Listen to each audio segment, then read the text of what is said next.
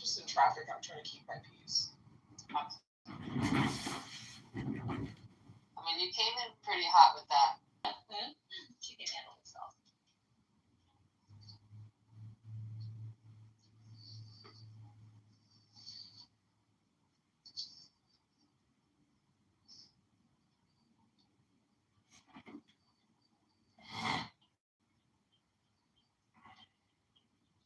So today is the first day they opened the subway that goes from downtown to Beverly Hills. What? That's amazing. Yeah, so we'll see. Traffic is a little bit lighter, but it is a Friday, so. What's it called? I had no idea they were creating that. The D line? Yeah. Getting on the D?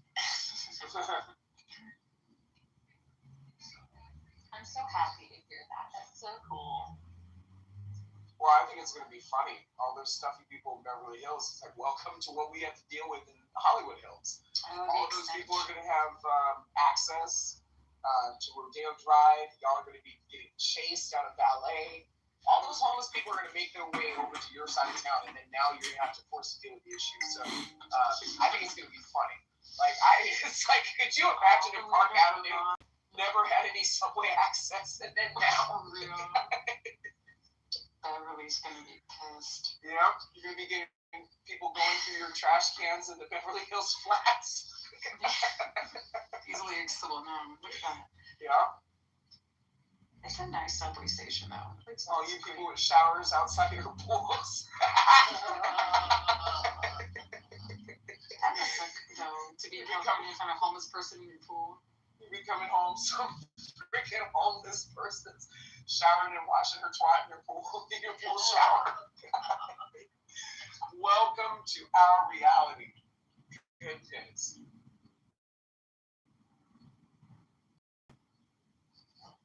I can't wait.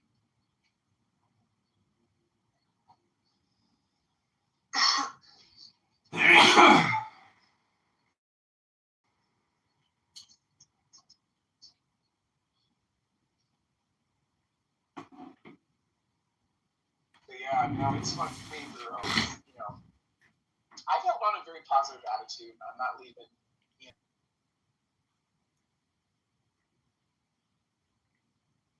And you will be here. Speak over what? Speak over yourself. Encourage what? Encourage yourself. Where? In the Lord. What a blessing.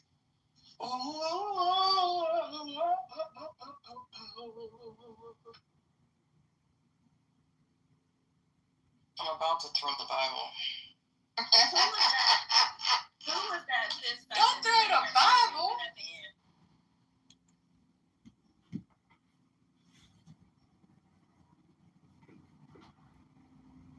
The doors of the church are closed at this time. No ushers, close the doors. No movement, no movement, no movement.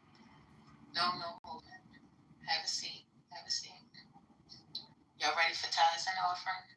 Please get your seed in your hand. Amen.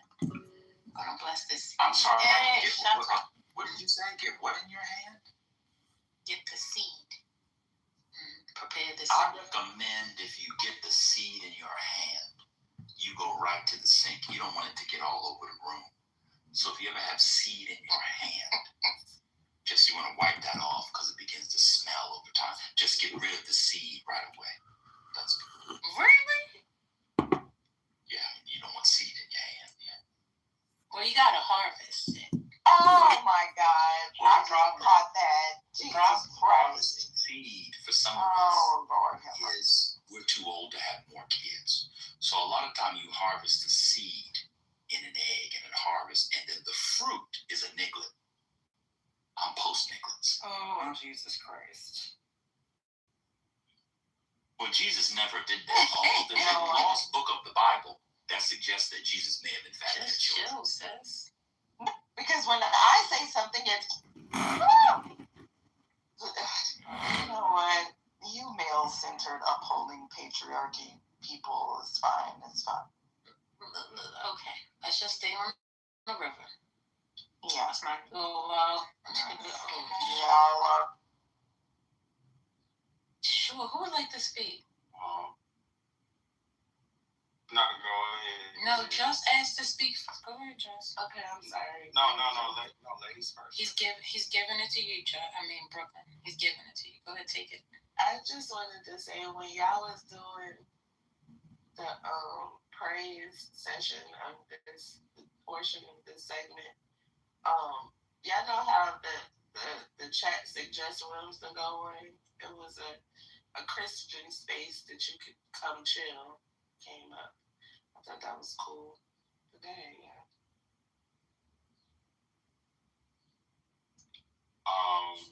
This was like, I guess this is like news. Did y'all see the White House put out their 2026 counterterrorism plan, or at least like I guess like their bullet points of what they plan to focus on as it relates to terrorist threats that they deemed to the United States. No, I'm too busy looking. You want to share? Alien fire. Yeah, sure. Yeah, sure. I'll put it in the chat. The ones, I mean, the main three that they're claiming are, let's see, it was on page 3. It says, identify terror actors and plots before they happen. I'm sorry, that's wrong page. Narco terrorists, no gangs, legacy Islamist terrorists, and then the funny one, violent left-wing extremists, including anarchists and anti-fascists. So those are the top 3 terroristic threats that the White House has deemed on their high priority list, and those are the ones they plan to focus on within the coming part of the administration. I'll put the document in the chat. It's like a whole 16-page thing where it kind of like go over like what they identify as such.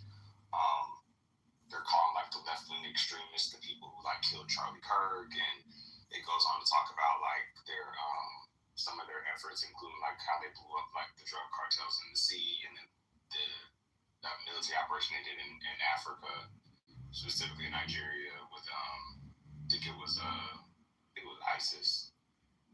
But yeah, so they're just kind of going over all those things, and I thought it was interesting. But really, what stuck out to me was just the left-wing extremists and the anti-fascists, because I thought being anti-fascist was good in America, but I don't know.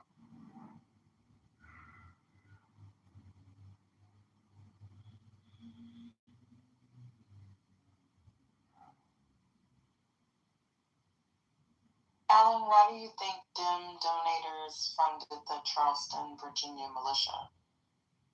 How did you come to that conclusion? Sorry. Oh, we know how. That's just old bullshit talking points that we already went over weeks ago. This is the SPLC stuff. Oh, gotcha. Yeah, it's already been, like, look it up. Like, anyway, you look it up, bro. We already talked about it. I think they were in court yesterday for the first time.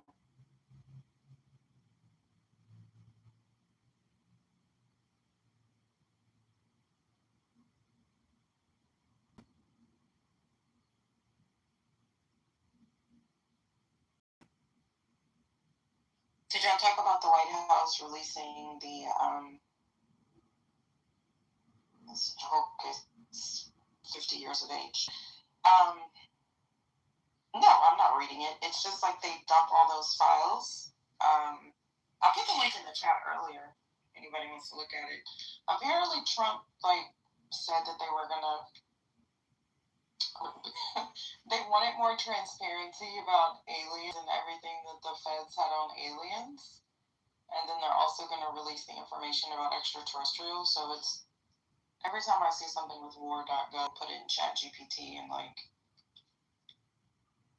So this is what Obama was about when he was on that. Was he on Jimmy Kimmel or something recently? And he kind of said there's no little green men. And then I think what's his name? The black guy, Neil. he kind of poo-pooed the whole thing, like there's nothing really that's going to come out of it. But there it is, if anybody wants to look at the UFO files that they're releasing.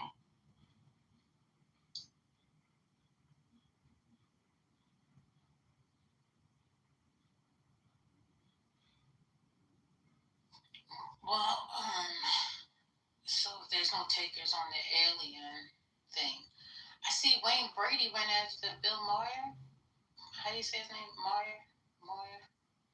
Saying that he's a racist. Bill Maher. Okay. Wait, isn't that an old story? I mean, he is a racist, I don't but I know. thought Wayne Brady went after him a while ago. Oh, was it a while ago? Let me see. It says 9 hours should keep ago. going after him, but maybe it was just comic Wayne Brady unloads on Bill Maher. How you say that? Ma. Sorry, it's not Boston accent. Ma. Bill Maher? That doesn't mean anything. Well, he was so. I'm being facetious, people. Jesus Christ. I'm sorry, it's raining, but I was making a joke. All right, so let me just take a moment out for a minute. We're coming up on the 12 o'clock hour. Yes, it is Friday today. Crash Out Friday. This week has been absolutely different. That's the word I'll use. I'll use different. A lot of different characters came to visit us, and the ghost of Crash House was amongst us. So today, before we started, the stage has been blessed, and I just wanted to say Happy Friday to everyone. I hope this day finds you well. Please come in with a positive attitude and an open mind and a kind heart. And have a wonderful day. If I don't see you or speak to you anymore today, I'll make sure I say that before we move forward. Yeah, I didn't know anything about. I'm sorry. I do recall him kind of messing with her. Now, are you saying that they were in a dating relationship, or were they just screwing? No, they were out and about. I think there was the only weirder relationship I saw was 50 Cent and Chelsea Handler. That was also an odd. Do y'all remember that?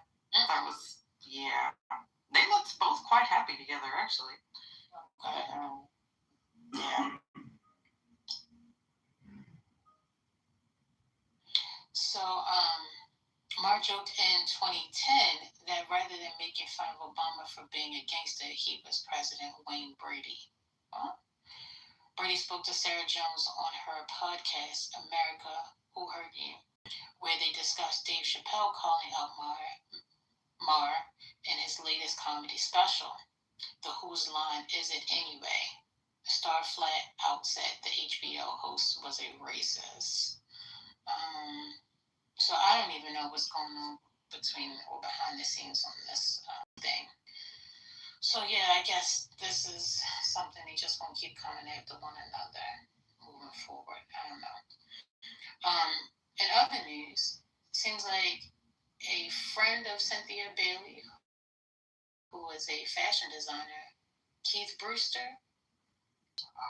Yeah, isn't the designer? Wait, isn't Cynthia Bailey was a supermodel. Yeah, but she's on the Real Housewives of Atlanta. Yeah. Yeah, like but she was talking about a designer who passed away, and like she was talking, she was sad about that. So the designer only designed for Real Housewives of Atlanta? No, but that's been like her recent notoriety, like for what, the last decade or so? But the emphasis is on the actual person who passed, which is the designer. Oh, okay. Because they have those guys that are just on the show. What's his name again? What are you doing? Child, you would ask me that. I'm assuming, I would mess up the name.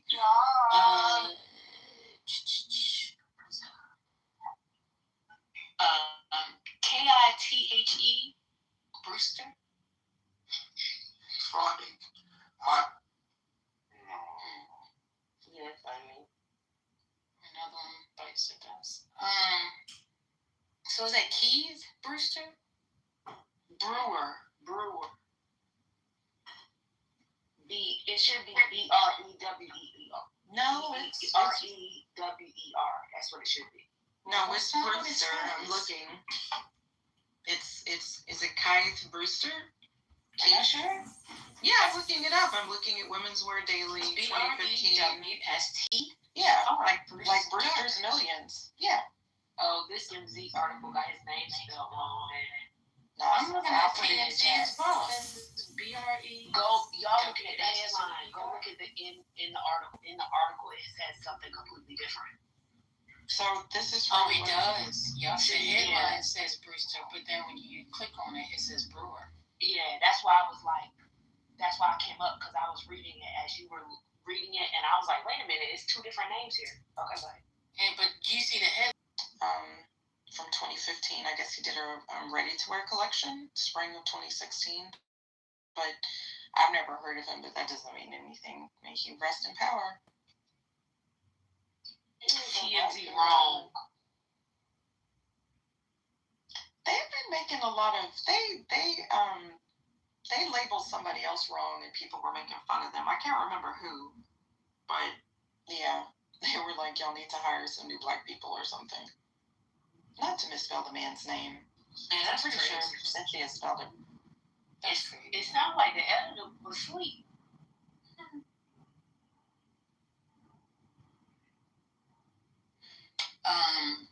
There was a show, I think, Dana Bash, she spoke with Keisha Lance. Is it Keisha Lance Bottoms? Yeah.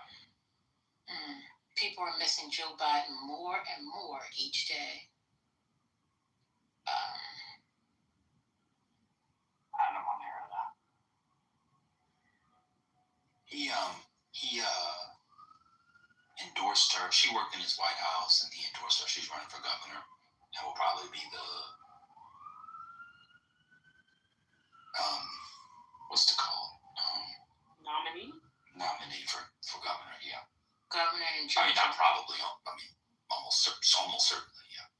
Does she have a shot at winning? Yeah. Oh, good. I like her. I've never heard anybody from Atlanta say bad things about her.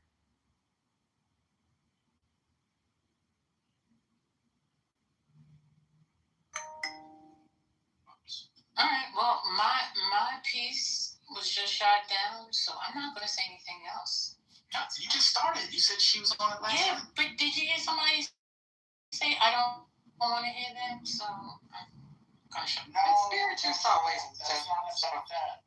No, it wasn't. That was about people saying, "Oh, I missed Joe Biden," like that. Where the conversation was about that. Just the part about Joe Biden. People saying, Y'all know spirituals brain glitches. This was a glitch. We do miss Joe Biden. I miss Joe Biden. Now, people saying we miss Barack come back to the White House. I think they need to move forward, but that was just last administration. people, first of all, one, let my brain glitch. Two, people have been saying they miss Joe Why Biden. you whispering? While I'm at the office. Oh, it's on you. Years. Well, hold on. Can I just finish my statement? While 4 years you were getting on Joe Biden's case, and now they like, this is Democrats, this is Republicans, this is Independents. That's all. You're done. Yeah, but not the person who said that. The person who said that worked for him the entire 4 years. I didn't know she was at It's a good thing that people are speaking like that in favor of Joe Biden, because now Trump and them trying to blame. Nigga, do you not hear me talking? No. Fuck. You know. Anyway, as of late, the Epstein administration has been blaming Joe Biden for the Iran thing, the gas prices and everything. So I think that it's good that they're speaking good towards him. Why? You know what? Like freedom of I bet Tef is a mechanic and he smokes like cigars. Just saying. You sound like you say, now you know what's wrong, Brandana, what you got? I'm sorry, So I'm just putting out random things. I don't know if this is true or not, or if this is happening now, just recently. It says Tennessee Democrats burn Confederate flag in dramatic walkout over redistricting. Did y'all have that? Yeah. Can I ask you where that source was? Because I saw the video. It was literally like somebody printed on a Xerox piece of paper the Confederate flag and they burned it. When I tell you it wasn't a flag, it was the size of 8.5 by 11. Okay? And they want to go on about like this flag that's planted on some racist lawn. That's not what happened. It was a little postage stamp that they burned at the Capitol, and then he stamped it out. But it did look pretty dramatic. Like the picture that I saw, and I think it was Justin Pearson, First Lady. I really like that young man. He is going to go very, very far. His name is Justin Jones. Justin Jones, I'm sorry. He is, I like him. I like his strength. I like his power. I like his defiance. So he basically stood there in the midst of all of that racism and hatred, and it was like a PDF, like he printed it and he lit his match and he just kind of stood up and like, this is what I think about this. And did y'all see the video? Well, it says, wait a minute, Tennessee State Representative Justin Jones burned a paper depicting the Confederate flag after a new redistricting map aimed at unseating the state's last Democratic representative. Yeah. Was talking about Representative Pearson, one with the afro, right?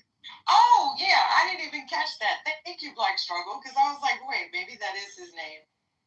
Yeah. You were right. Okay, yeah, Pearson. And of course, Love, of course I like him. He's smart and he's black. You should try it. And of course, I love black men. That is correct. So yes, I love him, actually. I don't just like him. But did y'all see the... that's changing the subject, because I don't know how you got on Pearson, because this guy's name is Justin Jones, and I was talking about the flag, but then Pearson. So who's Pearson again? Justin Pearson is... Yeah, he's the other Tennessee rep. Yeah, they're both Tennessee reps. I think that's why the confusion. Justin Jones is the. I don't know if he's black and Filipino, but he's the representative. He was the current representative for Nashville, but he's been I think his seat's been drawn out. Yeah. And then Pearson's seat is the last one that just got drawn out. So they're the only two. Which one is the one that's running to primary Cohen? Nope. Which one is Oh, wait, my bad. Which one burned the flag? Because weren't they both there? Probably. So Justin Jones, sorry if I'm echoing y'all. So Justin Jones is the one that burned the flag. Justin Pearson is the one that's trying to unseat Cohen.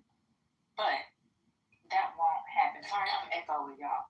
I'm talking to a huddle room. Okay, so here's like a quick version of what's happening, if you don't mind me sharing this, First Lady. I don't want to get us off track from the paper burning yesterday.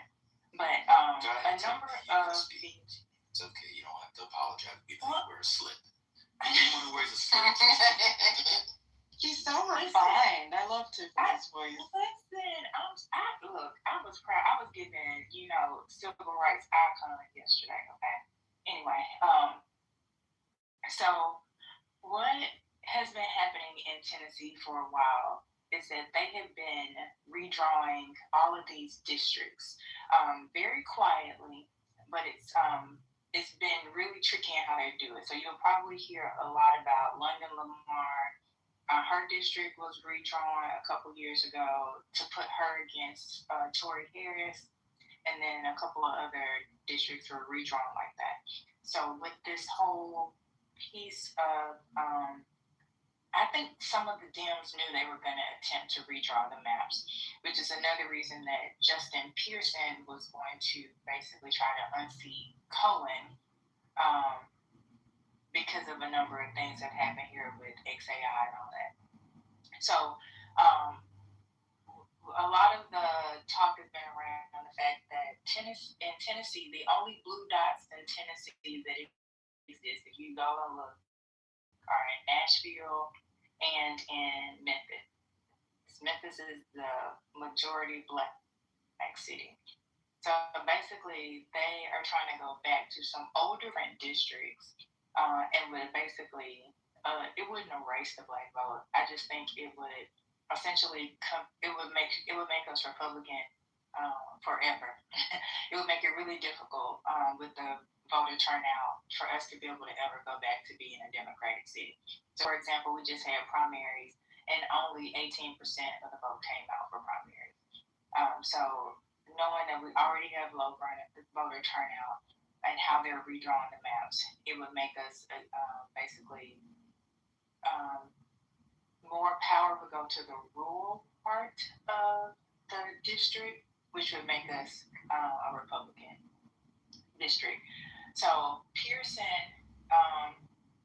is essentially going to have to out. So we have another guy, his name is like Brett Todd or something. He's basically like a community college graduate who was in, I think he's in Nashville. He's now decided that he wants to go against Cohen. So there's no way Justin's going to win against Cohen because it's too big of a fight. We can't lose the only representation we've already had, because they're just going to basically say he's a young guy, he's a young kid with an afro. Nobody wants to be represented by a black man, especially now that we have a chance for us to have a Republican, district. So it's about to get ugly. It's really frustrating. But yes, Justin Jones and London and a couple others led a walkout. I love the signs that said "Kill the Klan." It was very direct, but they led a walkout. Justin Jones burned truly a 8.5 by 11 piece of paper that was a Confederate flag. He probably could have gotten a real one because they're literally everywhere here. But I think he also didn't want to get arrested because if you remember, the Justins were also kicked out. They were censured a year ago, 2 years ago. So it's a hot mess here in Tennessee. And people have said Memphis should leave the state. And I was like, I don't think that's going to work. But that's a whole other situation. But it's just been ugly and ridiculous here the last couple of days. Tiffany, with the district where Memphis is, like, isn't that like being stretched out by like 300 miles? And like, read something where like, I mean, you had said it's going to be stretched out to like rural areas, but I heard like it's as far as like 300 miles inward the state. Is that accurate? So I still haven't. I keep just seeing like screenshots of the map. I haven't actually seen a map, so I'm trying to get my hands on an actual map so I can look at it. But so there's I can't think of the name of the county, but there's a very rural county, like literally the people that are missing teeth that don't even have a chance at life, we would be grouped in with them. But it is a really wide district from what I've been told. So I don't know. It doesn't make sense. And then it would even split in some neighborhoods. From what I was told, it was split in some neighborhoods right down the middle. Like literally one side of the street would be in one district and another would be in another. I think I put it in the chat. Is that it, Tiffany? So it says Tennessee U.S. Congress districts adopted May 7th. But look at how they split up that green. Okay, so I see the 1, 2, I think it's 9 that people were saying was the weird one. But that is crazy. Look at 5. You know what? Yes, that's the part for that same society. We want to maintain this. No, but you're not listening to what I'm saying. I actually agree with Brother Mike. So let's say in a society where you're not students for, you're not civil rights for like all men. Men will have them already. So let's say like a pre-suffrage society, a pre-women suffrage society. You have men who have equal rights. There could still be aggravating factors in a case where a man is violent towards another man. And I'm saying, okay, well, the intuition you want to play on now is, hey, in an egalitarian society, it seems like there's something wrong if, like, when a man beats up a woman viciously, we don't think that's an egregious crime. No, you still can, in a completely feminist society. You still can in a completely equitable society. You still can, because we're not concerned with like everybody being seen as the exact same person. They're all facsimiles of one another. What we're concerned with is that everybody Right, has that's what I'm basic talking about. rights. Listen to this again. The man who, the woman who takes her car and slaves. Can't do it if it's the man either. No, I'm not talking about. Another woman over that. Stop. I have the right to have legal protection just like the person who's the actual aggressor. I think it's easy to. I think we expect others to operate based upon our moral framework, and that's just not reality.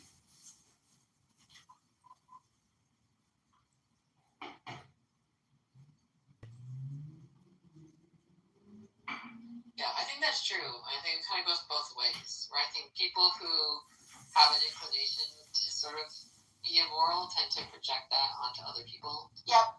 In the same way that people who are good and decent people assume other people will be good and decent. Aww. Well, and you just never know what that person's gone through. They could be dealing with some depression that's causing them to get fat, lack of motivation, or maybe that's what, who knows what the chicken before the egg with that, but everybody's got their own story they're going through. You just never know. I'm not saying we shouldn't have ideal, this is the ideal scenario.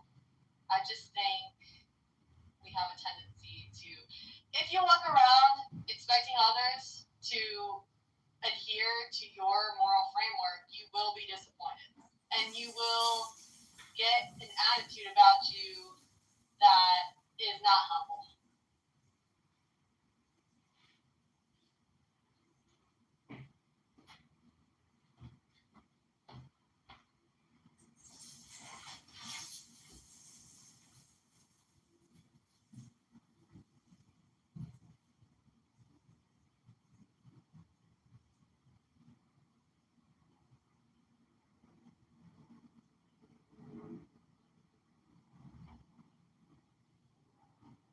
Can y'all hear me?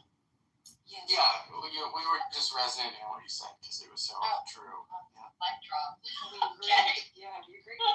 Curious. Yeah, I mean, I hear Keegan, and though I don't disagree with what he's saying, I see this in my best friend too. I see her do it all the time, and I want to shake her out of it because it causes her so much. What is she getting a little matrixy, FYI? You see her doing what all the time, though? I'm confused.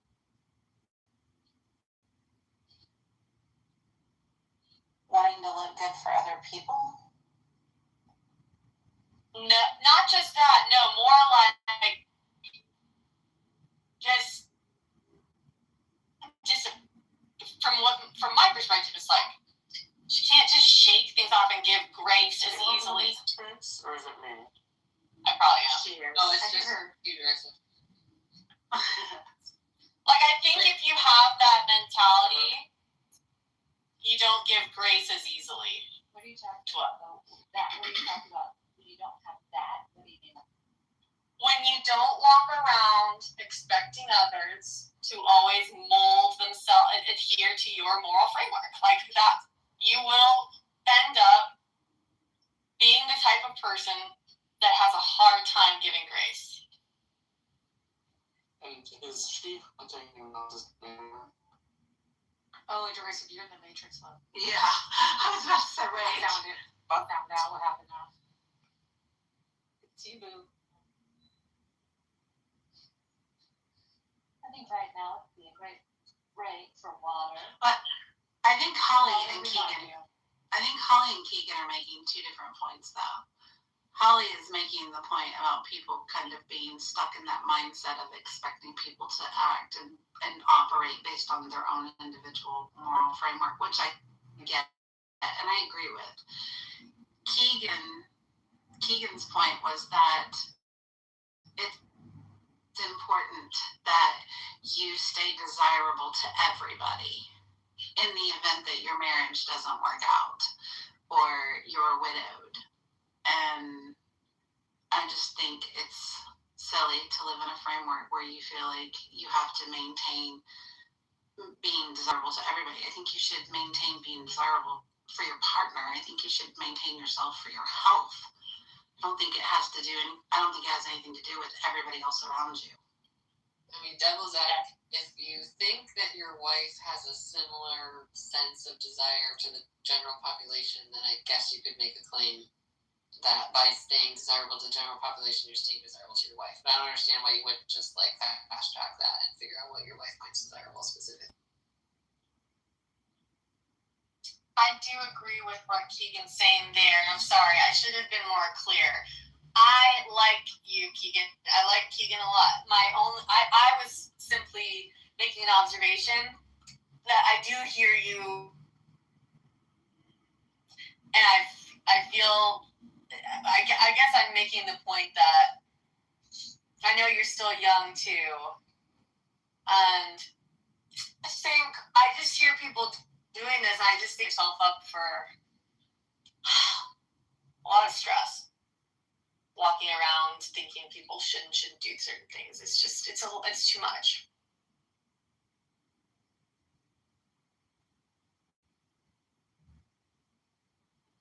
Oh, you're saying you might not, you don't know if you agree or disagree, or maybe you do agree with my worldview, but it's that I shouldn't have this expectation for everyone. Yes, that's exactly it. Yes, that's exactly. Listen, I do think I run into the idea that idealistic. I believe that my worldview is the best worldview, which maybe is a young thing, maybe it's my ideology, but I understand. But I also, it kind of stems to we had a discussion in Chillism about Karens, and I said I actually think Karens are a good thing. Like I think most Karens are good for society, right? They're trying to keep order, right? And our society has become more and more chaotic. We've lost more and more public decorum for each other.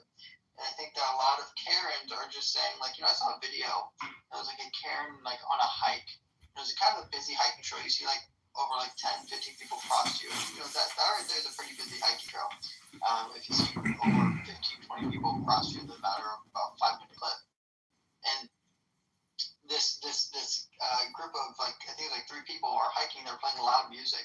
And she's like, hey, I don't want to listen to your guys' music. Do you guys mind turning down your music? And they were like, oh, what are you, a Karen? And she's like, oh, don't do that to me. Like, come on. And they get like a little argument. And they just end up turning up their music and walking away from her and be like, what a Karen.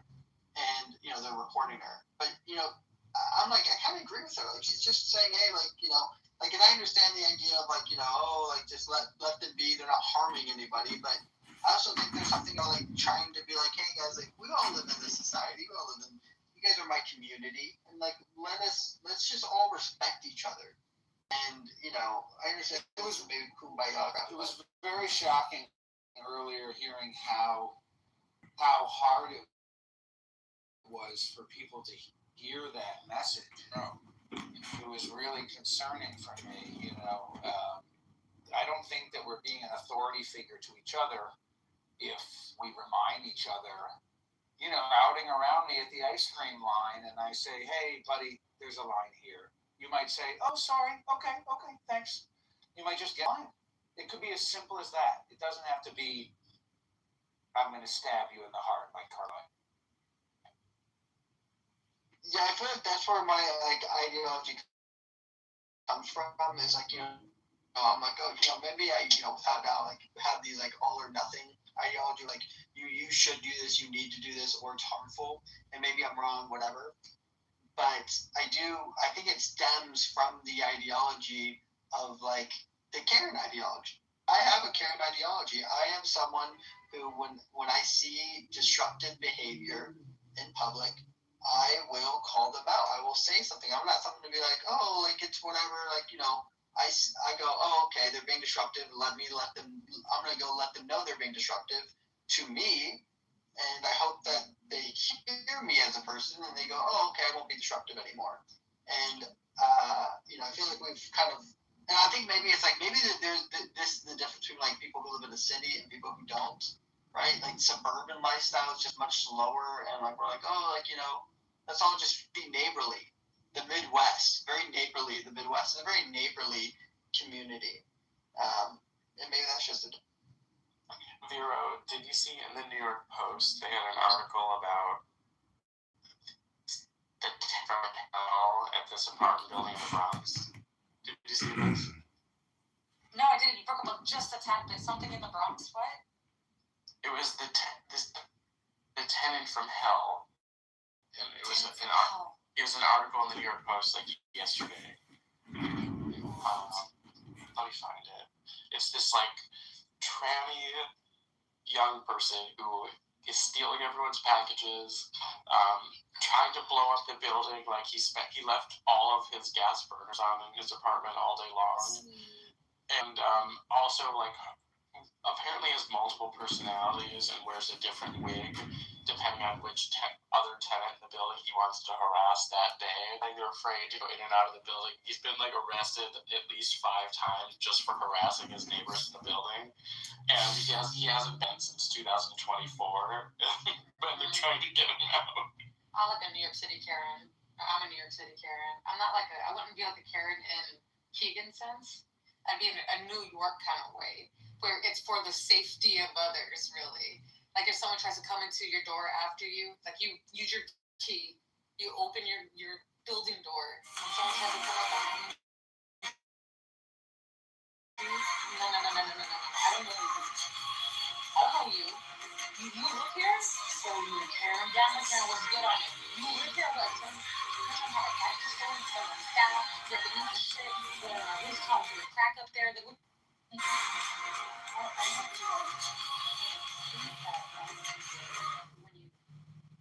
I love that people weaponize the term, right? So, because a Karen basically is somebody who is not doing the right, not necessarily doing the right thing, or doing it in a way that's ridiculous, that's out of line, that's offensive, that that's all the bad things, usually racist or judgmental, things like that. Sloshing pharmaceutical industry and how the health insurance companies that also own the pharmacies, that also own the doctor's offices, that just like they have.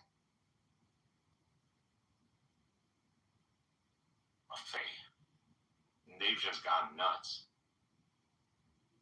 I don't agree with that, but you can understand the concept, the level of conviction these people have to do this, to see the dead as cake, and to see cake as shit, and to see shit as strawberry, and to see that all in one and find that as enticing as Adam was enticed by the fruit.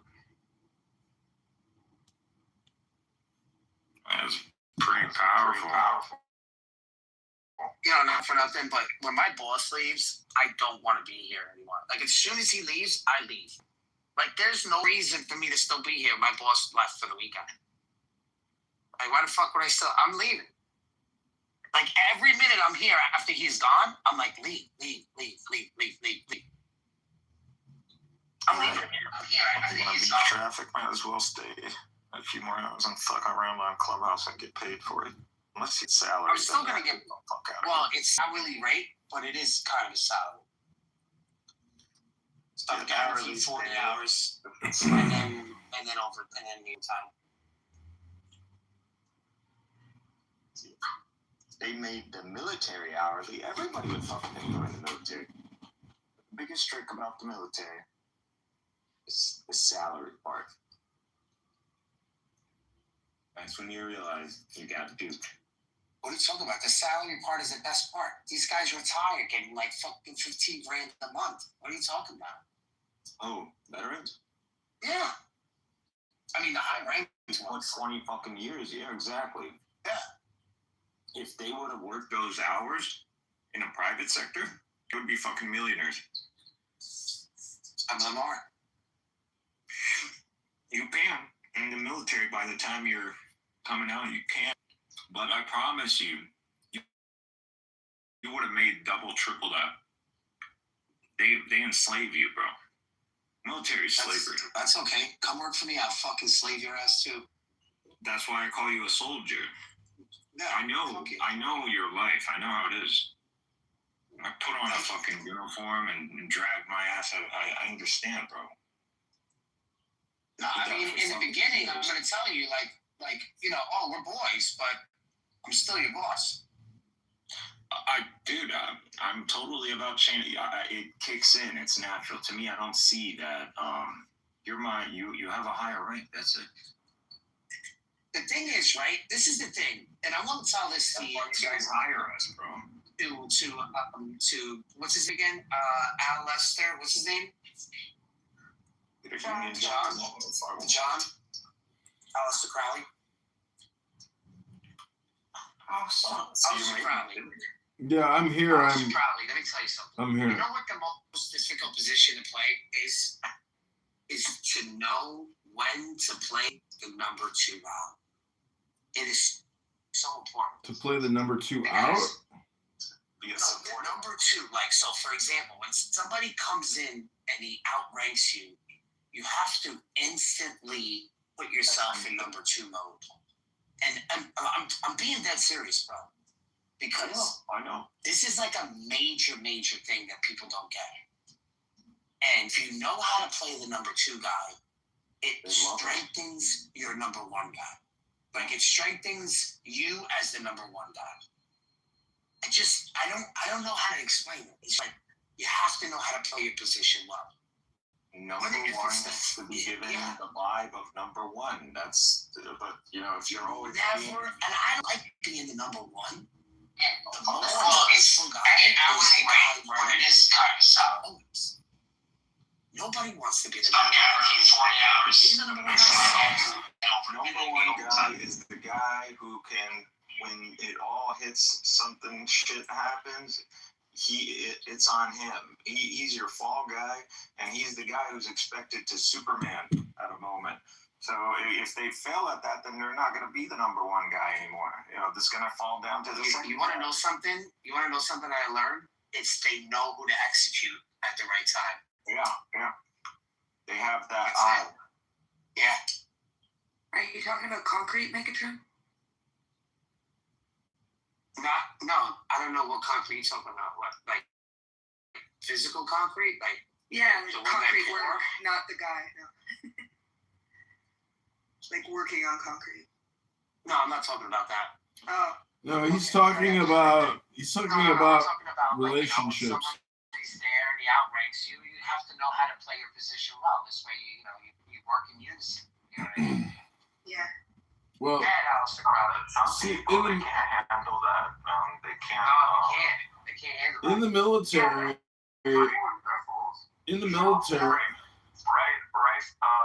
What's your name? In the military, you stand in a position. So if you're standing next to a superior officer, you stand at like the bottom left. So you actually position yourself in a place of respect, and it's in the protocol. So you are basically like geolocated to show your inferiority, and it's just, that's the thing about rank and hierarchy.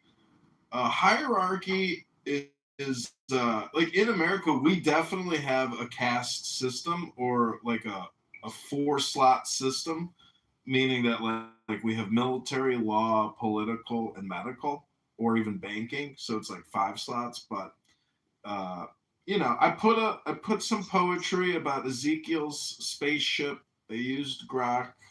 I hope you enjoy it.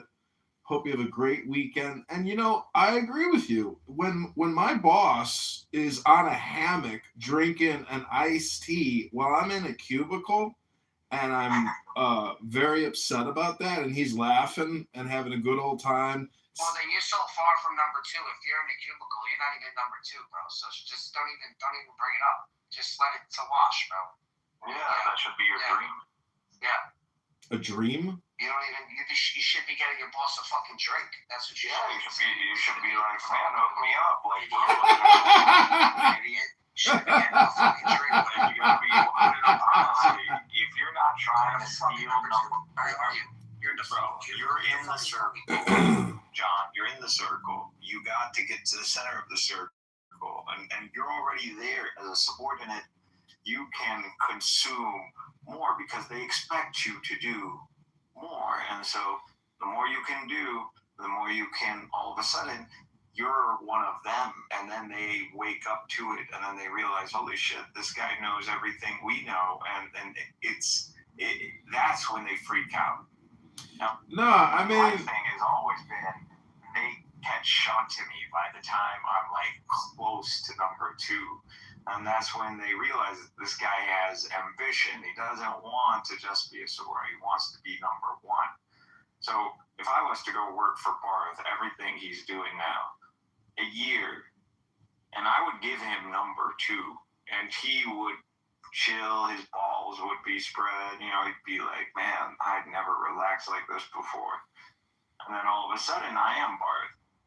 And then Barth is like, never really enjoyed being lobotomized as number 2. It's been a while. You're losing me here. People there is that mental capacity, and then there's the physical capacity. And sometimes just being an ass or like an ox or something, that can be like relaxing. Like when you don't have to think about the operation or all that, and you can just trust someone who has the energy to do it, you end up relaxing. Some people do that if they're content. If they're not content and it's always been about the hierarchy, that's when they expose themselves. Let me educate Mr. Crowley here really quick before we lose the thread. So, Mr. Crowley, we go over one Quran verse every single day, and then we learn from the Ummah about the Quran. So today's lesson is 379. Can you read that for us one more time? Because we're gonna get this in our minds this way. We kind of understand what it's saying. We understand that it's unifying. We don't listen to the Salafi boys; they're uneducated. We educate ourselves. Is this a surah? This is a verse. Okay, where It's a chapter. An ayat is a verse.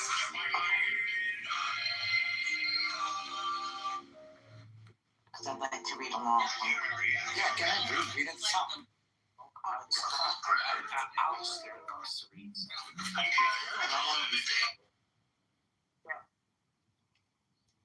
Yeah, what do you want to be? You want to do I'm doing. It's not too slow. I get to check out the chapter guy. It's like the full book. I want to old to the furnace. It's gonna suck. That's a little weird. No.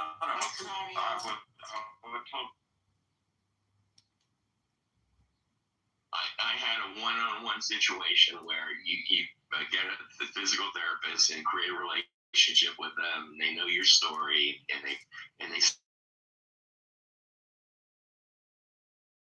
there. I knew they was on fucking chatter. Did you delete the message? No, I don't delete shit. Okay.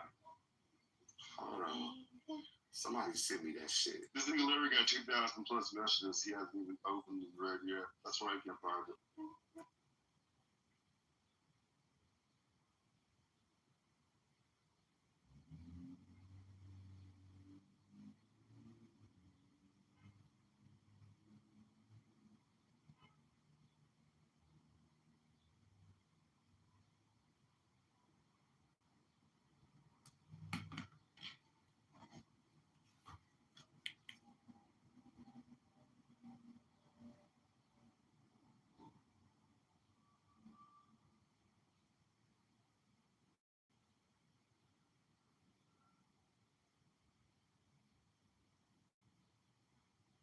Here are 3 things to consider before applying for your next credit card. Number 1, your lifestyle. Do you fly a lot, spend a lot at restaurants? Mother.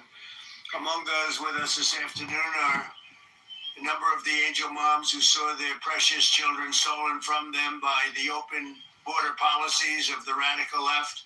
Open borders, I call them stupid borders, not open. I call them stupid borders by stupid people that put them there. And the migrant criminals that let them pour into our country, and bad things happened. Bad things happened. 25 million people came into our country. Many of them were criminals. Many of them were murderers. They allowed them in with their open border policy of stupidity. These incredibly brave and resilient women have turned terrible tragedy into unyielding resolve, becoming advocates so that their mothers do not have to endure the same heartache that they've felt all their lives. They've felt for so long. They've raised the most beautiful child that has taken, and they've spent so many years in many cases. I see some of you I've known you for unfortunately new members of that club. And I say unfortunately, it's a sad thing. Should have never happened. Should have never happened. In their honor, we've rapidly turned the worst and most dangerous border in the history of our country into the strongest border in American history. We have no people come in during the last 11 months. We have zero. Nobody even tries to come up. You know, you used to read about the thousands of people that would pour in and they just come up in caravans. I think it was my name. I came up with it like a caravan. 25, 30,000 people pouring up. They walk through Mexico. They come from all different locations, from all over the world, actually. But they came in through our southern border. They'd come up and just let them walk in. They'd walk in. Nobody had any idea who they were. They were murderers. 11,888 murderers. They were allowed to come into our country. We've gotten a lot of them out. Many of them murdered more than one person. What a shame. What a disgusting shame. That people can even think that this is okay is pretty incredible. But for the past 12 months, that's been our number. These numbers are done by people that the numbers when I say zero, I mean zero. It's hard to believe actually, but they're done by people that tend to be somewhat on the left. So they're not going to give us a fair shake. And they say that, people don't come anymore because they know they're not going to get through. So when they know they're not going to get through, they just don't come. And just on that, we save a lot of lives because that journey up from Honduras and El Salvador and lots of other countries, or from the Congo, where they drop them there and they walk up and they come through our country. They emptied the prisons of the Congo into the area of the southern border and then told them to just walk in because stupid Americans are going to accept you beautifully.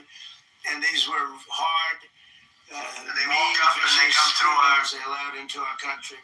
How anybody can vote for these people is hard to believe, okay? It's hard to believe. But to a friend of mine, Marianne Mendoza. Marianne, where is Marianne? Where are you, Marianne? I got to know you right from the beginning, right? And I won't ask her that, but I would often ask, is it easier with time? Because time has gone by. Marianne, no, it's not. Sadly, it's not. You always hear time, but a lot of people say it's not easier. But you're a special woman. I've gotten to be a friend of yours. You're a special woman. What you have to go through is disgraceful. Tammy Nobles. Tammy, are you here? Tammy Nobles. Right. Does time help, Tammy? No. It used to be, time heals all wounds, right? But it doesn't. When you love somebody that much, it doesn't help like it should. Tammy Nobles. Jacqueline Medina, a great person. Where's Jacqueline? Jacqueline, where are you? Thank you, darling. Thank you. And so many others that I want to thank you for coming. And I don't think you've been treated properly. It's hard to believe, but the angel moms have not been treated properly. But this president treats you properly. I can't speak for others, but this one treats you properly. And we love you all, and all I can say is our hearts are out to you on Mother's Day, and you have a good Mother's Day. Go and have a good Mother's Day. In securing our border, we've also made tremendous strides in stopping the flow of illegal drugs into our country. The flood of deadly fentanyl across our border is down by 59%, and the drugs coming in by sea down by 97%. 97%. And we're trying to figure out who the 3% are, because they are the bravest people on earth. You see how we stop them by sea. You know, for years they'd go and catch the boat, bring it to port, they'd go in, they'd go out. By the time of the evening, they'd be back on another boat, bringing drugs in. So we gave them warning, and we don't do that anymore. We do it much more efficiently. But they got down by sea. A lot of them came in, about 50%. It's down 97. Now we've started a very strong. The sea was more difficult, and now we've started land, and you'll see it coming down. It's come down a lot, but you'll see it coming down. They come through Mexico for the most part. We have a problem because the cartels rule Mexico, and nobody else. The cartels, they just rule it, and we lose 200,000 people a year through this poison that pours into our country. So we have the sea done, meaning the ocean and waterways, pretty much done, 97%, and we're going to have the land done very soon. I want to thank the brave moms fighting the epidemic of drug addiction here, and this afternoon, including Ann Funder, and you're here someplace, Ann Funder does a great job. Wow, good. That's a great job you're doing. Stephanie Rowe, Stephanie, thank you. Thank you, Stephanie. Thank you. Behind the cameras there, Stephanie. Thank you very much. And a friend of mine, Jackie Siegel, is a great mom, great mother. Thank you, Jackie. I've known her for a long time. She looks better now than she did 20 years ago, right? Behind the camera. Thank you very much, Jack. Last summer, it was my great honor to sign the Halt Fentanyl Act into law, and we'll never give up on that mission for ending the drug epidemic in America. We've come a long way, though. We've stopped massive amounts of drugs from coming in. This afternoon, we're also joined by some of the most extraordinary mothers our nation has ever produced, our cherished Gold Star moms. These are Gold Star moms. These mothers raised up children so selfless and so devoted that they volunteered to wear the uniform of our nation and lay down their lives for all of us. One of those mothers is Janice Chance. Janice? Where's Janice? Hey kids, even though you always tease me for reading the menu with my phone light and say I never want dessert before eating half of yours, and even the... Thank you for being here. Just before he went to Afghanistan in 2008, Jesse told his mother, "Mom, I want to go change the world and make it an even better place. I want to make it a better place, Mom." Just before his 30th birthday, even though he had the day off, Jesse volunteered to take the place of a fellow Marine, and that of his brother-in-arms could be present for the birth of a daughter. That day, Jesse gave his life for our country. Jesse was struck down that day by helping somebody else. And Janice, I want to say America is a strong and free nation today because of people like your great son, and we want to thank you for being here. Thank you very much, son. I also want to express my love for the moms with us whose extraordinary heroes gave their lives in the terrorist attack at Abbey Gate in Afghanistan. I got to know you very well, very well. And these are phenomenal people. We went to a club I own in Bedminster, New Jersey, which is beautiful. They played music. They said, "Do you actually think he's coming out?" They said yes. And I was going to do just to stop by and say hello. And we ended up listening to music for 4 hours on that beautiful night, looking at the sky, thinking about those wonderful people. Abbey Gate, very well known. Should have never happened. That should have never happened. That was incompetence by the Biden administration. So to Alice Lopez, you know that, right? Yeah, we know that. To Alicia Lopez and Paula Knaus, Self, Coral Persino, And to all of the Abbey Gate moms, we're thinking of you on this Mother's Day. And again, we had you to the White House. We had you to, I was over at a very beautiful cemetery, as beautiful as they can be, but you know, it was a sad occasion. We went over and we paid our respects, but we lost great people that day. We shouldn't have lost any people that day. Gross incompetence.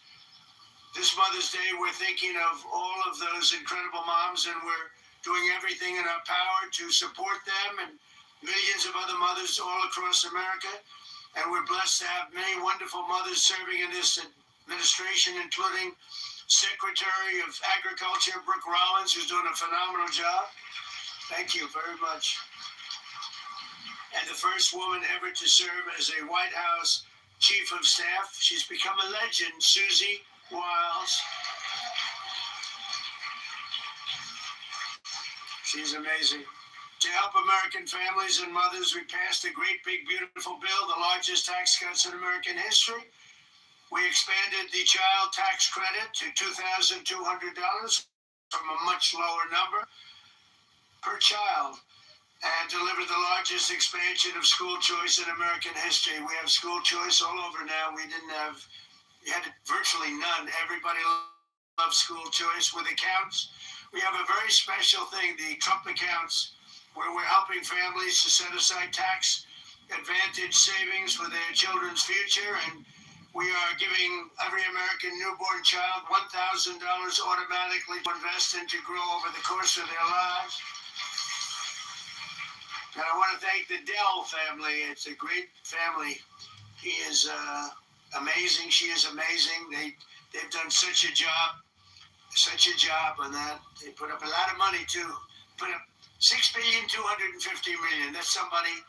And he started making computers on his bed in college and selling them because they were better than other computers. And I said, how did you do that? He said, well, I did it and I just never stopped.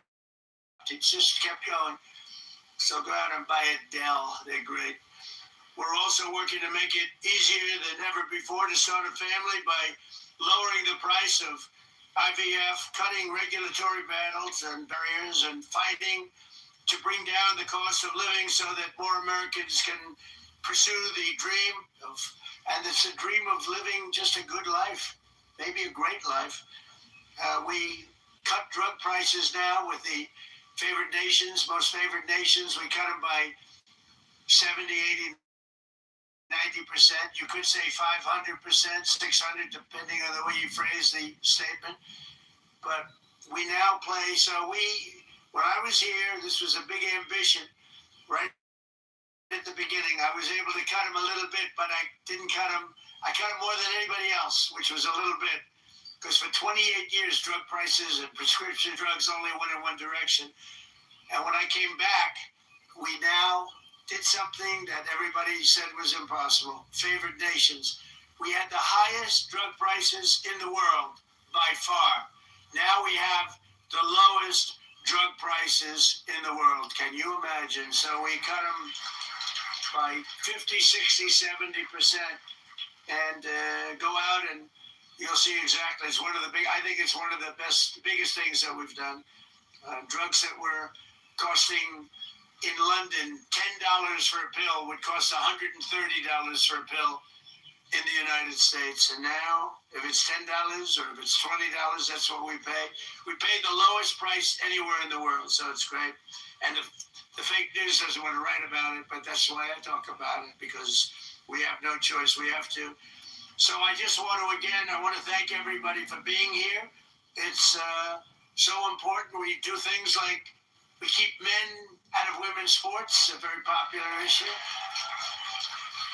We stopped the transgender mutilization of your children for everyone. We don't have that. But I want to thank every single mother here this afternoon and all across our nation for your work every single day. America's moms are raising the future of our country, the most important. You have the most, we don't call it a job because when you love it, it's not a job, but for this purpose, you have the most important job there is in America or any place else, and you're doing an incredible job.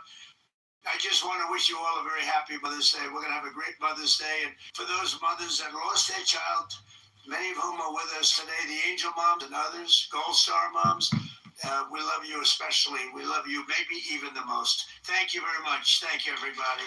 Appreciate it.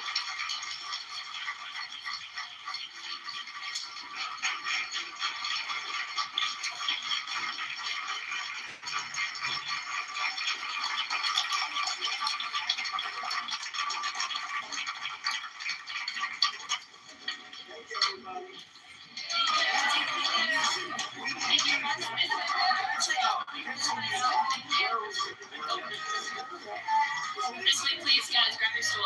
Guys, move.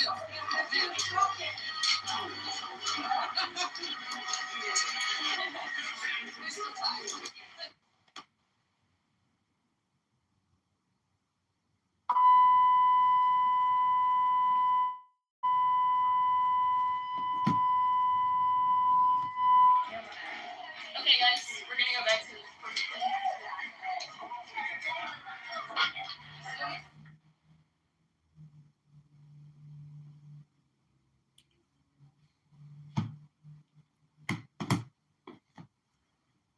All right, that was Trump speaking in the Rose Garden to the Gold Star moms, who we love the most. Mothers who lost their daughters and sons to illegal alien invader murderers who murdered their children. Trump has hosted them at the White House. He was talking about cheap drugs. Now we took $150 pills to $10 pills, and now we got the cheapest drugs in the world. Rabboni Shalom. Good Shabbos!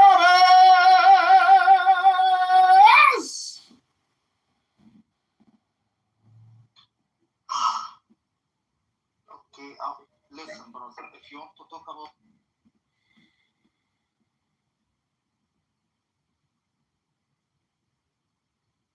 fully God, I'm fully God, but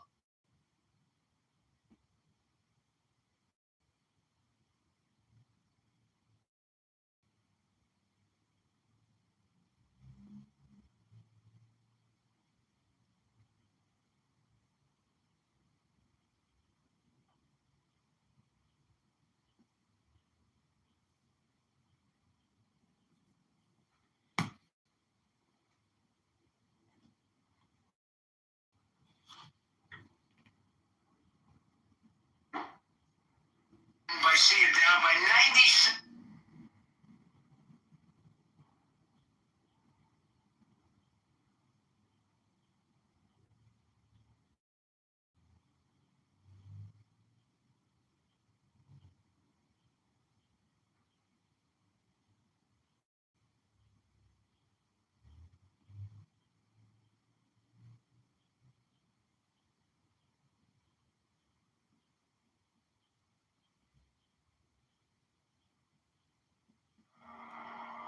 Mine is the head of the man, and my insight is keen as the heart's.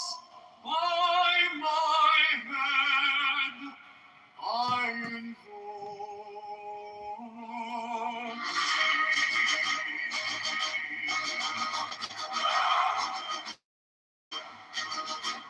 I am the only begotten child of my father and mother. My father is dead.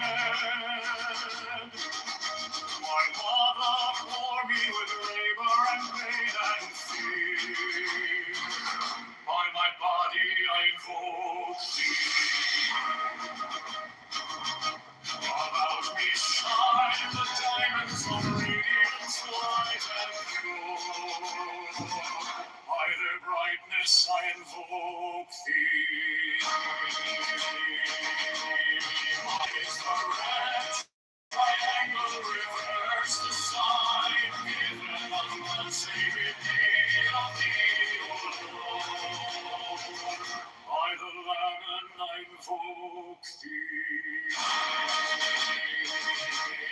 Mine is the garment of white, sown with gold, the piercing of my head I wear.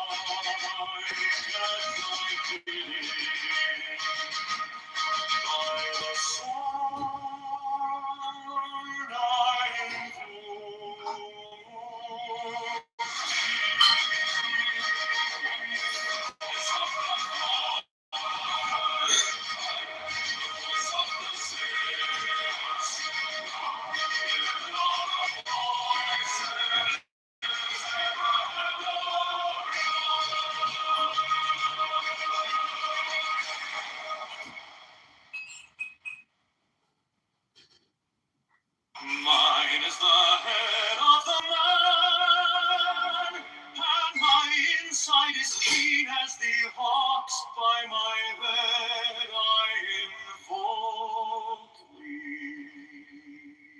I am the only begotten child of my father and mother. My father is dead. My mother bore me with labor and pain and fear. By my body I invoke thee.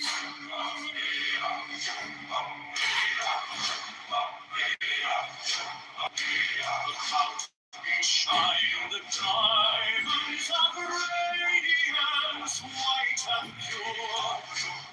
By their brightness I invoke thee. Mine is the red triangle, reverse the sign, given of none. Save it thee, O Lord. By the law that I invoke thee. Mine is the garment of white, sewn with gold, the flashing of day that I wear. By my robe I invoke thee. Mine is the sign of a prophet and Typhoon. By the sign I invoke thee.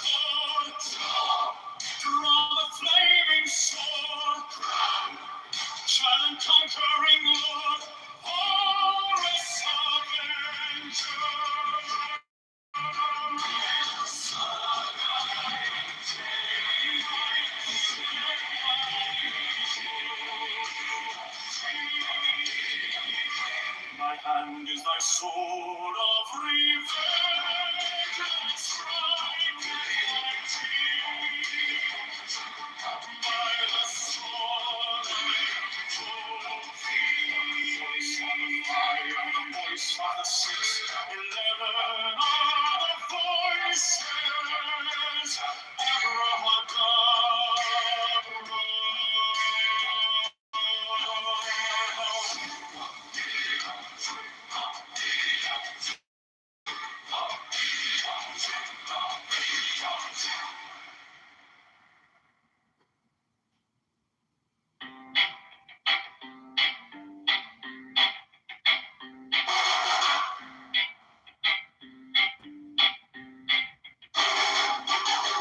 Mine is the head of the man, and my insight is keen as the hawks. By my head I invoke thee. I am the only begotten child of my father and mother. My father is dead. My mother bore me with labor and pain and fear. By my body I invoke thee.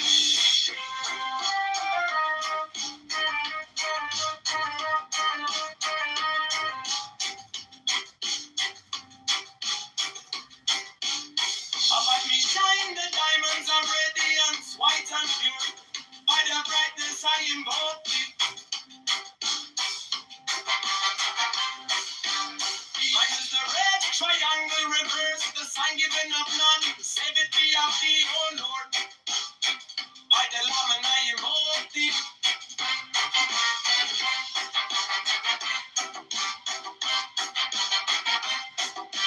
Free mine is the garment of white, sewn with gold. The flashing of eye that I wear by my robe I invoke thee. Mine is the sign of a prophet and typhon. By the sign I invoke thee.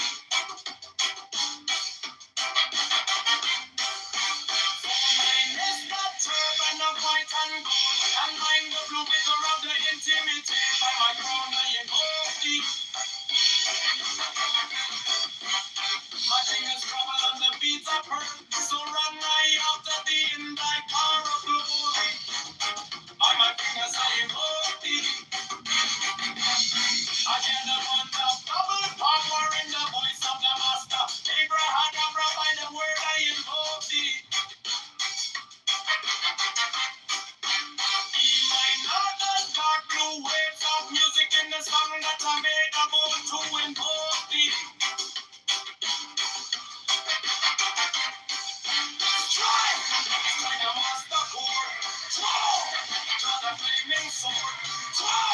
Triumph and conquering Lord. Horror! Avenger! By the song I invoke thee.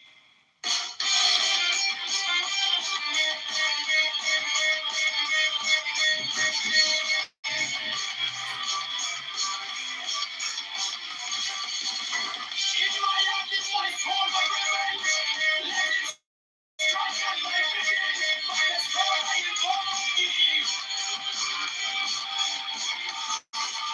The voice of the fight, the voice of the six,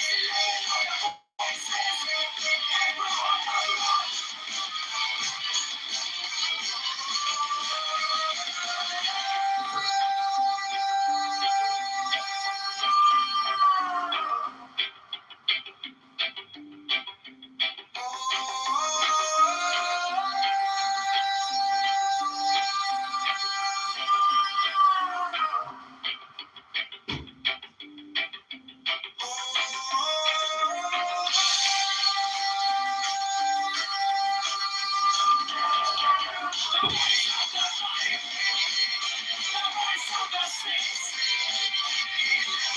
voices, Abraham.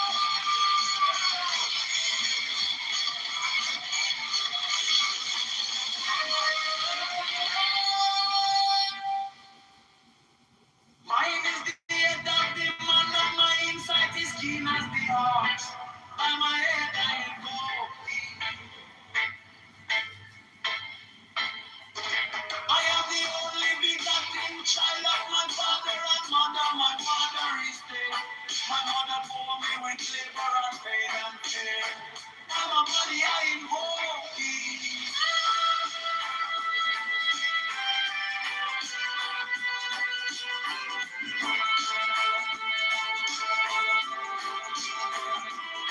Around me shine the diamonds of radiance, white and pure. By the brightness I invoke thee. Mine is the red triangle reverse, the sign given of none. Save it be, oh Lord. By the Lamb and I invoke thee.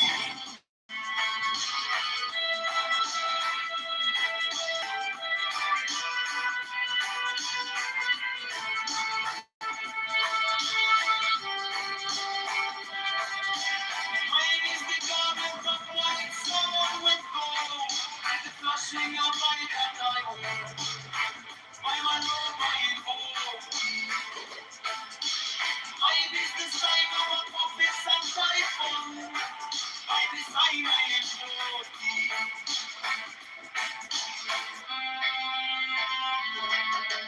Mine is the garment of white and gold. And mine the blue vicar of the intimate. By my crown I invoke thee. My fingers travel on the beats of pearl, so run I after thee in thy car of glory. By my fingers I invoke thee. Father, the one that's got the power in the voice of the Master. Abraham. By the word I invoke thee. My heart, the God blue waves of music in the song that I made of all to invoke thee. Strike the master, strike the flaming sword, crown, giant conquering Lord, I'm in God, by the sword I invoke thee. In my heart is thy sword that revenge, let it strike, and I begin, by the sword I invoke thee. The voice of the fight, the voice of the six, 11 of the voices.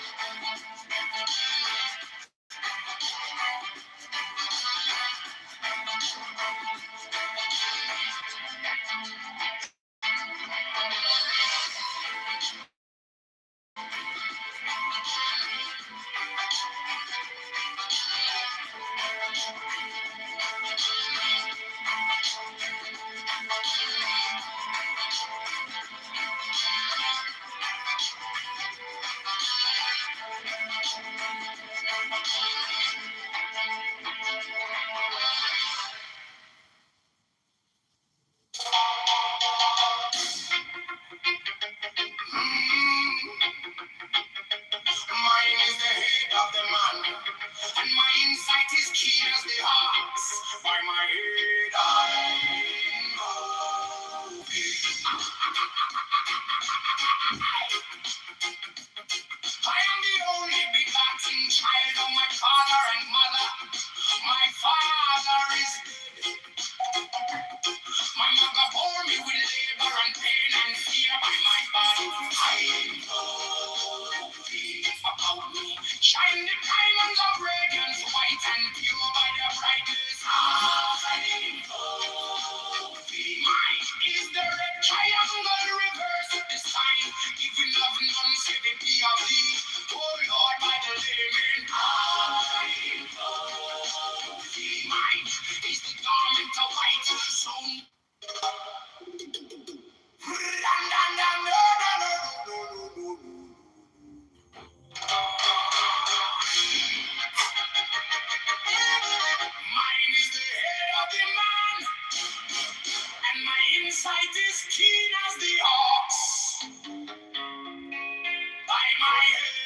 I invoke thee.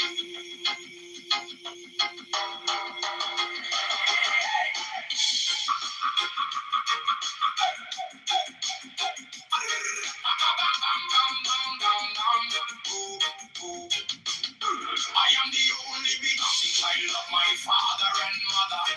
My father is dead. My mother bore me with labor and pain and fear by my body. I invoke thee. About me shine the diamonds of radiance, white and pure. By their brightness, I. Mine is the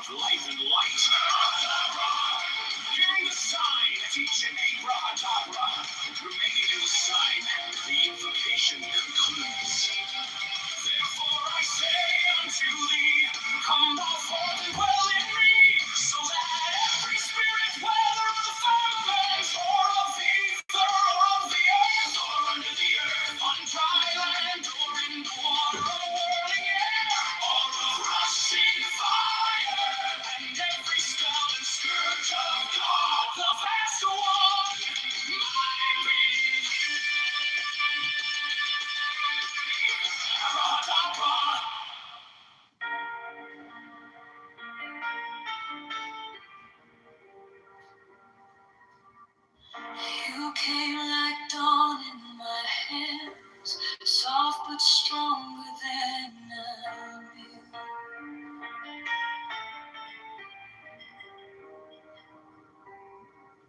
My fear turned gold in your eyes, and my whole night broke in two.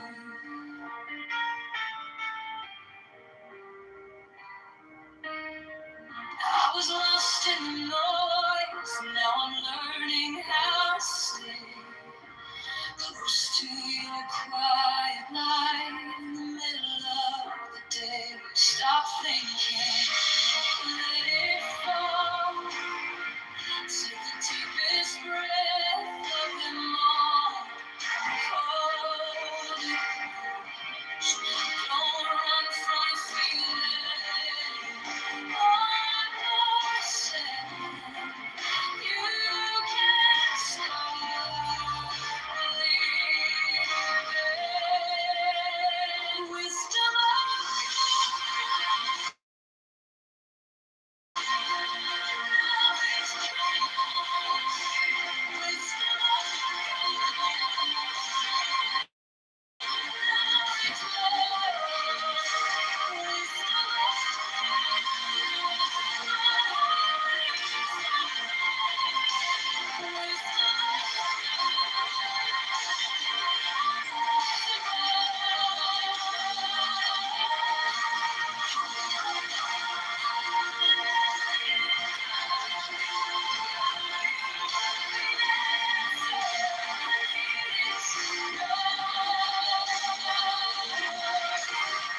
your touch is a steady rain on the dust of who I am.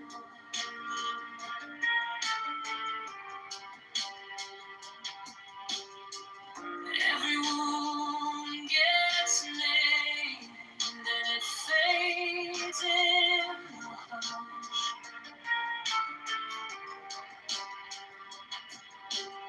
I don't need 1,000 signs when your name is in my chest.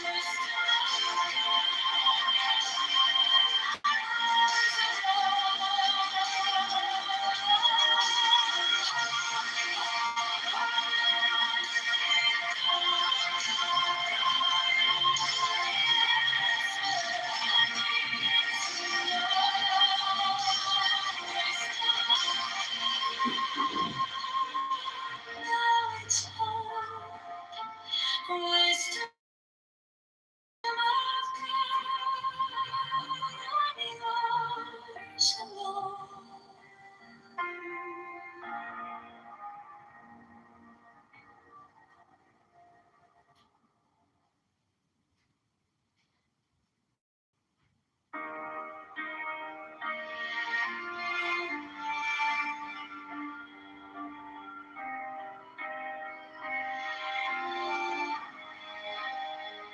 You came like dawn in my hands, soft but stronger than I knew.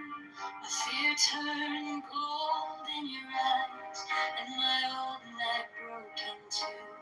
I was lost in the noise, now I'm learning how to stay close to your quiet light. In the middle of the day, stop thinking, let it fall. Take the deepest breath, hold them all. Hold it close, don't run from the feeling. One more second, you can start believing. Wisdom of God, now it's joy. Wisdom of God, now it's love. Wisdom of God, my heart is open. Wisdom of God, I rise above. Oh, oh, oh, let it go, go, go. You are the answer I needed to know.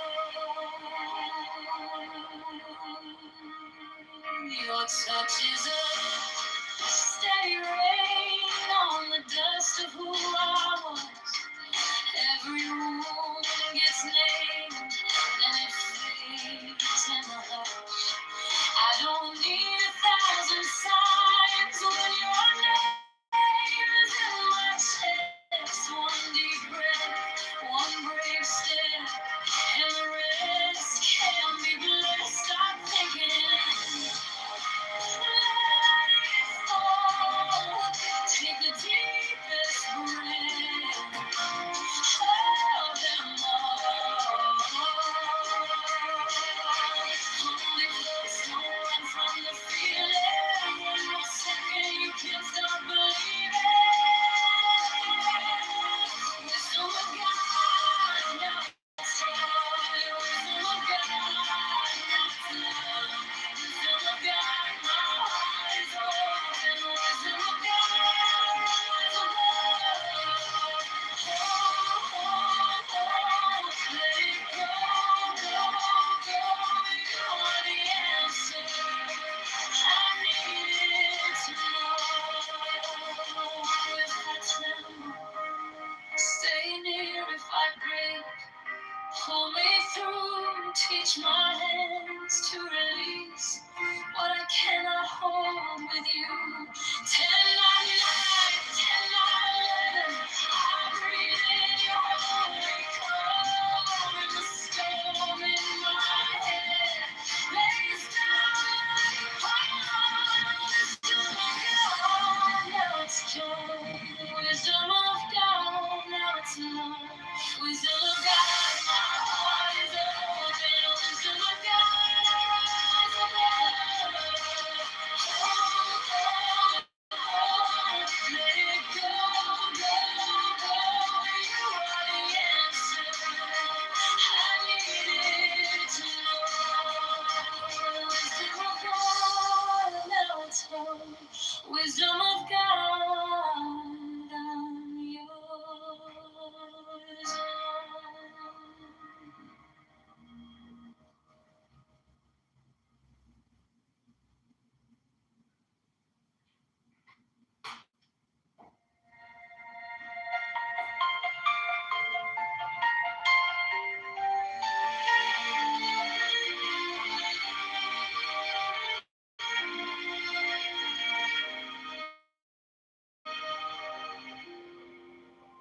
Wisdom of God is now joy of heart, enlightenment. You found me in the quiet, with my hands still shaking. I was carried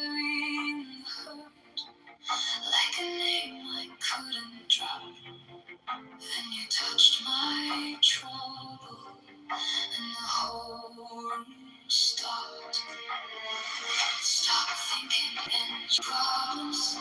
Take the deepest breath of the day. Hold for 10, not 11. 10, not 9. Stay.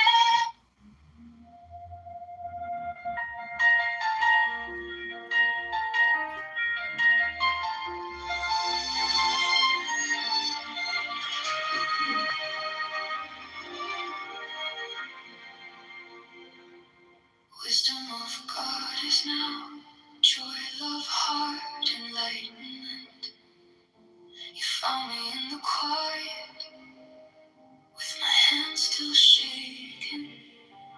I was carrying the hurt, like a name I couldn't drop. Then you touched my trouble, and the whole room stopped. Stop thinking, and your problems. Take the deepest breath of the day. Hold for 10, not 11. 10, not 9. Stay.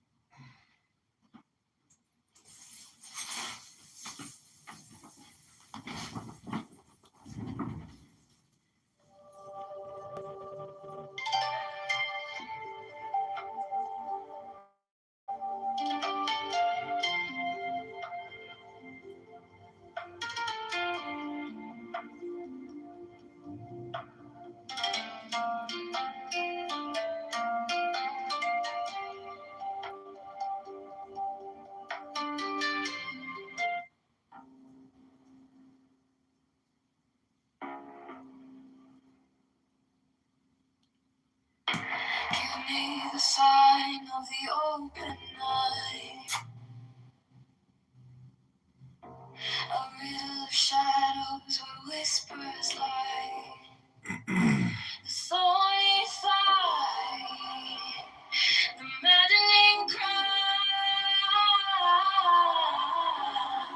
Open, open. I am awake. The serpent shades.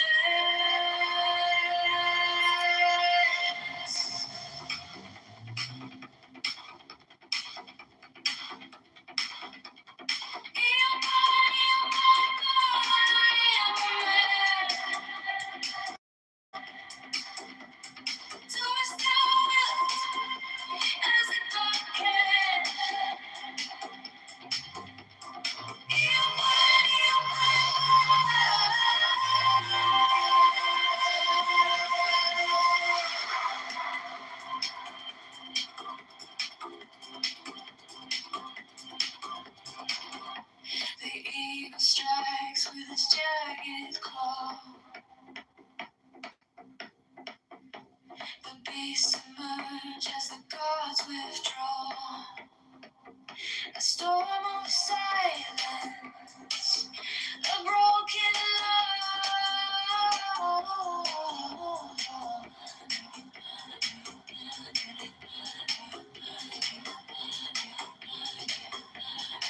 I am born to death, reborn on the heart.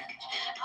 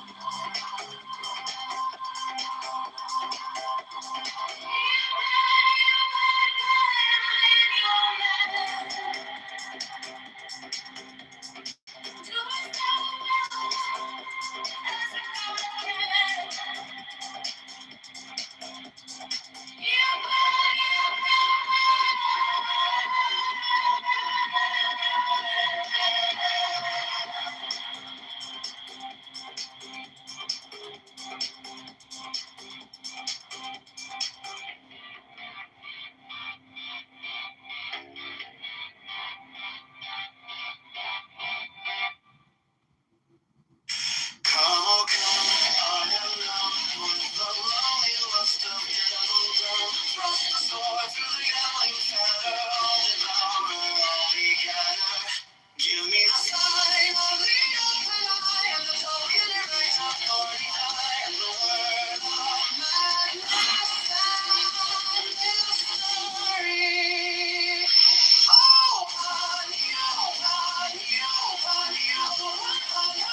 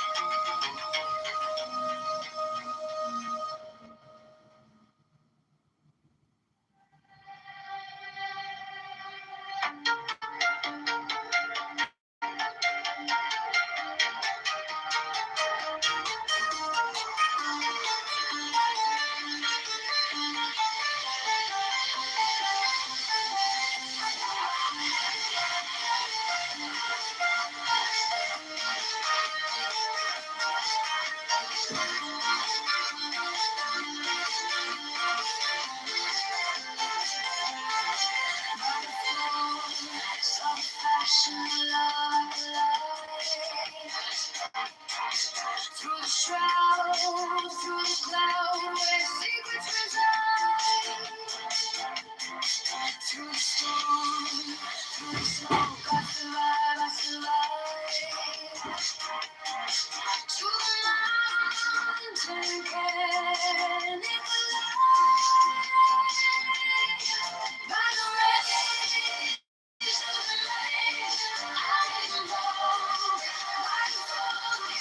My fire, my sky,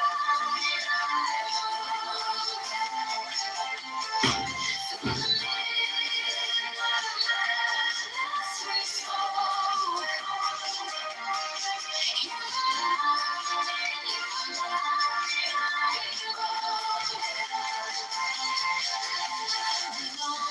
Light sea whispers low to the shore.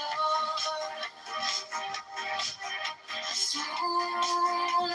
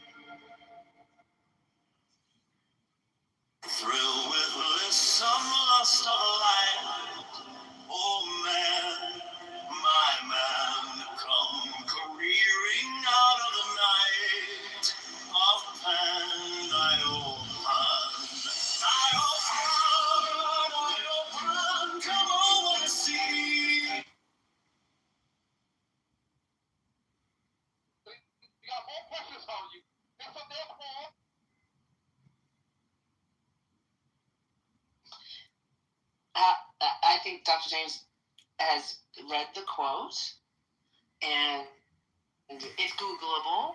So I would invite you to take a look at the quote and then come back and feel free to jump into the comments. I noticed no one has addressed the exact quote from Kennedy where I read, every black kid is now just standard put on Adderall, SSRIs, benzos, which are known to induce violence. And somehow that doesn't make you squirm a little bit. That the guy in charge of Health and Human Services said, I think it makes us all squirm. Yeah, we all squirm. I think it's utterly disgusting. And then you have this mindset that this is for all children. It's like very selective. And I think that's also what makes it very disturbing as well. I like when I first heard about it, then I watched the video and then I read it. And I was like, why is this okay? Why this motherfucker has anything to do with healthcare? Why has he not been booted out? But, once again, I guess it doesn't matter. It's just one little thing. And I think everybody's just worried about one little thing. I'm worried about many, many, many things that have come out of his mouth. But, hey, it's just I got to put the sarcasm on really early so nobody misinterprets this. But I think it's because of diversity, equity, and inclusion that we needed some people with court-filed self-confessed brain damage, no medical background in the medical field, especially directing programs. You have to include those conspiracy theorist white guys who are very incapable. Without it, we won't get the kind of diversity we need in healthcare because we need those opinions of people who have never practiced medicine to tell us how medicine works, and people with brain damage, the heads off of whales and dump dead bears in Central Park, because there aren't many people like that, and their unique voices are valuable. So yeah, you look at this administration, and I think why people don't react maybe is that it feels so obvious, like the racism and hatred and bigotry is so systemic. Like if you look at that quote when they start screaming about DEI, when that one, I think it was the senator, asked them, how are you to know about racial disparities and maternal mortality if you don't look at racial demographics and look at these facts? And his response is something like, we're getting rid of woke ideology. Who does woke ideology help? And she's like, how are you going to know about Black maternal mortality and death rates? And they're like, that's not there. And that's one of the other secrets. Like, if you just plug your ears, blame it on something else, and don't look at the realities, you can say anything. You can be like, this racist is blunt because the people calling out racism have looked at the numbers, and that's what's racist, like our Supreme Court says. So it's a system of entrenching power. And yeah, the narrative that Black people are inherently violent just subtly slid in there, or the idea that, Black women can't be dying more or suffering in the healthcare system because it's already equitable. They're leeching off a system that will destroy it. And a lionization of ignorance. I'm fine with the law as simple as the director of our healthcare system should be an expert in healthcare. But you get these people now with podcasts and everything else where it's like, oh, if I'm a public-facing figure and I interview these people and talk with them, that means I'm an expert just like them. Joe Rogan is the same as a physicist because he had a physicist on his show. And then, I believe, I'd have to double-check this, but I think RFK, and I certainly know Joe Rogan, have even said, you can't trust me, I'm an idiot. And then we give these people power, and it's just like, God, where's it? What is it? Yeah, and when Joe Rogan does invite somebody like Eric Weinstein, who's a trained physicist, even if you think he sounds cocky, he's actually quite humble, relatively speaking, believe it or not, because he acknowledges that there are super genius physicists out there, right? And he says he has a hard time tracking that. And then Joe Rogan in that episode was like, oh, okay, well, then I guess I don't understand anything, you get that once in a while, but I don't feel like it's front and center enough, or at least like a reminder. Maybe there's a way to fix this, maybe not cognitively, maybe not psychologically, but maybe with tools. Give people the ability to kind of interrogate these questions. So maybe these agentic platforms, you can say, hey, I was watching watching RFK, what's good about what he's saying and what's not good, what's problematic, where can we fix things? But not just accepting what they're saying on face value, I think is super important. And, Dr. James was critical enough to point it out to me that these kinds of discussions are co-opted for these kind of movements, and it's not always appropriate to bunch them together. So to me, that's like a win. I went in with wanting Dr. James to push back on something that I came across, and I got thrown in the ocean, not just pushed off the deck. So I appreciate the swim, Dr. James. You took us all with. I'd like to learn how to teach, learn how to learn as a group, and not learn how to be angry, because this shit makes me angry, and I can just sit here and be angry about it. But I'd like to get a new administration into office. We could do that as a group. That'd be great.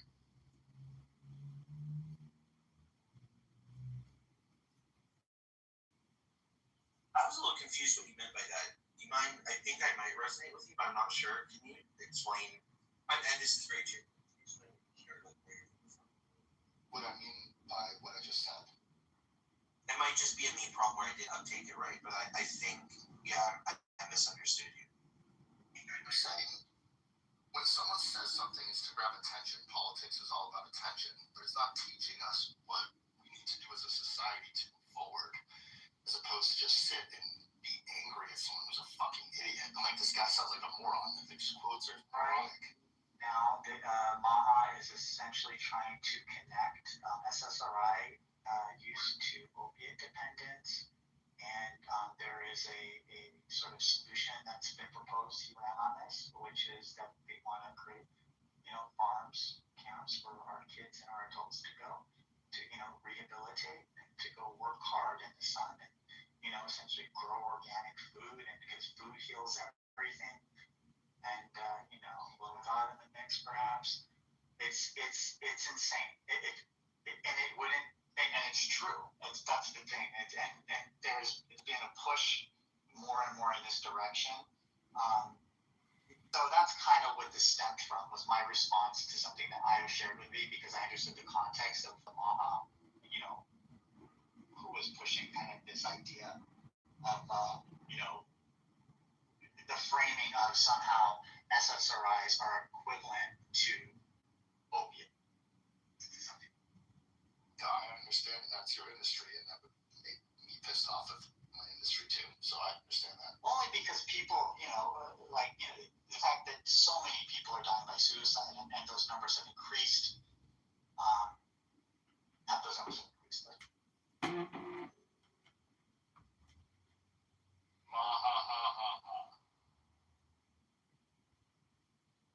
Jimmy, thanks for clarifying that. I think I get what you're saying. It's like you would rather people be didactic and educational than attention grabbing.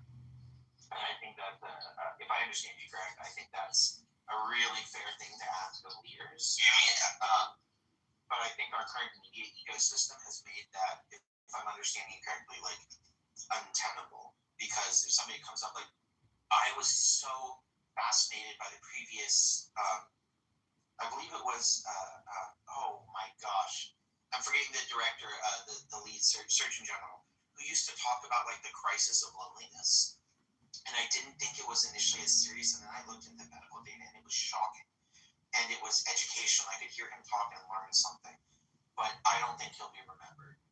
And right now, with the media cycle, you need to be constantly remembered and gotten attention to be worth anything. So I think that might feed into what it was. I mean, I think it obviously feeds into what you're talking about. And I think we've also started to demonize education. I think that's been a long-term move by authoritarians and quite liberal fascists. The educated elites are bad. And they are elites. They're not just people that have learned something. Like as a literal teacher at one of these elite institutions, we're not better. We're just like know this thing in the same way. Like I would never pretend to tell somebody how to do. Right now they're doing roofing next door. That guy knows infinitely more than me about roofing. He could tell me what to do all day long. So I think we've done something where it's like, oh, if you're educated, you understand stuff better. And on the flip side, I do think even within academia, this everything from publish or perish to get attention has become so strong that they, in the end, start feeding into this cycle, and it's just really.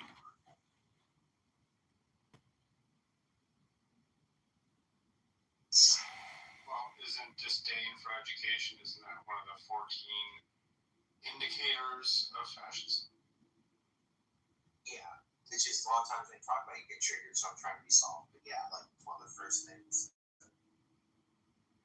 Fascist authoritarians as well. Like it's a classic playbook, right? Destroy the universities, destroy the academia, because if it studies the describe the thing, then they can critique the thing and engage with it.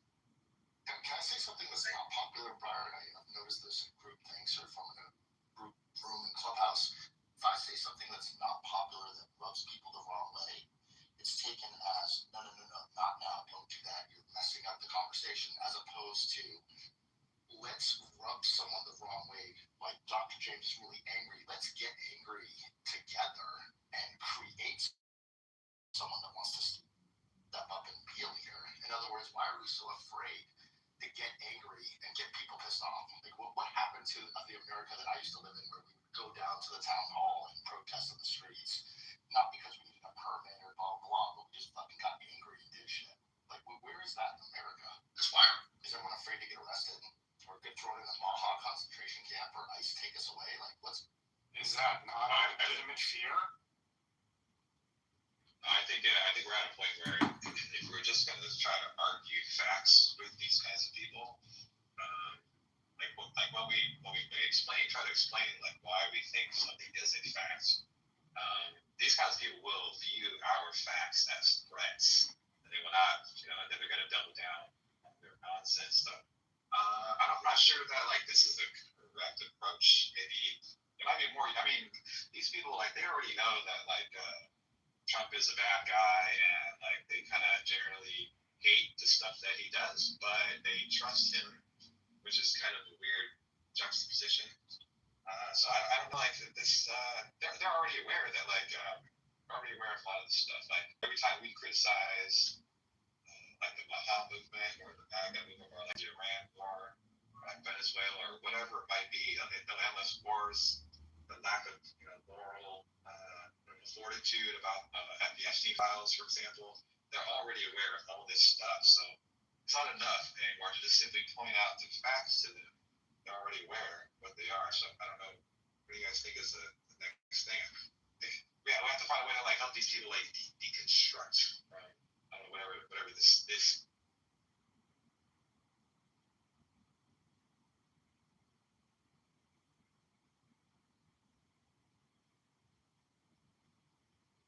Really feel what you said there, and I think to what both of you said, look, somebody close to that friend I referenced earlier, my longest lifelong friend, the friend, literal friend of a friend, but one of their closest friends was the Buddhist peace activist that was locked up and tried to be sent to an El Salvadorian prison and missed the birth of his child, because he said he was against any conflict in the Middle East, and he is not for the killing of any life. And since he was from a Palestinian descent, his Buddhism and advocating for universal peace was taken as a reason to remove him from his university, where he was an honor student and student leader, and engaged in literal peace activism. And he was locked in jail and missed the birth of his first child. Right now, the FBI is investigating somebody who did accurate critical reporting of Cash Patel. If you are not a citizen, my partner from Germany, they're talking Germany because they're detaining German citizens who won't unlock all their social media, and if they have critical posts of Trump, are detaining them for days where they're denied access to even lawyers or their consul general, which is in violation of international treaty. So that's a real threat, right? This isn't like some, and the thing is, people will try and kind of do that move of, oh, you're so woo, this isn't happening, as it's happening. So, okay, that's one component. Yes, there's legit fear. Well, let's say you're a born and raised, white male American Christian, red-blooded American who's everything that you think of as not being targeted, and they march up to protest. Right now, the the system, the new gerrymandering laws and everything that's set up, the electors are picking their representatives. I'm not saying the protest and speech, but we've had record-breaking protests every year for the last several years. Protesting what's on. I don't think that moved the needle very much, and the protests are very weak. So you see these town halls, and Team Red comes up and screams, and Team Blue comes up and screams. A couple people get arrested, and yes, at local places, they're literally like arresting these people that are, following the rules, and the next one comes and does it, but they're on their team. We've made everybody so amped up and angry that going out and expressing outrage feeds the system. It thrives on that. I don't think somebody yelling, and I think that's, I'm not saying it's useless or feckless or we can't weaponize it or do something good with it or constructive, because all those things can happen. But I think the idea of, if Mr. Smith goes to Washington and screams and protests that injustice, things change. No, Congress is hardly ever in session and pass almost nothing. Like the amount of work being done is done behind closed doors with judicial activists saying guns need to be everywhere except anywhere they are where they set the rules. It's the hypocrisy and installation of the powerful where they want people outraged and screaming. Like, if all the left just disappeared and all the right wing that's in power had utter absolute power, there would be this break, because when people are upset, where do they go? But while there's these two kind of mediocre, middle of the road, this argument that it just drifts. And right now, if we're being honest, the drift has just been to the right. But it's like we have the center right party and talk about how insane the far right party is. So let's meet in the middle at like the right. And then, okay, so the right's fine and they're like extreme fascists. Let's just meet at far rightism. And it's demonstrably been happening in America. Like, name the last president that didn't drop bombs in the Middle East and try and attack people.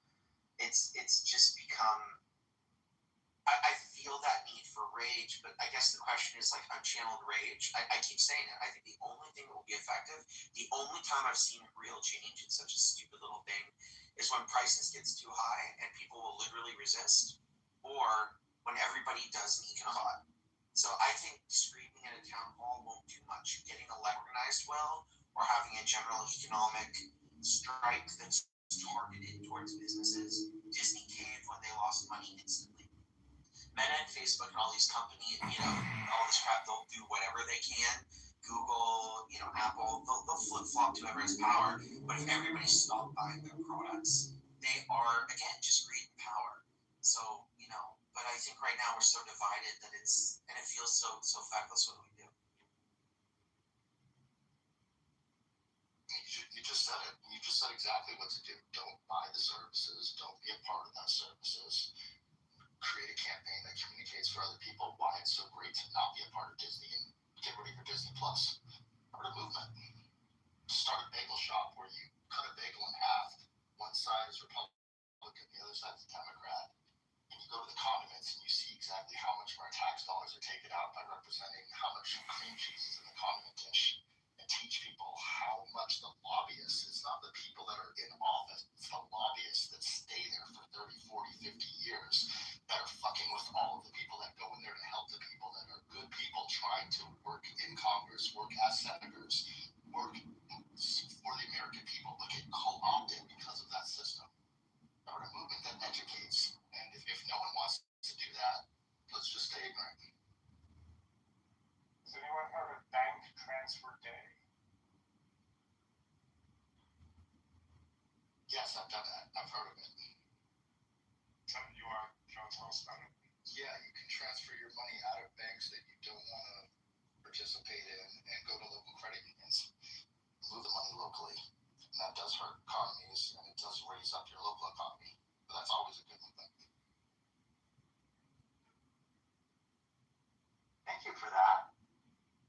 I may just do that. Yeah, one of the only pushbacks. The only pushback I get on that is I already had my stuff.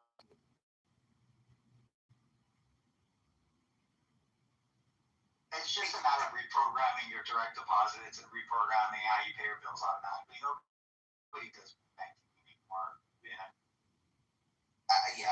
there's some truth to that. And by the way, like I would just echo for whatever it's worth, if anybody wants to hear from another voice, credit unions are extraordinarily legit. Like, and banks are shady as hell and probably hurting you if you're there. You're a tool, whereas you're an owner with a credit union.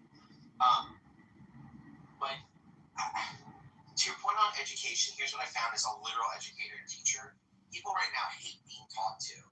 They like choosing who to learn from.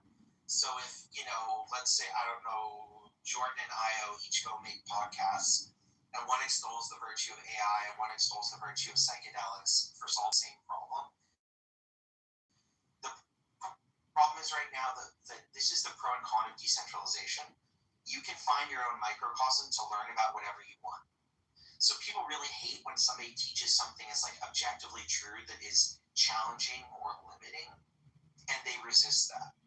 And because there's so ubiquitous access to information, and again, information can be true or false or propagandist or whatever, and we've been conditioned to be so commercialized that we're used to being propagandized and marketed to everywhere, that I think it's really hard to engage in what would be in academic circles called good pedagogy. Challenging assumptions, trying to have a rational basis, engaging in community, trying to have some grounding in what we teach, making sure we're being self-critical. But, so that idea of other people are trying to teach all the hell over. Like, I'm a professional teacher, I walk around a lot of other people. We try and do community events. We try to do different things. But what tends to happen is an environmental group wants to do something on the benefits of how recycling could be done effectively. So everybody who's already informed and cares about that shows up. And I'm being a little bit hyperbolic. Like, there's 1% to 2% that's like, oh, this is new to me and I want to learn.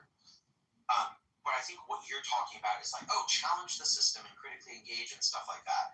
And that's usually people are already on board or they're there. So I guess what I see happening more and more is people just trying to give their opinion on the solution for what's happening. Challenge the system, right?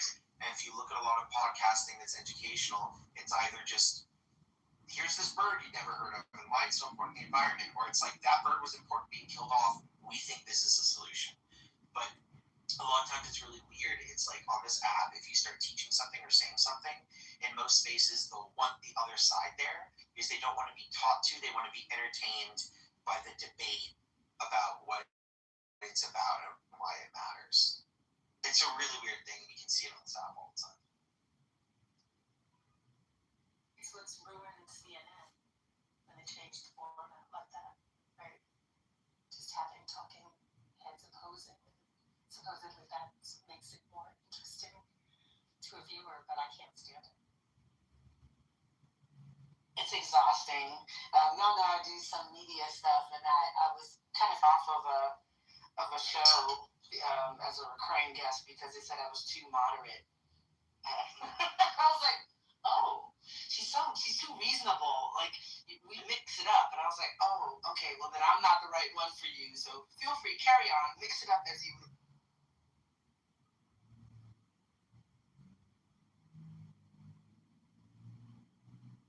It's so funny because I think you are very, I wonder if they meant moderate or you're, I think the right word, like non-graceful, like you're not non-confrontational, but there's some degree, oh, you don't want to just shut down argument authors.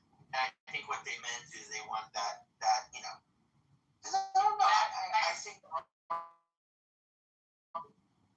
what's that, Amber? They want that back and forth. Because if you shut it down, you don't have you're going back and forth with points. Exactly. Once it's shut down, it is what it is. Yeah, I was like, you don't want me to be right? Well, I mean, you'll just come out, you'll just like say something, and it'll just end the argument. Huh? It's like, okay. Exactly what we need. That's what the society needs, but that's not what they need. Yeah, exactly. They need conflict. Conflict makes people tune in. Right. I think it's a really interesting fact to get the bulk of your information and the original intention, I mean, if I was being generous, I would say, okay, it's great to kind of hear both sides of an issue, right? That's like debate 101 from high school, but it's really gotten to a point where it's just entertainment. It's not about getting to some clarity around the issue. And it's bizarre in a 24-hour news environment. Like, you have all the time in the world. Why do we have to answer this in 45 seconds? Why did you choose that format as a way to kind of address this like huge problem? I think it's bizarre. And then the flip side of it is Joe Rogan could talk for 3 hours, and and it's successful. So like what you're saying isn't even true about attention spans and whatever. So I think it's just a fascinating place that we've come to, into how we discuss things and how we think about things. I think a lot of this comes down to, I love, I missed it was you said like it's profitable for them or is it good for them? I think one thing I think about a lot is like obviously debate's my career, and I think about high school debate and it's extraordinarily problematic. Like that's why I've always wanted to go in and out. A huge part of my teaching is literally just encouraging kids to be critical of what they're doing and think about it. Because it does encourage, like, as long as debate is a game, that's what we've kind of turned life into, this kind of kayfabe of making everything performative, then, okay, like, should we, today's debate topic, are black people 3/5 of a human? Let's have a really good debate on it. And you're going to be on this side, and you're going to be on that side. Let's talk about their humanity. And this, a long time ago, started to become an issue of, like, well, is that good? Like, we're picking the topics. So a huge thing of a debate is, like, what topic? What's the format? Do we all have to disagree? Can we all agree with the topic? And sometimes this limiting of it can lead you to a really higher place where you end up like not engaging with the topic, but engaging with the system or engaging with how we engage with this kind of meta conversation of what you're doing. But it makes it very insular and unreal. And I actually see that reflected in our real life. I see that with our media and stuff like that, where it's like the performative, like, let's bring on the left winger, right winger. They just killed 3 babies. How's that going to help them? Gas prices are up. Will that affect Democrats in the midterm? Did Biden up gas prices? Oh, by the way, 1 million people died. Okay, back to, you. What do you think about on this and that? And it's this performative joke. And what I've been trying to do myself is, I don't think there's a way out of that, really, with how it is, because all framed is like good and bad. Which team are you on? So I've been trying to make things, it might sound kind of weird, but algorithmic in a very human way. Like, if you want humans to survive, does this conflict help humans survive? If you want the economy to thrive, does this make the economy thrive? Do you want people healthier? Does putting them in work camps make them healthier? Because it forces us to like have some grounding where we're together. And I just wish like our politicians and our leaders and our media, it's one of the only ways I've found, like, when I get my hair ready to pull out on Clubhouse, I'm stupid enough to go into a room where people are arguing. That's a lot of times where I take it. Do you want this thing? Does this reach this thing? Let's just talk about that. Yeah, that's the only way I know.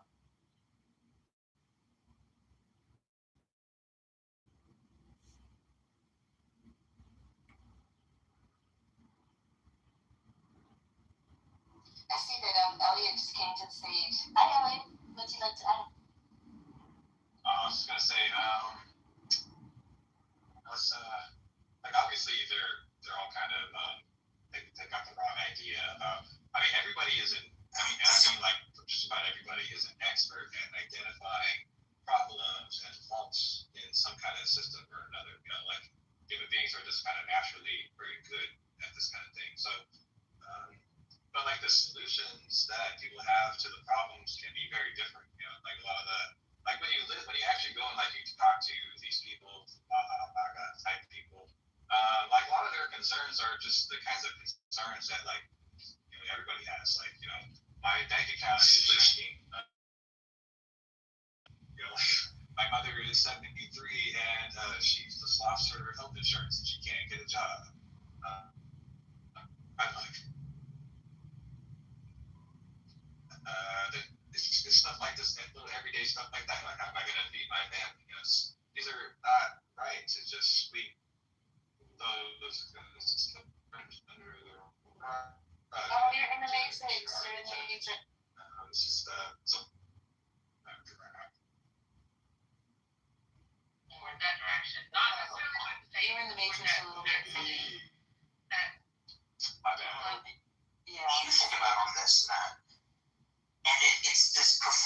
joke, and what I've been trying to do myself is, I don't think. JL said, I think Clubhouse is having issues. Steve, I'm trying to bring you up. I see that you raised your hand, but can you go out and come back in? Maybe that'll help us. I'm so sorry. I raised my hand inadvertently. Carry on and ignore. You were not. It's not possible to ignore your advice. I was so wondering why 7 people invited me simultaneously. I'm like, was something said that people think my input would be useful? It was completely accidental.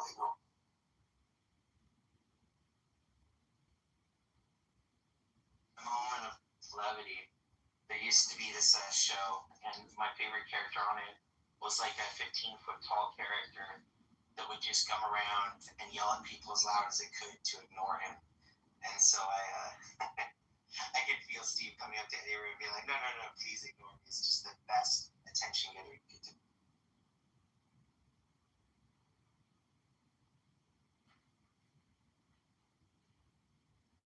But speaking of laws, did you guys see that? And I just love this on a 4-3 decision. Virginia struck down their new electoral gerrymandering, while 4 more Republican states announced gerrymandering that will get rid of, like Tennessee's case, the only black district, which they immediately did after the gutting of the Voting Rights Act, which they said, would do anything. So when we're talking about division and stuff like that, it's functionally completely now come down to politicians picking their electorate.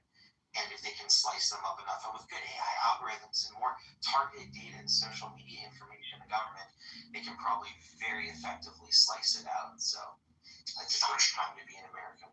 In Soviet America, politician pick you. I don't know if you guys can hear me, but Be enough Congress people though to not let the Dems take the House. We'll see. I think how they did that. It was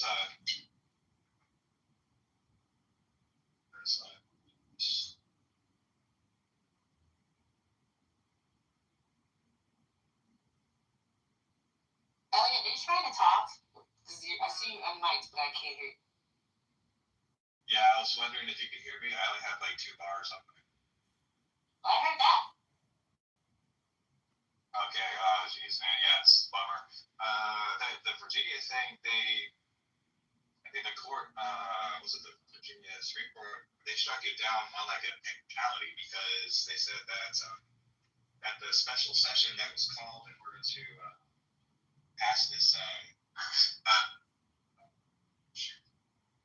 the gerrymandering thing was actually, it has to be called specifically for that purpose. And so, because it wasn't called explicitly for that purpose and for some other reason, they said, they struck it down because of that. But that's just a silly technicality that the state legislature could just call another special session and do it the right way. And there you go. So I don't think this is going to.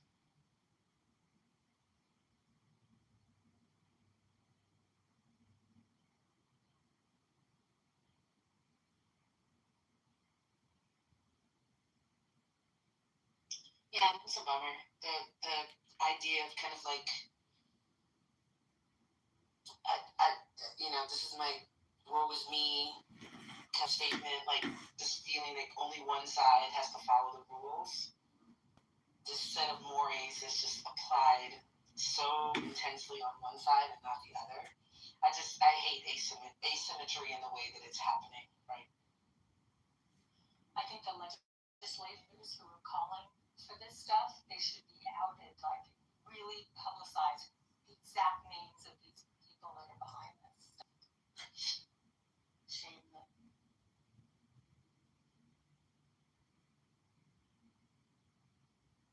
But would it shame them? I think winning is everything. But you have to have shame to feel shame. Yeah, that's like everybody I think shame is dead. No, have it for history. And when things go back to normal,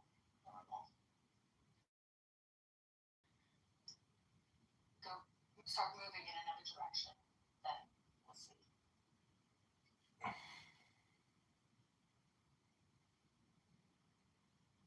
I think that shame is an interesting concept in these conversations. I think I'm not seeing a ton of shame. I'm seeing a lot of victory around successfully, their objective. I think it's interesting. But it makes all of this really difficult because you look at something and you say, "Wow, this is wrong," and that only works if the other side thinks it's wrong too. But I'm not seeing a ton.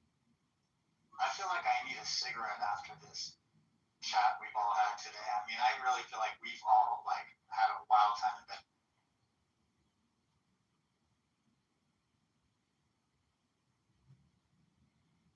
Io is to blame for the entire thing, by the way. Fucking Canadians. Io's got that mad scientist energy. Jersey James sure was in the house. Oh yeah. Give it to the Jeff.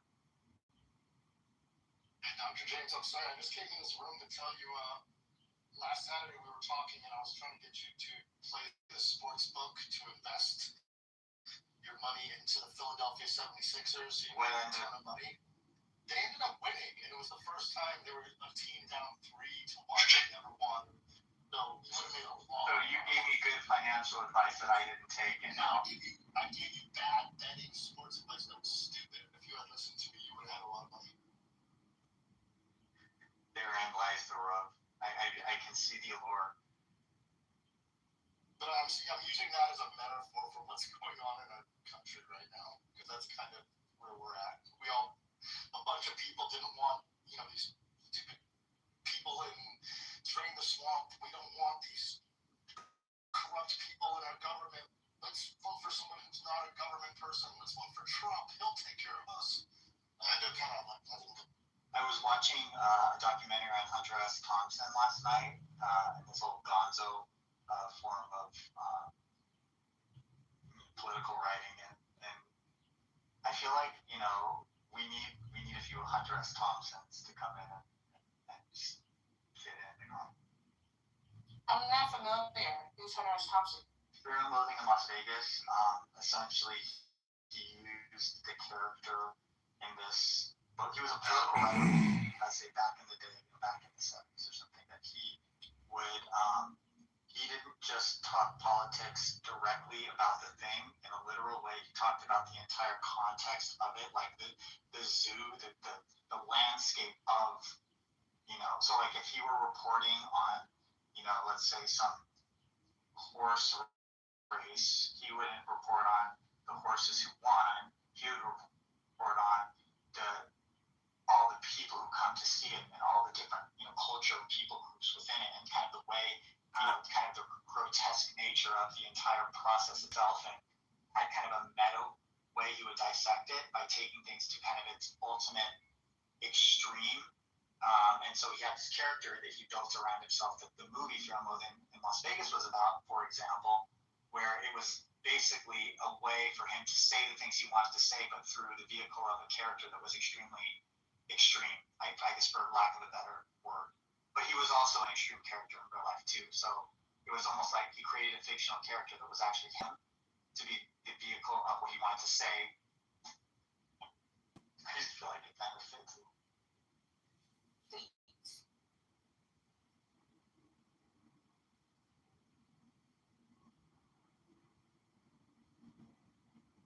And his form of reporting was called Gonzo, Giolenzio.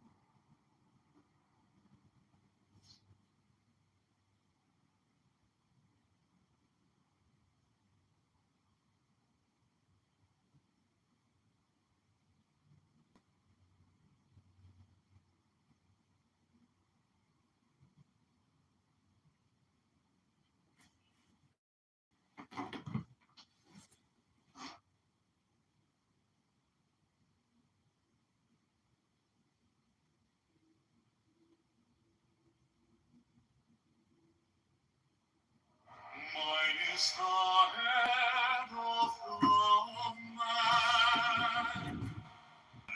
My insight is keen as the hawk's. By my head I invoke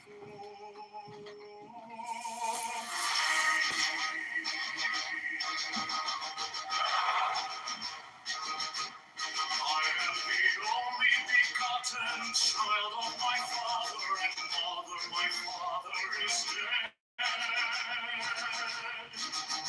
My mother bore me with labor and pain and fear. By my body I invoke thee. About me shine the diamonds of radiant white and pure. By their brightness I invoke thee.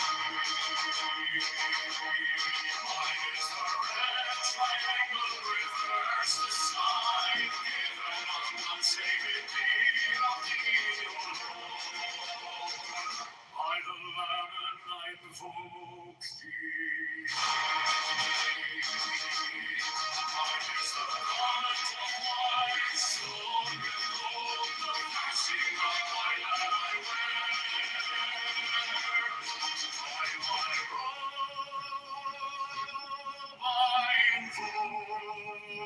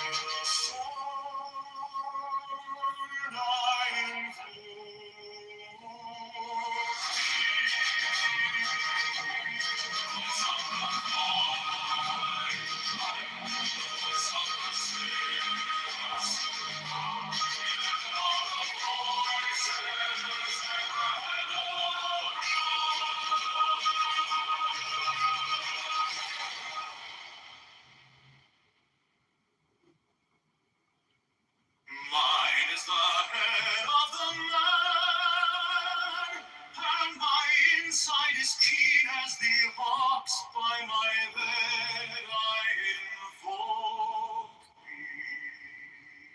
I am the only begotten child of my father and mother. My father is dead. My mother bore me with labor and pain and fear.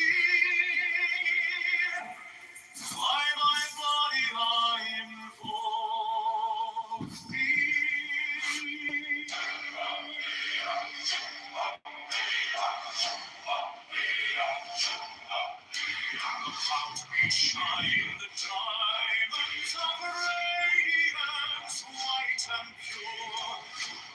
By their brightness I invoke thee.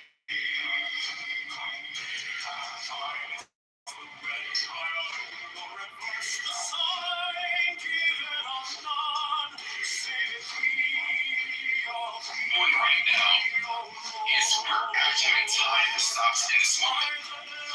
I invoke thee.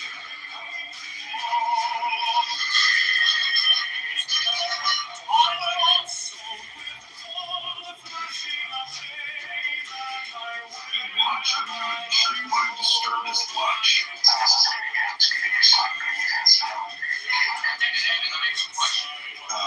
What's it all about?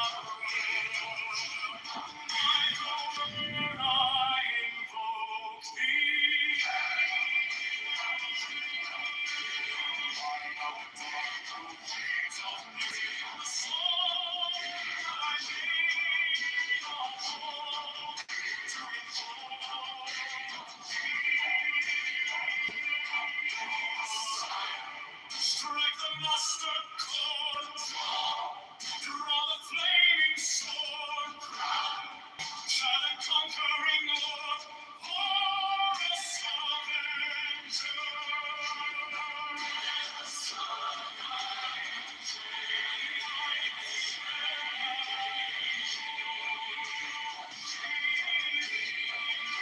My hand is thy sword of revenge, striking my feet. By the sword I invoke thee. By the voice of the 611 are the voices.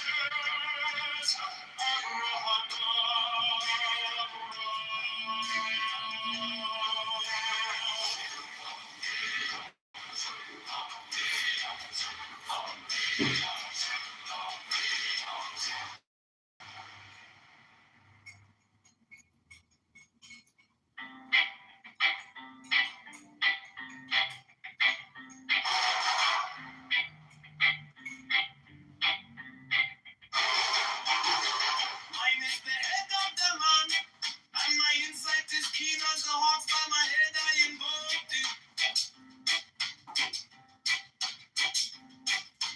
I am the only begotten child of my father and mother. My father is dead, my mother bore me with labor and pain and fear. By my body I invoke thee.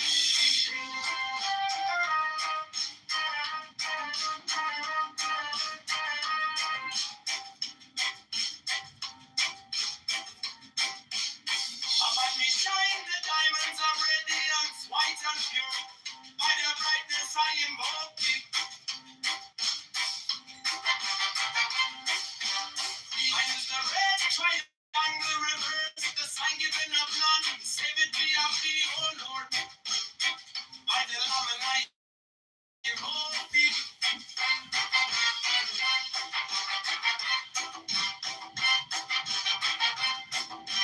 Free mine is the garment of white, sewn with gold. The flashing of eye that I wear by my robe, I invoke thee. Mine is the sign of a prophet and typhon. By the sign I invoke thee.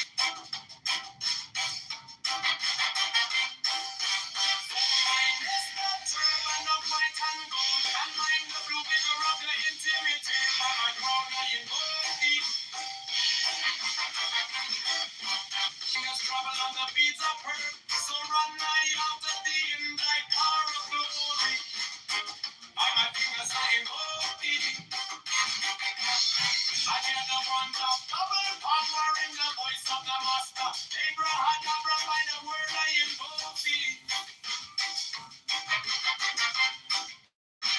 Be my Lord, the dark blue waves of music in the song that I made up to invoke thee.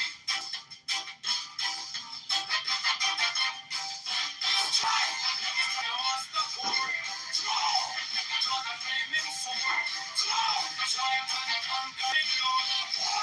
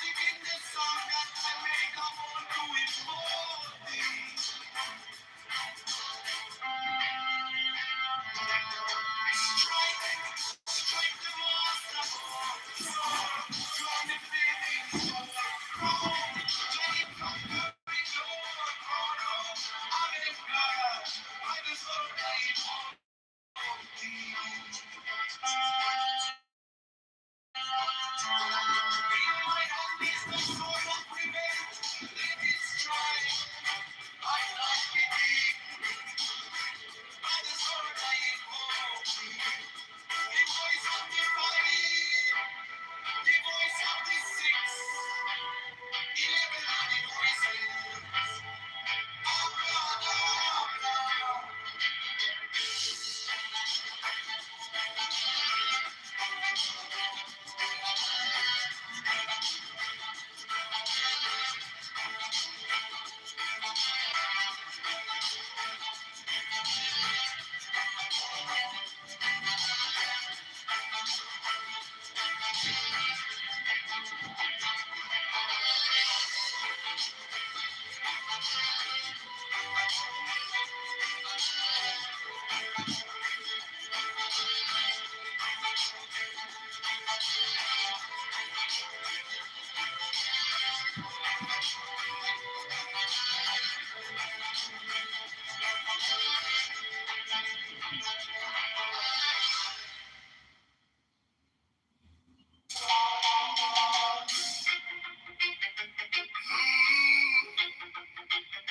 Mine is the head of the man, and my insight is keen as the ox. By my head I know thee.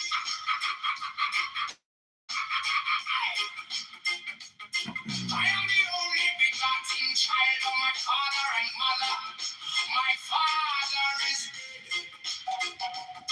My mother bore me with labor and pain and fear by my body. I know thee about me. Shine the diamonds of radiance, white and pure by the brightness. I know thee. Mine is the red triangle reverse this time. Giving of none, say it be of thee. Oh Lord, by the living. I know thee. Mine is the garment of the soul. Mine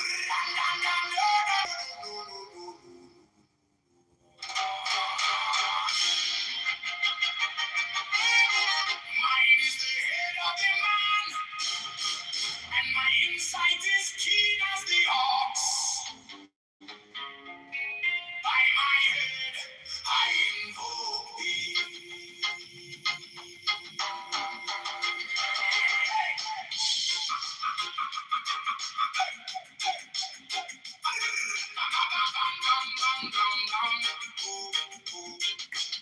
I am the only begotten child of my father and mother. My father is dead. My mother bore me with labor and pain and fear by my body. I invoke thee. About me shining diamonds of radiance, white and pure. By their brightness, I. Mine is the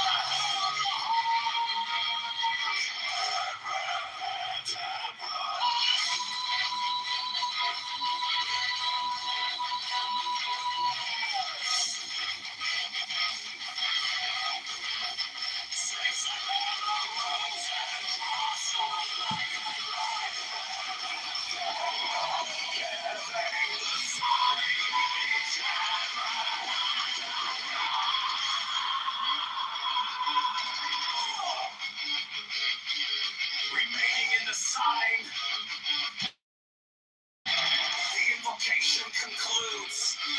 Therefore I say unto thee, come thou forth and dwell in me, so that every spirit, whether of the firmament, or of the ether, or of the earth, or under the earth, or dry land, or in the air, of whirling air, or of rushing,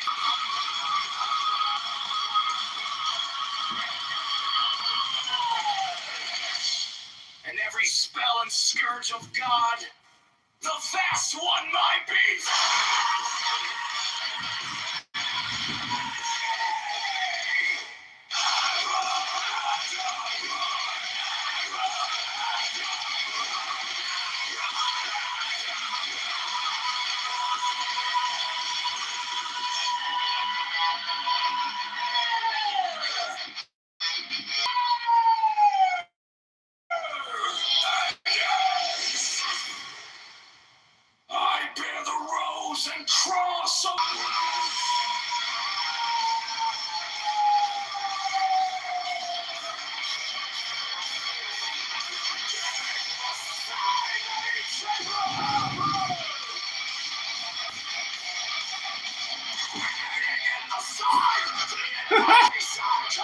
putting the environment out.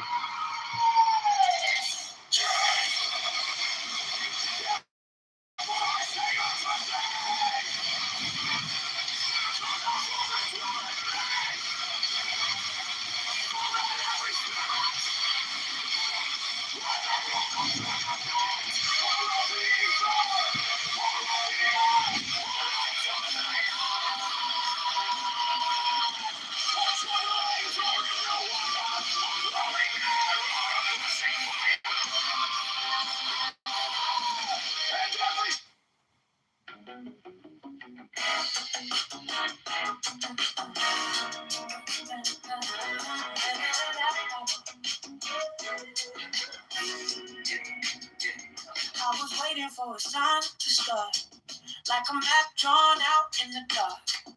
Now the city's calling out my name.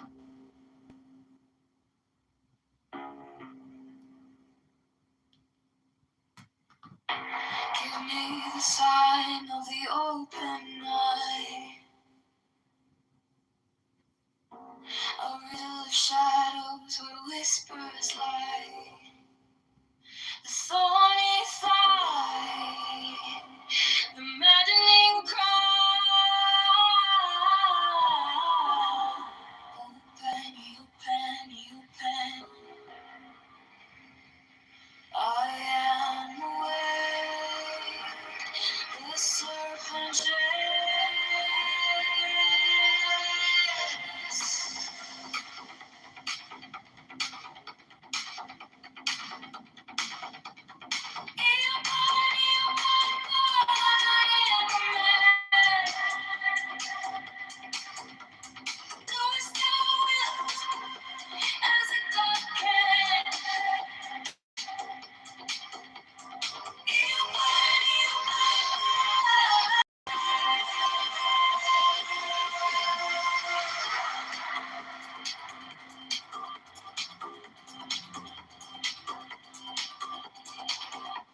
The eagle strikes with his jagged claw.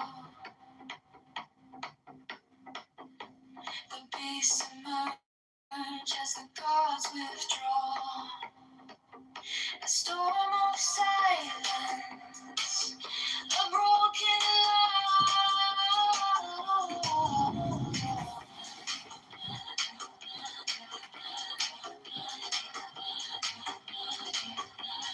I am born to death, reborn on the heart. I am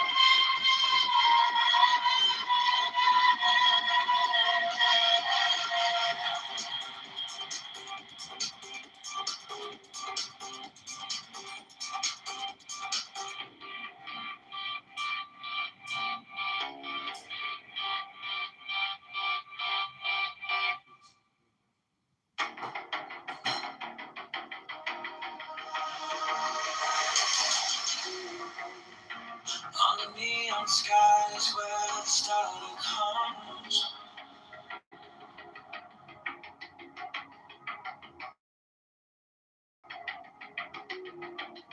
Shadows whisper truths as the bassline drums. My will is fire, unchained, untamed. No path is written, no soul is blamed. Thou hast no right but into thy will. Feel the stars, let the silence fill. Your will, on place, is alive, is dead. To the fun, the lust of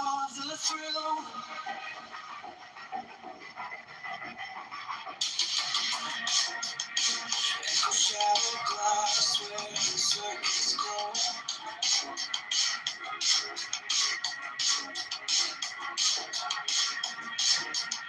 The clock ticks slow, but it doesn't show.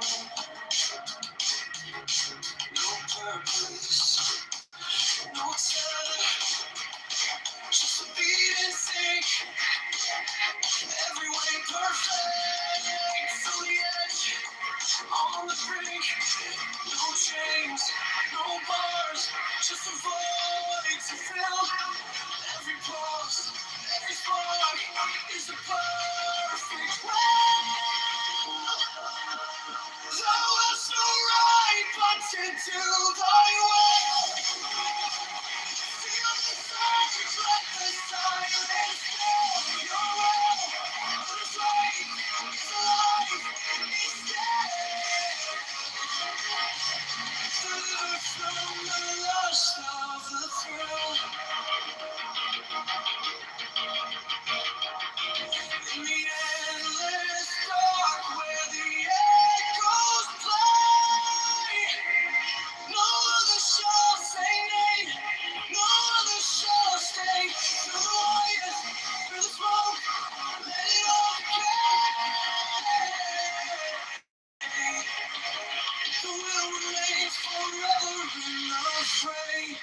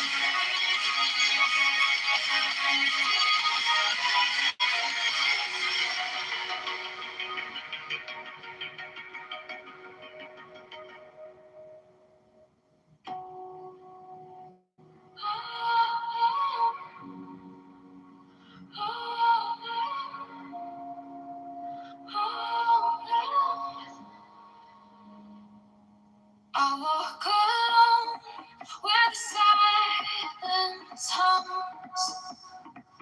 No shadows chase, no voices calm. The air is stale, it wraps me tight. No fear, no sin, no way to bear.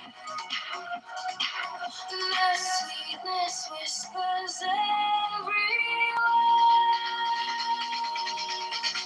Sweetness of sunshine fills my veins.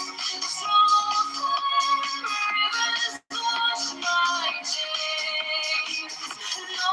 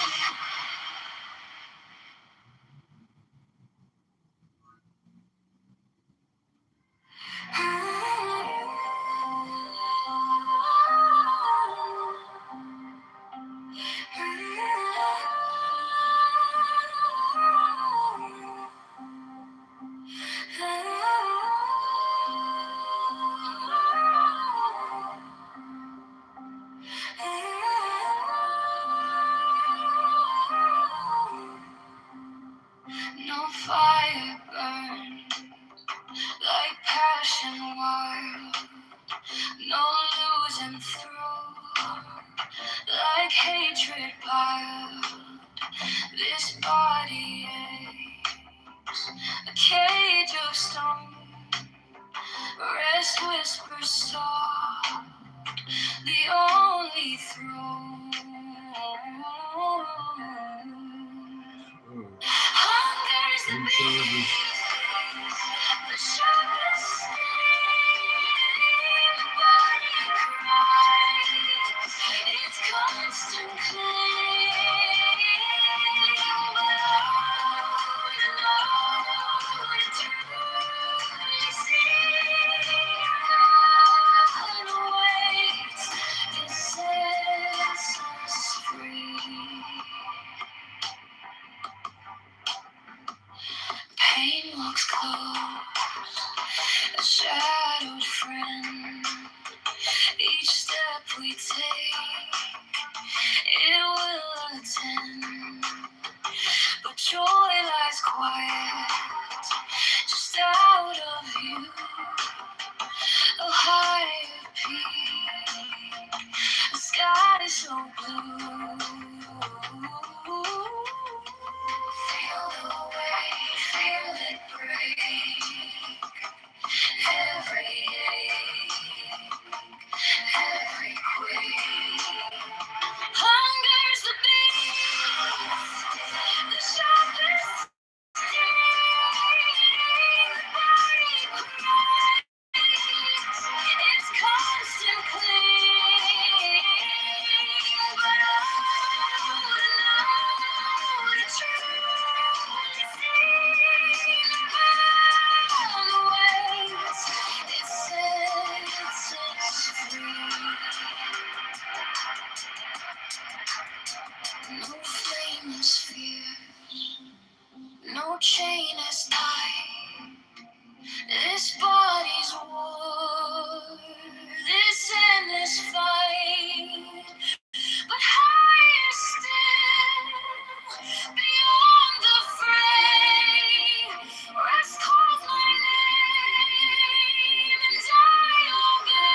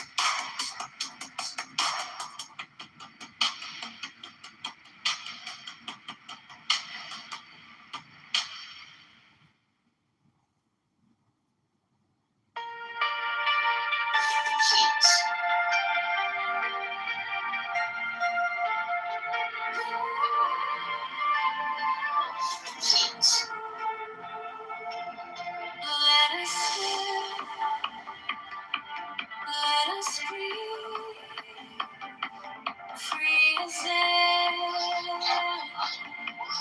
No hate, no chains, no despair.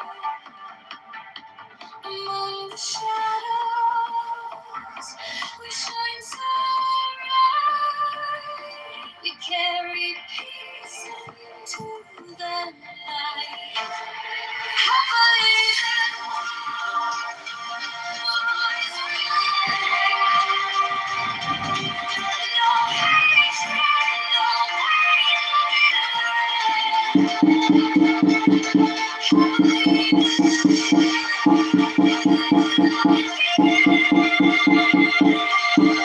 hate,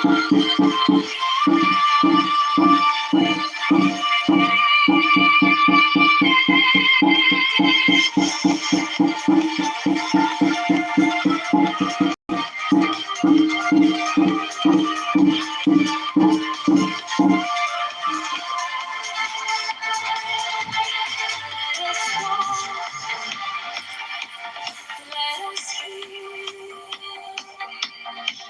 from strife, no ignorance, clean, no weight on life. Among the weary, will stand tall. A gentle voice for one and all. Heavenly then, rise again. No hate, no pain, no bitterness. Heavenly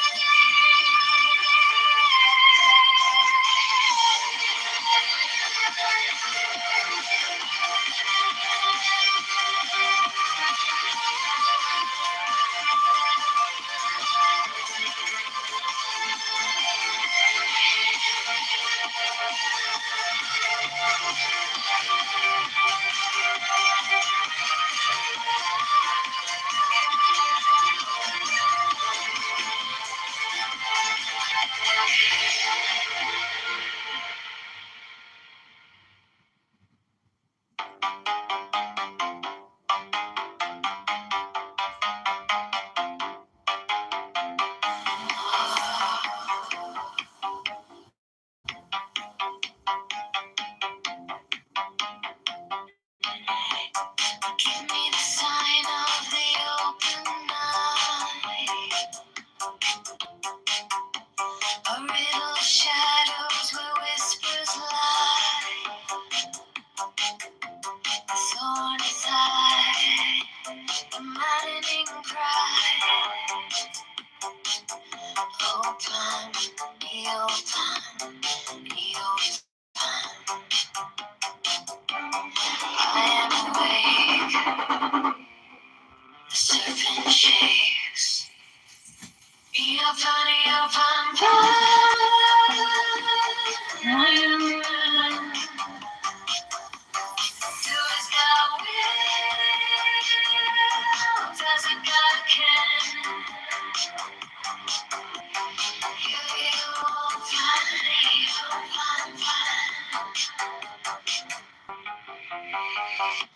The eagle strikes with its jagged claw. The beast emerges, the gods withdraw. A storm of silence, a broken law. Open, be open, be open. I am born to death, reborn on the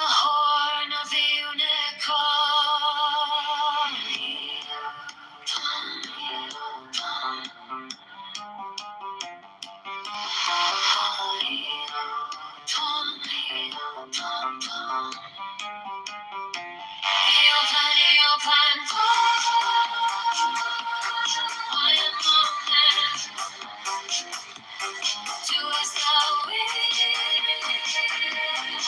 as a God can.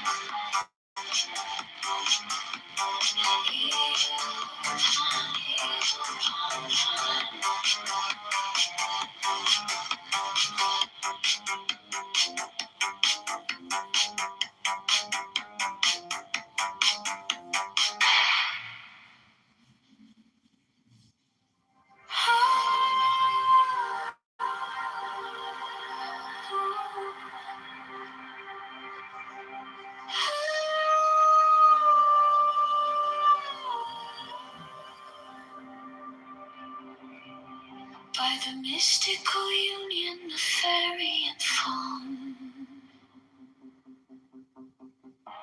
a dance in the shadows from dusk until dawn. Unspoken the whispers that drift through the trees. Unbroken the vow carried soft on the breeze. Oh, fiery Valkyrie, I invoke, through the flames and the embers, the spell is bespoke. Your arrows unslinging, the spring's tender glow. A force wild and brilliant, a power I know.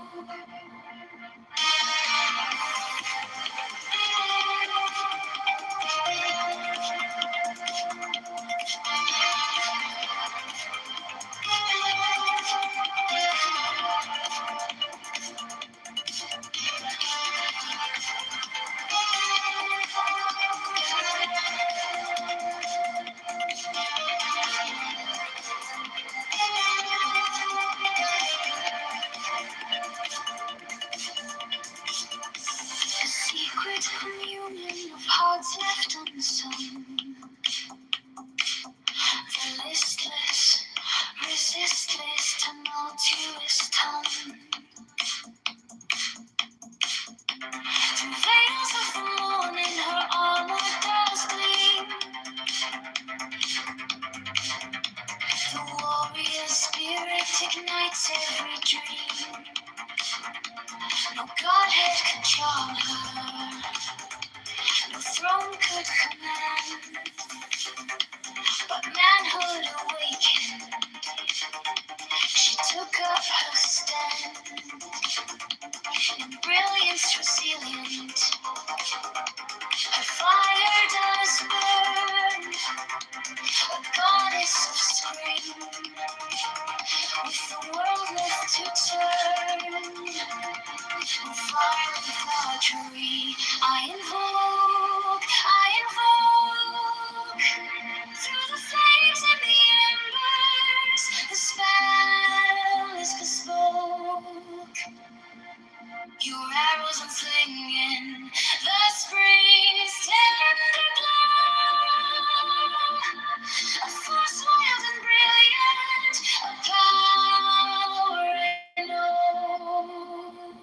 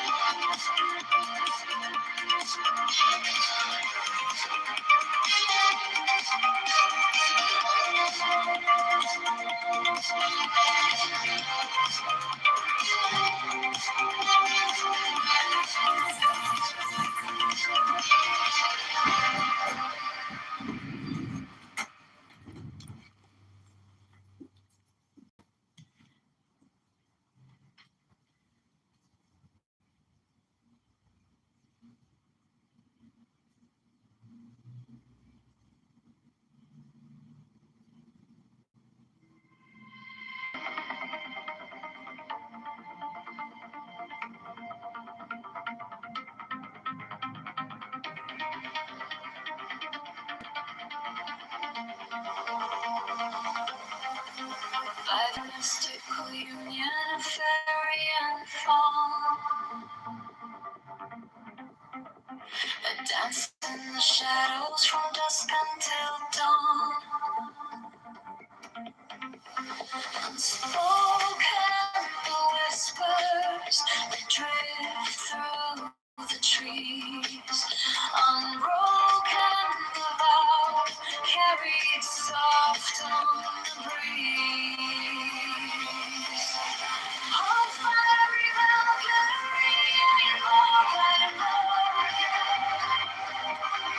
through the flames of the embers, spells the stars. Bells on sling in the spring's tender glow. Force wild and brilliant, power I know.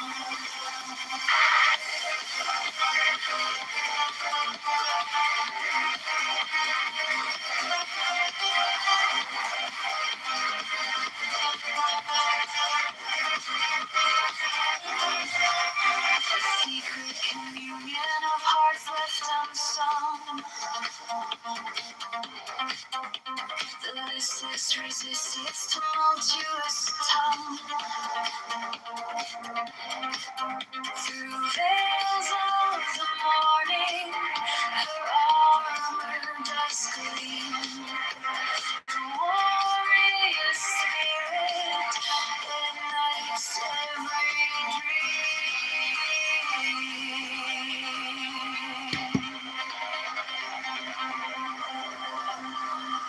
No godhead could charm her, no throne could command, but manhood awakened, she took up her stand. In brilliance as the ends, her fire does burn. A goddess of spring, the world left to turn. Oh, fiery Valkyrie, I invoke, through the flames and the embers, spells bespoke. Worlds unslinging, spring's tender glow. A force wild and brilliant, a power I know.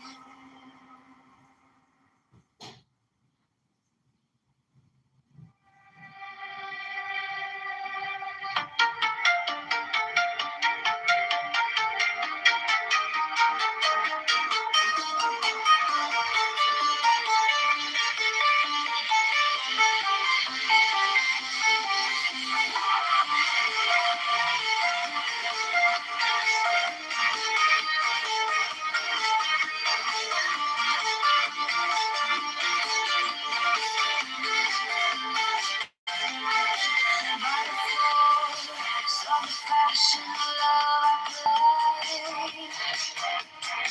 Through the shroud, through the cloud, where secrets reside.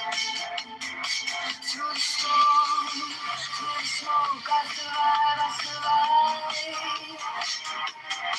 To the mountain can it by the rage of the rage, I invoke, by the frost, by fire, skies I hold. Through the midnight of madness we spoke.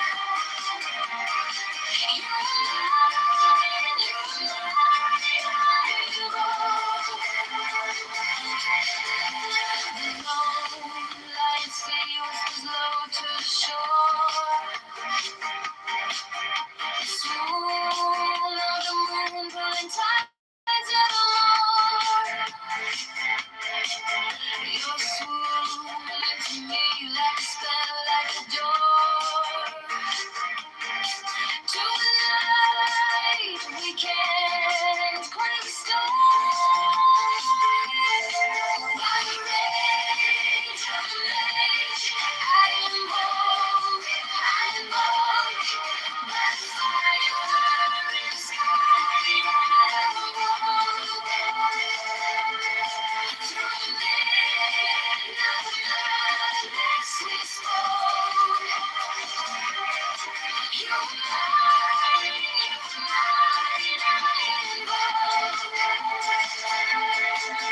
sentinel pine on the cliff clings tight, a silhouette carved in the shadow of night. The stars overhead burn cold and bright, but they can't.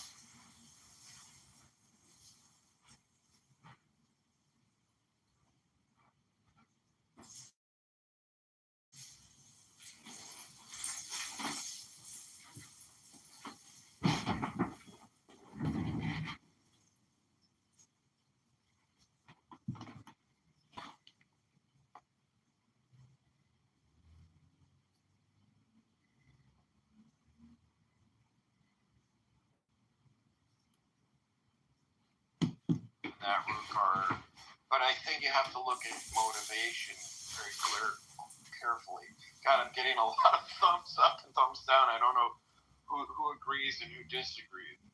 So, Dr. Jordan, explain to me then why, after the Supreme Court decision, which said that congressional districts cannot be drawn up taking into consideration race to favor any particular group, why immediately after that, I think 4 southern states rushed to redistrict in a manner in which eliminates black representation in Congress if it's not racial? I'm going to have a hard time understanding that, but I think probably if anybody can convince me that I'm wrong in my observation, it is.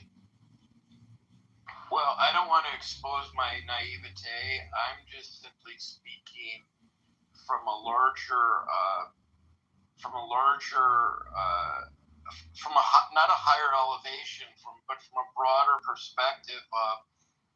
I think there's a long game in all of this, and the long game to me is always political, whereas racial animus is really personal. And if you're not personalizing it, I don't buy it as being racial, and maybe that's a horrible response to reply to you, but that's how I look at it. No causation between the Supreme Court decision and this rush to redistrict in the manner in which they are redistricting. Well, I see racial undertones, but I see the judiciary and the executive branch, whether they're filled by Democrats or Republicans, as being political always, because they're very self-serving, and so it's not to say they wouldn't resort to a racial bias in their in terms of tainting their moral compass, but the first thing, the priority to them is always the long game. I don't know if that clarifies any more or not my stance. Thank you, Dr. Jordan, and just for your own edification, I didn't give you a thumbs up nor a thumbs down. Steve, followed by Andrea. Hey, Gary. Can you hear me? Yeah. Oh, okay. Well, Gary, let me ask you this. If a population, as a population, is voting 89 to 92% for one political party, does that mean that by the nature of the population that if you try and dilute that voting base, it makes you racist? In 2020, I just looked it up. Do you want me to answer that, or you want me? I can wait. Well, let me just put the caveat. In 2020, I just looked it up. 87 to 92% of the black population voted for Joe Biden. Now, if you're trying to gain seats in Congress and you have a voting bloc that's voting that way, and you try and dilute that voting bloc, do you immediately go to racism, or do you go to the obvious, which is this is the Democratic stronghold of voters? Okay, so the thing is, the initial redistricting effort, the opening salvo occurred in Texas. Okay. I don't believe was racially motivated. It was politically motivated. If it's racial, the racial colors are blue and red. Those are the colors in Texas. However, the subsequent southern state redistrictings attempts in Tennessee, Louisiana, Alabama, that occurred immediately after the Supreme Court decision, and in which the redistricting proposals were mapped out in a manner which coincidentally or deliberately eliminates black representation by combining districts that are that are next to one another in order that at least one of those black members of Congress cannot stand for re-election because one's going to primary out the other. I don't see how I cannot wrap my mind around any conclusion other than that was racially motivated. Now, you may argue otherwise, and that's fine, but it seems pretty obvious. Now, you can argue that the law which permitted the original districting that favored black representation was unconstitutional, and what they are doing is a proper redress to that, and that's fine for you to make that argument. But to suggest that there's not a racial component in it just doesn't pass Gary's smell. Well, Gary, let me ask you this. If you have two districts and both of them are Democratic and your objective is to get more Republicans, your immediate instinct is not that we're eliminating a Democratic seat. Your instinct, I'm hearing you say, is there's got to be underlying racism. It's based on the Supreme Court decision that they're doing this. They didn't do it before the Supreme Court decision. So obviously it's racially motivated. It may be to redress a law that was racially disadvantageous to you or me because of our skin color, but it 100% is racially motivated. And if you can't see that, I don't know what more I could say about it. But you asked. Well, let me ask you this: before this latest round, of Texas, California, Virginia, Tennessee, all these states started doing this redistricting. In New England, it's generally considered that New England has population based to 40 to 45% Republican. You know how many congressmen from New England, that conglomerate of states, are Republican? Here? That has nothing to do with the discussion in hand. It absolutely has something zero to do. So is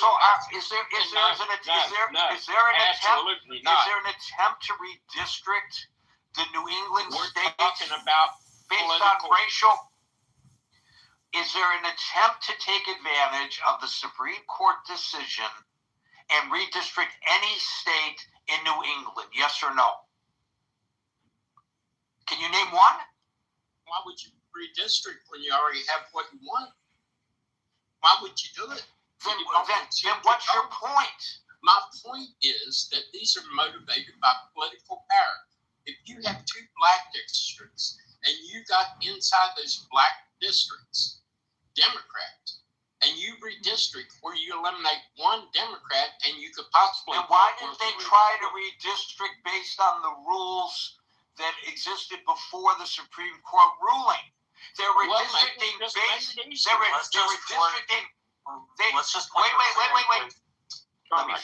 Let me finish asking. I'm going to let you answer. I always let you answer. What they are doing is redistricting based on the Supreme Court ruling with regard to districts that favor greater black representation. So they are redressing what they feel is an unfair advantage to black representation. They are addressing that specifically. They're not addressing. They're not addressing. Okay. Now hold on. Hold on. I haven't finished saying it. Well, I think you've said enough about it. Okay. Well, I'll let you moderate. Go ahead.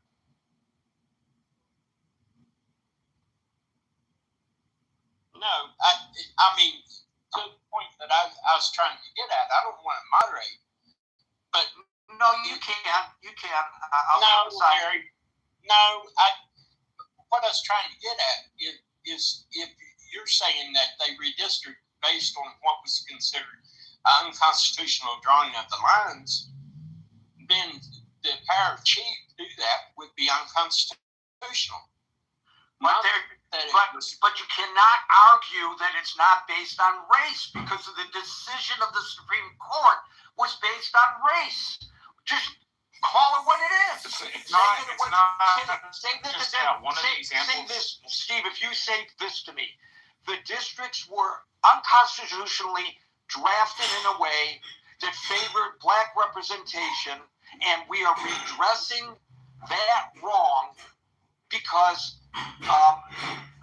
it disproportionately represents black people, then say it. But that's obviously race. I mean, if that was the case, if I'm hold on 2 seconds. Like y'all back and forth. There's a really, really good example. Exactly what Gary is talking about. It's the state of Louisiana. Louisiana constructed maps right after the Supreme Court decision, and they were struck down by a federal appellate court because they were drawn racially, which is now unconstitutional. The same maps, Louisiana is now currently suing again to get to be made their maps. So maybe it's not everybody, but it's certainly Louisiana, and Louisiana is certainly in the former Confederate South, and the states in the former Confederate South still hold those views. It's just not as many people, because Reconstruction was never finished. People still hold those views. So you do have to take into account that it's not just political. You can't just say it's all Machiavelli or Dr. Jordan, but you can't say it's all political and not take into account the cultural heritage and history of a place, and noting that it still animates people. I mean, Robert Byrd was in the Senate until what, the 80s? Something like that. I guess my point here, Steve, is that there is an element to this. Certainly argue that there's some political stuff to this, because I think that was Texas, right? Because we didn't draw Hispanics. We drew out Jasmine Crockett's district because she was particularly caused some ire for the big three: Lieutenant Governor, Governor, and Speaker of the House. But it was more political than it was racial. Louisiana's was more racial than it was political. And so we got to recognize those. Marshall, let me ask you this, a serious question, because I've lived in the deep South a little bit. Do you think at this time that there's enough of that undertone that you just talked about to wield the political power that would be necessary to achieve these things? I don't think there's enough of it present, Marshall. Sure, there's a little of it there, but to the extent to permeate the political system, to the extent that you could get this type of movement, I don't believe it's there. Not based on my experience in the South. That's not what I mean. What I mean is you mix people together, and so yes, there are going to be some people in that group that make decisions that do it ethically and do it the right way and represent the people, but there are also those members that hold on to the lost cause mythology that still hold racial animus, and they may not be in Congress, but they are community leaders. They are people who go back a long period in history who people look to, right? I'm not saying that the South did not make great strides since the Civil War. What I am saying is the South's genetic undertone from the start of the country is still there. It's not gone away. Let me ask you this. So when the Supreme Court addressed what was going on in Harvard, and if Harvard corrected that admissions thing they done based on what the Supreme Court said in their decision, does that make the faculty at Harvard racist? No, which is why I didn't use that as an example. It's why I didn't use the term racist. I said based on race.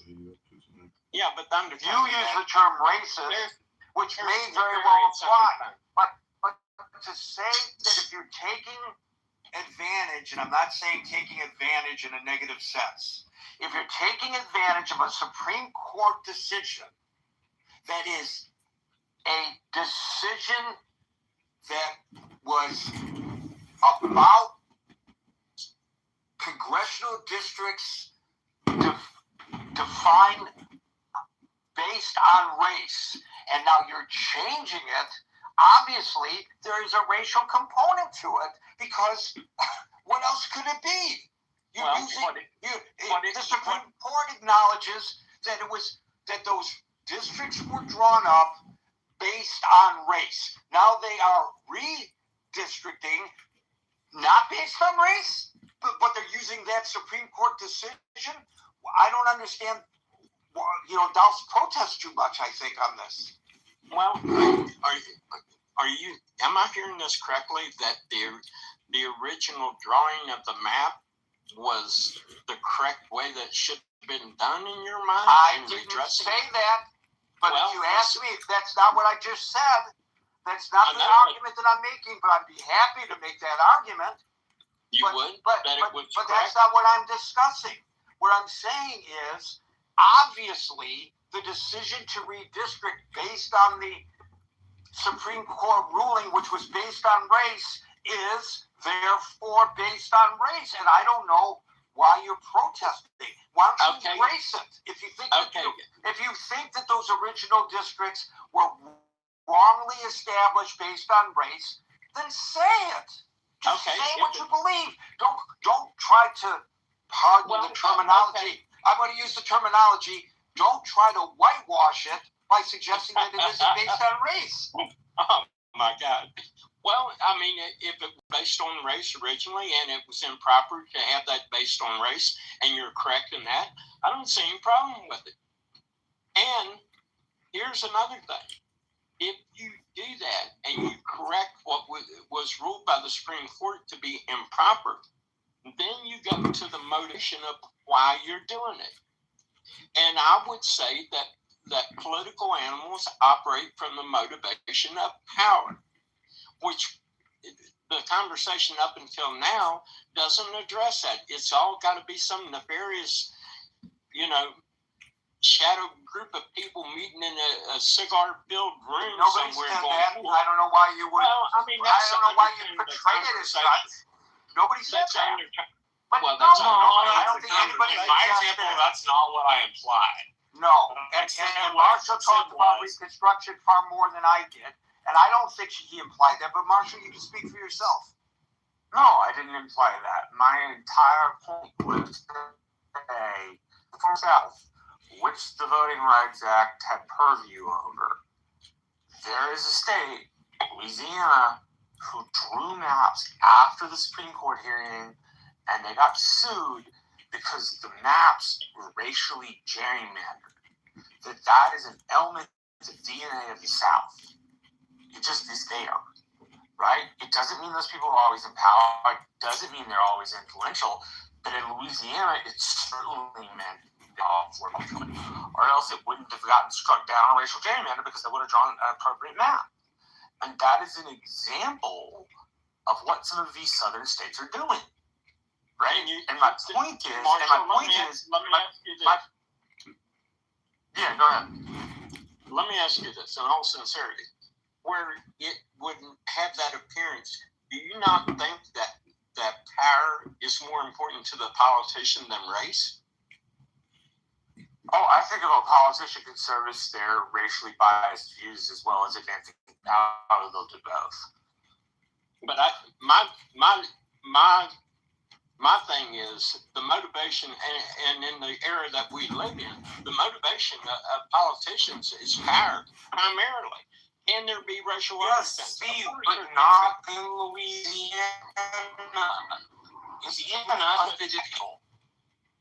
But we're taking that one example and we're painting the whole building with it. Okay, I think everybody's made their point. I think everybody's made their point. I said it was part of the DNA of that region. So it pops its head up all the time. I'm listening to this book called Nations Apart. And one of the things it describes is the Deep South. The Deep South, when it was settled, was aristocratic and authoritarian nature. And it was settled by former slave planters from the Caribbean. And that DNA is still in the South, in the same way that what this author calls Yankeedom, which is essentially the East Coast, the Northeast Coast, they prize more communitarian, they trust government more, they tend to see government as a positive force, right? So the regions of the country are different, and they manifest today, yes, in different ways, but because of those seeds that were planted, that'll always be part of the DNA of the region. It'll never go anywhere. it doesn't mean that those people will have concentrated power all of the time. But Marshall, that's the Confederates in the attic. That's the thesis. That's the thesis. See, I have the book. I just haven't read it. Okay, I think at this point, everybody heard what I had to say, Steve had to say, Marshall had to say. I don't think there's anything more that Steve, Marshall, or Gary could say. That's people will have to sit. You know, we have a huge audience, and they can decide, and it's their prerogative to agree or disagree with any of us. Well, can I finish? I thought you had. Gary, can you clarify the format of this room for me? The format of the room is I run the room and I call people one at a time to speak. And moderators are allowed to interject. You're welcome. Okay. I just, at the risk of being redundant, Gary, it's my fundamental belief that politicians are primarily driven by power. And I'll leave it there. And in answer to your question, no, I do not agree with the Supreme Court decision. Andrea, followed by. Thank you. I also don't agree with the Supreme Court decision. I do think the recent gerrymandering in Tennessee in particular was based on race. I think you cannot, as Marshall or several others mentioned, I don't think you can separate this from some of the history in the region, though unlike Marshall, I do think regions might change over time because if we remember, Marshall, there were the Southern Dixiecrats that I believe were part of, the Jim Crow era who were Democrats. So racism, I think we're grappling with a new spotlight on this in our country for some, not new for others. I believe that, with the emergence of the involvement of Oath Keepers and the Proud Boys and just the increased spotlight on those groups from January 6th and recent involvement in ICE, that it's just becoming more in the headlines, so to speak, something that perhaps has been, existing for quite some time and never fully resolved, as Marshall said. Just a couple of other quick, and Gary, it's so interesting always to hear you and Francine speak, though I know there is an age difference there between you. I love the intergenerational rooms because of the perspective of people who have lived through history and know friends who have, fought and bled and advocated and died and lost family members fighting for this right to vote that the Voting Rights Act was meant to protect. So, but I do want to. My heart broke today, though I wasn't surprised, and it broke when I saw Tennessee, and then when I saw Virginia come through. And I would say that I want to zoom out because rather than get into the nuts and bolts on the redistricting, which Marshall can do any day better than me, we are looking at this in a time where Trump currently is extremely unpopular in the country, though he retains a certain commitment from a segment of his base and perhaps is gaining ground in places like, Indiana, or where he just won several seats. But, there's a reaction to the fact that the Democrats have flipped 30 seats and special elections. And I do actually agree with Steve about a main motivation from many politicians being power, and then obviously I think it's possible for any single one of them to be racist as well. But I actually tend to agree with Steve that things are more they're more motivated by power. And then I just want to say a couple other things. This notion, the point that Francine mentioned about secession, not the Civil War, about an economic boycott and a reaction by some of the blue states, that this is actually, I believe it is gaining ground in a way that's not very public.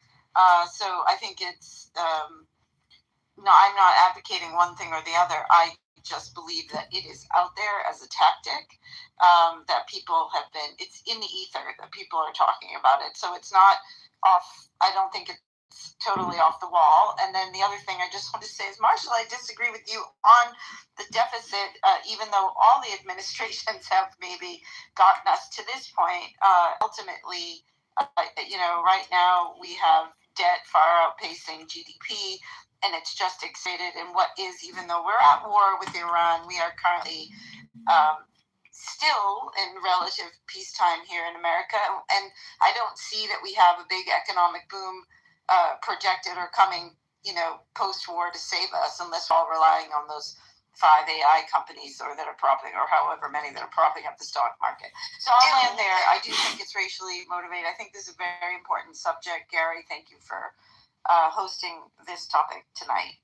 Thank you. And again, a reminder that on Saturday night at midnight going into Sunday night at midnight going into Monday, we're going to be holding forth on Substack Live, something new we're going to try just to see what it's like.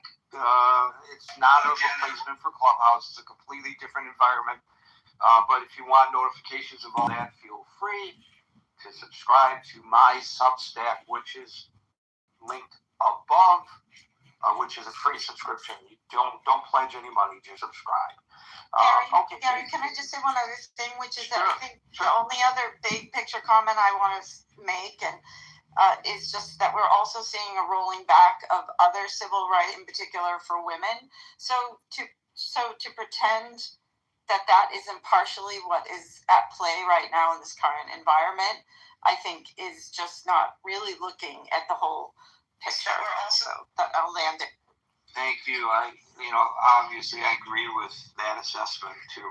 Hey, Gary, can I add just a comment real quick? And Andrea, thank you so much for that contribution. But Gary, we've talked quite often on this stage in the past on the subject of anti-Semitism and how important it is to call out anti-Semitism. I also want to call out language that I've heard on the stage so far today. It's the comments racial undertone or racial undercut. What exactly is that? And to me, that's a racial-based statement for someone to say racial undertone. There's no undertone. It's either racist or it's not. So I just wanted to share that I feel to be consistent, since we'll call out anti-Semitism, let's also call out those smoke signals that talk about racism. Thank you. Yeah, well, as I pointed out earlier, and I thought it was just great that you mentioned it, some of the racist rooms that appear on Clubhouse and elsewhere, that it's not often that people call it as it is, especially people who are politicians or in the political sphere. They try to hide it through euphemisms and use of semantics, and I think it's important for us to recognize that. I'm glad you just did. David, and I don't know whether the other people we've invited up on the stage are going to make it, so you may or may not be our last guest. Oh, let's hope not, Gary. Yeah, Gary, great room. I wish we had maybe a greater diversity of thought up here, especially given the import of this court decision. I think we've heard some diversity of thought. What have we missed? I'm pretty sure that my position and Marshall's position, our position was countermanded pretty darn well by Steve, although he was probably the only one to challenge us in that manner. But I mean, there was a diversity there. Okay.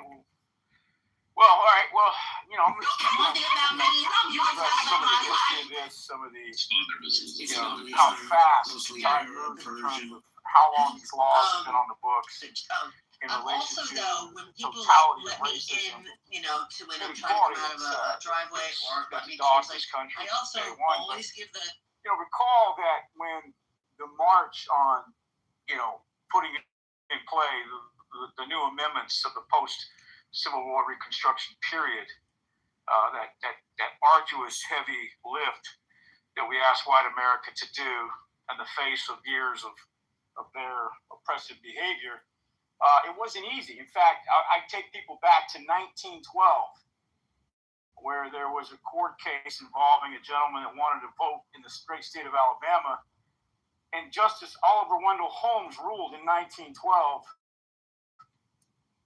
you have a right to vote, sir, but we don't have a way to compel the state of Alabama to give you the right to vote. So therein lies, in 1912, the difficulty and the power of entrenched systemic racism against a large majority of populations in the South that were facing the inability to overcome. I just found out as well, Gary, that the term grandfather law refers to a slave having the right to vote, or excuse me, not a slave, but a former descendants of slaves having the right to vote if their grandfather was able to vote.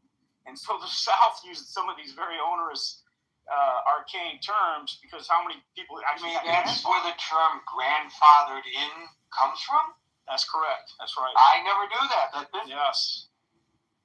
Yes, exactly. So in 1911, in Giles versus Harris, Oliver Wendell Holmes made that majority opinion. So anyway, marching toward the Voting Rights Act, we saw what happened with the ascendancy of the Warren Court, circa 1950s, I believe. Earl Warren, by the way, was one of the most popular governors in California's history. He was a bipartisan governor for 3 terms. He promised then President Eisenhower he wouldn't challenge him in his election, but in exchange for that, he wanted a position on the Supreme Court. And it just so happened that the vacancy that opened up was that of Chief Justice. So Warren never served as a jurist. He was always a politician. But this guy was able to obviously lead the march when the cases were brought before him in terms of Brown versus Board of Education. And obviously that they overturned segregation with a 9-0 verdict that came down on high. However, the Deep South and their politicians were calling for Warren's head. They were calling for impeachment. They were saying this is legislation from the bench. Well, this is the very exact thing we're seeing right now, I believe, Gary, in the way that the Supreme Court has surgically dismantled this law. And let me explain. In 1982, when Congress passed a strong amendment to the Voting Rights Act in 1982, a then emerging jurist by the name of John Roberts didn't like the decision. He didn't like the arguments. He said, wait a minute here, this isn't right. Well, in the Deep South, Gary, the 82 provisions were challenged in the state of North Carolina, resulting in a Supreme Court case affirming with 9-0 these very amendments that were passed in 82 in a case of Thornburg versus Jingles. And so here we have not just the legislature enshrining law the way it's supposed to be done in this country, but you have the state Supreme Court justice affirming that. We see a total takedown of one legislative victory, and then we have the Supreme Court affirming that, only to have this Supreme Court decide in all its wisdom that this is bad law. And we, in our wisdom as 6 jurists, have the right to override this precedent. So that's very important. It also is important to note that in 2013, when then District Attorney Eric Holder fought the Shelby decision with Section 5 of the Voting Rights Act, recall that it was Justice Roberts who said, hey, wait a minute here, we still have the Section 2 provision in play here for you folks to lean on, if and only then you need to do that, so it's not completely gutted. So here we have that messaging, that articulation by Dan Roberts in that 2013 decision. And then recall that it was the vaunted legislator, civil rights warrior, John Lewis, who marched in 1965 on the Pettus Bridge, named after a Grand Dragon wizard of the Ku Klux Klan, Southern leader, who marched Bloody Sunday, 1965, into the mob of guys and cops and cops with badges and batons, and they all got beat up pretty bad trying to march for the right for freedom. And of course, we shot down the John Lewis Rights Act, could not get the votes, trying to re-enshrine those things that were lost in 2013 by the Supreme Court decision. So, Gary, what this could potentially portend is the emergence of politicians in the Deep South who don't necessarily want equality in this country. Recall that in the Great Pelican State, it was David Duke who almost won a governorship, Grand Wizard, I believe it was circa 1991-92, and were it not for the massive groundswell of voting by the black community in that great state, we might have had a Grand Wizard leading one of our 50 states in this country. And so does these decisions open up the floodgates for these types of politicians to emerge, not being able to check their racism at the door because the black voters won't have any power to keep those guys out of office? So I think that ultimately is a potentiality with these decisions that does not advance the democratic and racial principles of this country. And I like to just end on, I really appreciate Dr. Francine's comments as one who lives in a blue state. Although I like her comments in theory, I don't like them as far as being able to execute them. But I think there's some room to maneuver on some of those ideas, because here's the thing, Gary, if you can have these kind of laws by 6 jurists, not laws, but decisions that are essentially laws, because when they say something, that it has to be supported. And then as the minority populations of this country begin to expand, where does that leave us if this is not done? If it's a colorblind society, Gary, then the arguments that Steve makes and all those other persons on the stage, maybe they're few and far between, then we don't have anything to worry about. But this is not a colorblind society, and that's my issue with that. And I'll land there. Thank you, David. Les, followed by Chin.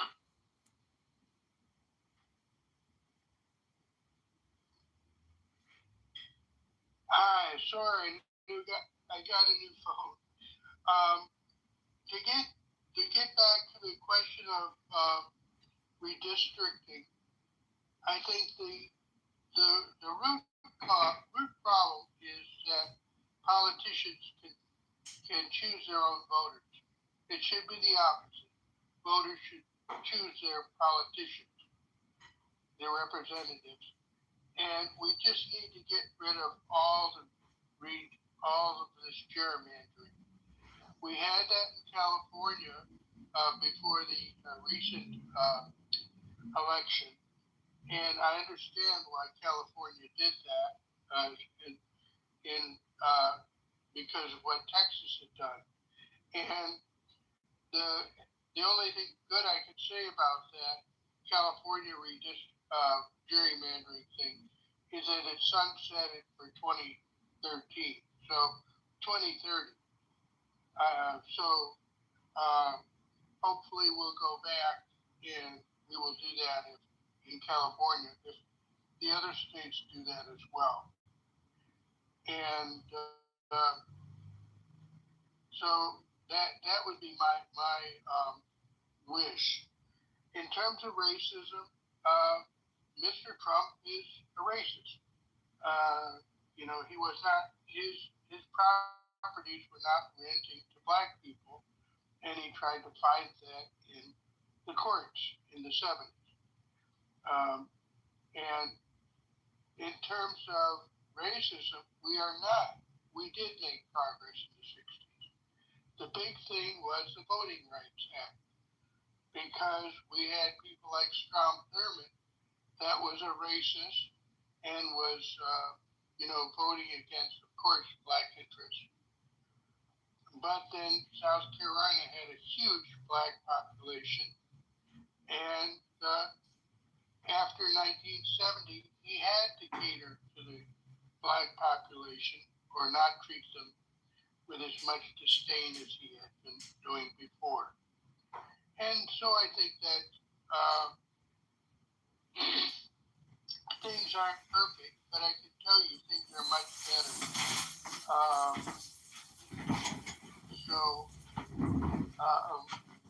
And I have personal experience with that. In 1980, I was picking up my daughter and my wife at the airport, and there was this racist cab driver. I should mention, she was black, probably still is, as far as I know. And he was just giving me all this racist crap on the ride over to the airport. I was picking her up in a cab, and I don't think cab drivers would do that anymore. And you know, I do think things are better. You know, they're not perfect, but I do think things are better. And I guess that's all I have to say. Unless someone has questions for me. Thank you, Les. Ching. I'm sorry, this was I just button without knowing it, and thank you for having me. And I'm gonna pass this. I don't have enough knowledge to make comments, but seems like it's not a good thing that you know the court is writing down the House map. So, at the end of the day, thank you, Ching. The hemorrhaging's got to stop and so forth. I mean, America, we're going into the summertime period. I mean, we all, America. In manufacture, because when you rely on it, when you have manufacturer, they Eastern time on Substack Live. So until 5 o'clock New York time on Monday for the next edition of the. It's time for the quarter. Be safe, be well, and peace out.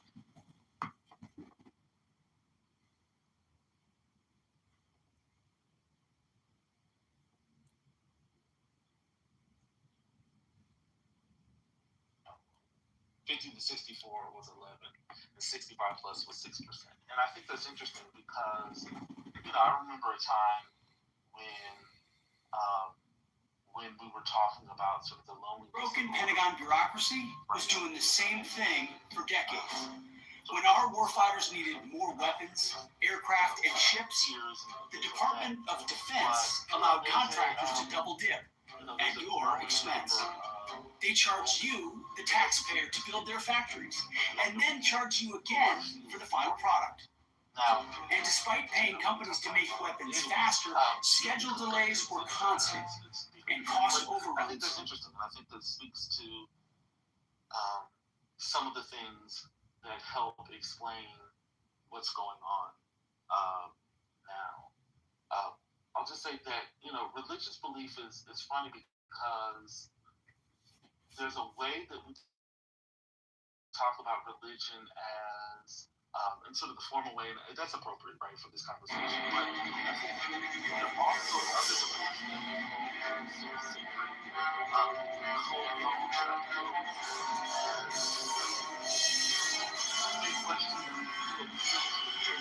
sort of sacred,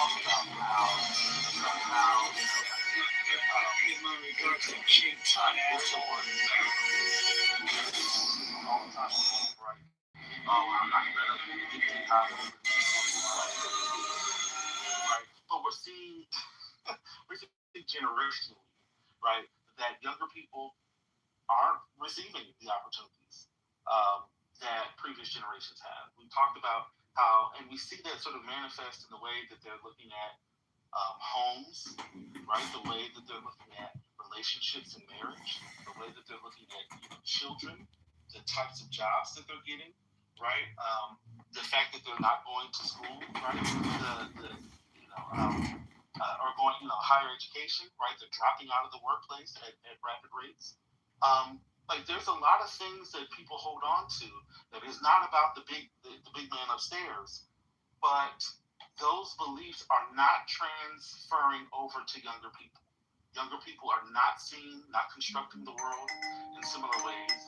And in moments of crisis, in moments of disruption, over and over, right? The cycles of economic disruption that we continue to have over and over and over, right? People are looking for, not everyone, but there are people who are looking for other ways, who didn't grow up with religion, who don't have the same sort of relationship with religion.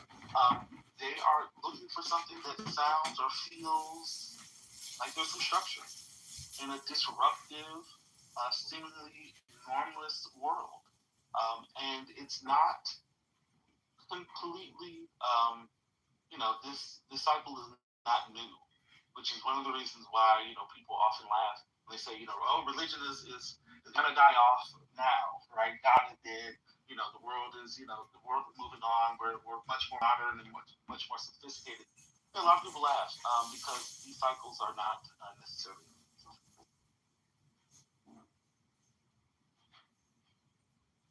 I just want to mention one thing, brother. Mel had put in the chat earlier, like a long time ago. I don't know if you saw it, but it was an actual article from the Washington Post on the decline in male jobs more recently. And the thing that stuck out to me in the article was the researcher from the University of Michigan said that it's not all retirement and education. There are guys just dropping off the planet. They're not looking after their kids. They're not in school. They're not in the labor force. Across the board, when we look at men, we see challenges that they face that leave too many men disconnected. That's one of the reasons why I brought up the sort of religious piece and sort of the revival that I was talking about and put in the chat, the Porch Church in I think it's in Texas. Because that quote from Betsy Stevenson, who is a professor of economics at the University of Michigan, made me think that's what I was seeing in the eyes when I went to the revival several months ago now. I went to this revival, and I'm calling it revival. Come on, revival. It was a 3-night little service, but it scared me so bad I didn't go back after the first night. But it reminded me of the look I saw in those young men, the young men's eyes.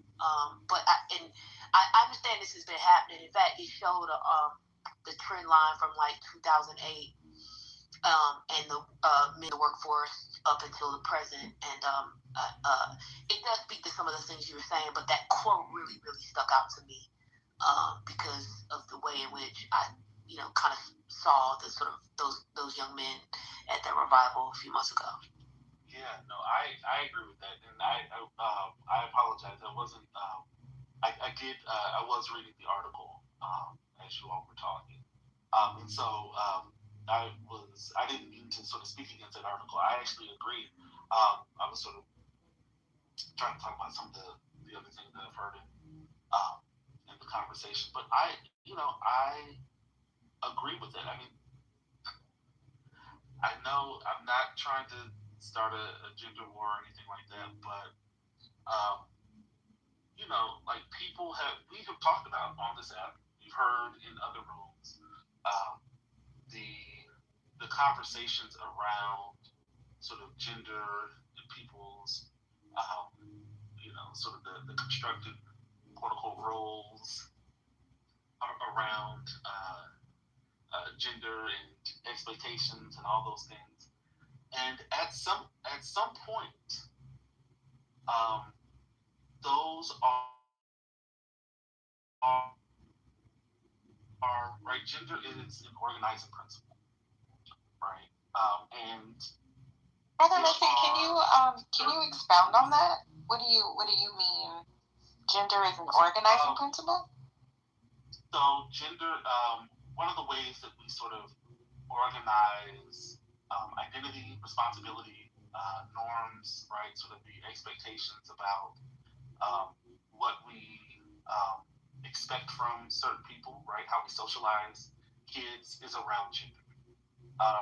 Like there are certain expectations, and I'm not saying every single individual down to a T has this, but we can generally talk about sort of all of us, even if we don't sort of ascribe to them, what what are quote unquote the I'm using air quotes. I'm just gonna say it. I'll just deal with it. But we generally have an understanding of what society understands as a man, a boy, a girl, right? And so those are, when I say sort of gender as an organizing principle, it sort of organizes and constructs the way that we expect others to behave, what sort of assumptions we have placed on ourselves. We have a certain expectation of how people are supposed to talk, behave, look, dress, engage. When we assign them a particular, or we assume a particular gender identity. Okay, thank you. Right. Does that make sense? Yep. And so as such, right, in the same way that women are, often confronted with, marriage, children, the expectations around parenting, chores, the penalty for having a child and coming back to the workplace. There are similar, not equally, but there are similar expectations around men. And as individuals, we often take on those identities, right? So one of the issues around toxic masculinity that people talk about are, one of the reasons why it's toxic or pervasive is because people internalize those. And so what happens when you are not able to fulfill the expectations that your parents have of you, the way that you've been socialized, the way that other people expect of you, the way that society constructs what it means to be a heterosexual man? How do you sort of wrestle with those things, right? Now, you can say, well, I don't care about those things. Yeah, okay, fine. At an individual level, there are people who don't conform to those things. But that doesn't mean that everyone does. And it doesn't mean every sort of pressure. And so people are being confronted. Young men, boys, are being confronted with realities that men behave in particular ways, but the economic circumstances that are befalling all of us don't necessarily make that that a reality, right? Women have entered the workforce. They've been entering the workforce. They are economically independent of men. In the past, we've done a lot in our society, right, to construct the dependence of women to men, right? Like, that's just a fact. You can read the accounts of all the ways, Charlotte Perkins Gilman, talked about all the ways that that society was set up to construct the dependence of women on men, right? So now that we've moved away from some of those sort of forced ways that women are dependent, what are men to do in a society that still expects them to behold or uphold traditional aspects of masculinity, maleness, malehood, but not have those realities, right? They're not entering, they're not going to college, right? The jobs that they have, because we have a real and true division, a gender division of labor, what happens when male work leaves the society, right? Starts dwindling, right? What happens when, I was just reading another article. They talked about all the sort of ways, so you got declining health and disability. You have a skill mismatch and educational gaps. You have technological disruption and automation, stagnant wages and low status, right? Like the ways that we have formed the jobs that have been successful for men with the declining. Sorry, I'm all over the place. We have a diminishing and dwindling middle class, right? What does that mean for the jobs that have traditionally been a part of that middle class, lifestyle, right? All of these things sort of are connected, right? But we don't have, as a society, we still have the expectations, right, on men and women to perform tasks that go far beyond the realities that we live in right now, right? And so we have disruption. We have men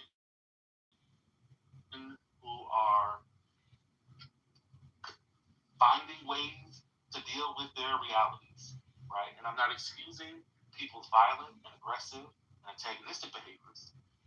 I'm just trying to give a larger context, right? This is, and so what I mean by this has happened before, and I'll end here and I'll shut up and I will not speak for a few hours. But this is consistent with, I'll just say this is sort of traditional sociology. Traditional sociology has talked about sort of the rapid increase or the shifts, right, in sort of the norms, values, and expectations, and then the larger sort of societal structural changes that are taking place. And when one moves faster than the other, you have disruption. It's called, Durkheim talked about normlessness. Merton talked about, anomie, right, the strain between what individuals are facing and what their, what the expectations are, and the realization that they can't meet those expectations that society has for them for whatever reason. All right, I'm done. Sorry. We was waiting for vapor. We was waiting for the vapor drop. Yes. You done ran through the whole thing. We got one-on-one, and we got one-on-one in a 30-minute lecture. I mean, let's go.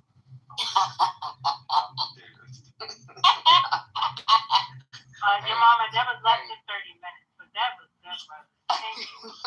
Hey, brother, I need you to sign so I just get my 3 credits, by the way. Oh, trust me, it's even more painful. This is the largest intro to sociology on all of the internet, in all of the world, in fact. Shout out to Nubia. Shout out to Karen Hunter and Greg Carr. Well done, brother. I'm just playing. But thank you, brother, for substantiating what the data actually says, right? Men are losing their minds because that traditional concept, which, by the way, was not very favorable to men. And I would be curious one day just to hear you speak on those things and expound on them. Men had higher rates of death than women because they typically work to death. Men were not, especially black men, were not allowed to really, be human, in a sense, right? Like, you're gay if you do this, you're gay if you do that.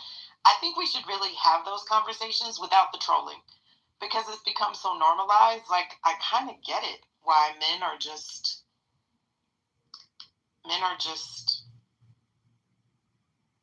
I don't know. It's just, yeah. I think that this is a great opportunity for men to redefine themselves, to be perfectly honest.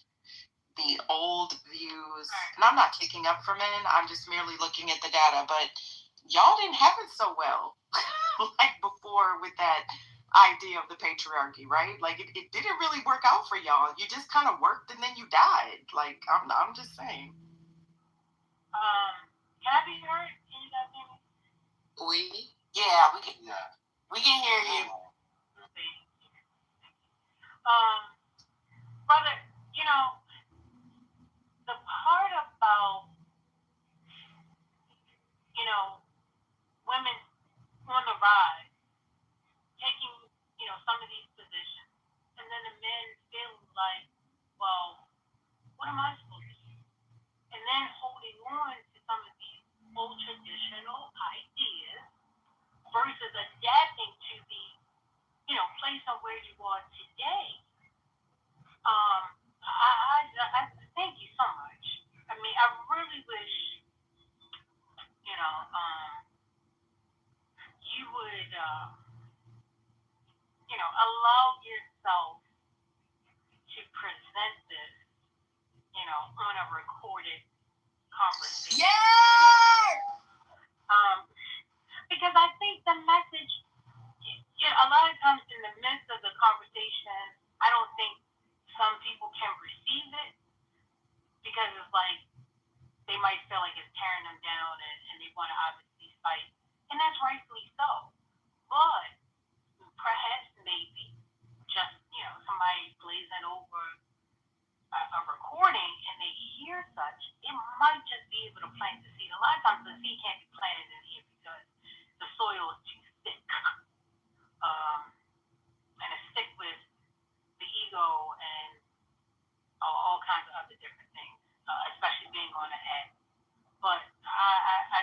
really appreciate how you articulated it in such a way. I think it was gentle enough to be able to pierce somebody's heart.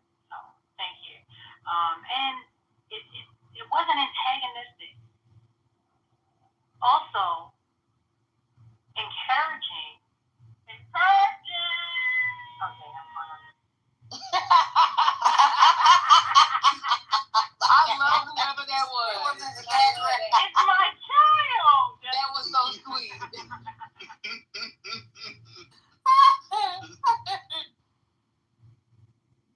Everybody was a cheerleader. Brother, I'ma just tell you that I won't tell you in the back channels, but I need to know how you come. You know, see, we holding each other accountable. I think that would be fascinating just to present the data, because I hate the conjecture, right? I just love looking at the data. Like, I think that men have a right to be upset in this regard, right? Like you said, when things change too quickly, it can cause severe disruptions. I think so.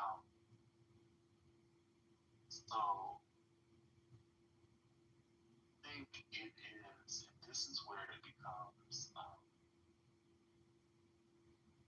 a little diabolical, because there is a lot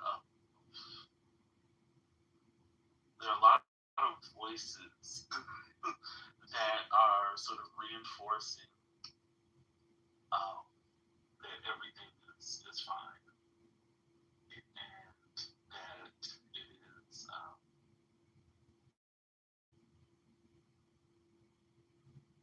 that everything is fine. And so what that does for a lot of folks is, with, I think, there's a lot of things, but again, sort of the growing isolation of people. I think that also makes those narratives even louder, because I was looking at, I was reading some stuff about hookup culture, and this was a while ago, but you talk to people, and they'll tell you, these are young people, they'll tell you what they do. They again, we've seen sort of the trends around sort of not having sex, not engaging sexual activity, and it's not it's not the majority, but it's a significant group of that population. And they'll say, okay, I'm not having this, but I think everybody else is, right? Or I think, and so then there are other questions where they'll ask, and so they have this sort of warped sense of what's going on, but they believe that they're the one who's the outlier, right? And so I think the same is true with some of the struggles that men are having, where these narratives exist about what it should be, what it is, or what's happening, right? That don't speak to what's actually going on, and people are talking to each other, and and so they believe that they're the only one, right? And then they find out that other people are struggling, and then they become resentful because they're the only ones. They think they're the only ones who are going through something, and we haven't really provided narratives. I mean, I've talked about this before. Again, I'll show you back. The institutions are really important. What institutions communities build for the people? Like, these narratives don't just change on their own, and the issues that people are dealing with, if they feel isolated, they will make their own moves. And when people, and this goes for children, right? This is why, like, not having conversations with children, not having age-appropriate conversations with children about things is frowned upon, because people make their own meanings, and oftentimes those meanings are wrong, but they are trying to make sense of the world around them. And so when they do so in isolation, and when they think that they're the ones who are sort of getting the short end of the stick with the old reinforcement of what they quote unquote are supposed to be doing, they think they can achieve that because, either something they did, right, or something, something they're not doing correctly, or, they just got the wrong end. You got a lot of resentment. And social media often does not help those conversations. It can, but yeah, I think institutions that are purposeful and sort of reaching out to people, and I think that's one of the reasons why the church is people are seeking the church, because that is an institution that more or less is in every community, right? There's invisible, people know where they can go, or at least have an idea of where they can go.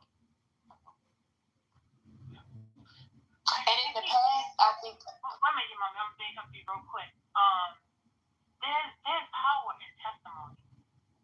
And what you said, because if people are speaking about the good things that are happening, and someone who's young and who's struggling, it's very difficult for them to have hope and believe. But people got to get back to testifying and, telling their story so that someone else can dream and believe. Go ahead, I'm sorry, Brother, I was going to say, I think there's some scholar who's written about the ways in which churches provide social structures, or sort of what the politicians might call wraparound services for communities. We're waiting for, I wish we could bring him on the app. That's what I wish we could do. Brother Messi, remember when I was arguing with a certain your favorite atheist, and they kept saying the way that we save the black community is we get everybody to be an atheist, and I was trying to tell them, you think that would be the answer, but these niggas that don't go to black church are worse. They kept telling me, the black church is the problem. And I was trying to tell these niggas, like, no, it's not the problem. Your beef with religion, it doesn't mean you should shit on the institution. Because we see when these niggas fall out of this institution, what happens to them? Dr. Library Card, I was there when you had that conversation. And wait a minute, want to create an institution of their own without a purpose. That's what I'm trying to get them to understand. So, like, when you shit on the black church as an extension of your beef with organized religion, it creates an environment where niggas start doing this multiracial shit where the values are all fucked up. Like, it's all mixed up over there on the other side. But y'all's beef with organized religion makes you shit on something that is not politically what you believe is problematic, but that's just how it all gets wrapped up in.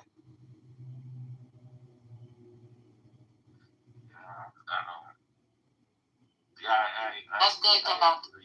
I'm not even gonna get into the black church in this space, because I know you don't know nothing about it. It's a rough topic. I mean, I'll just say that having spaces to gather in person are important.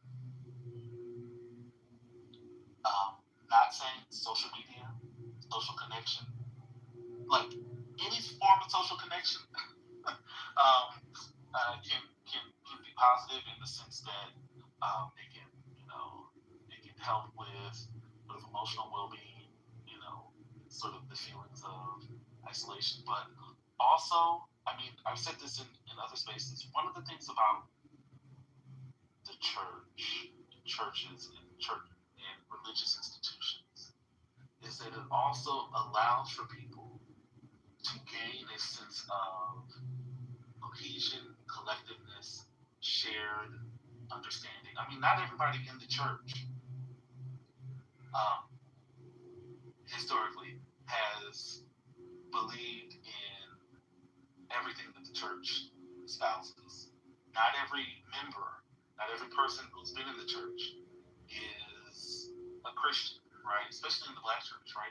But it has been a space where people have developed language, have developed a sense of connection, and those things are important.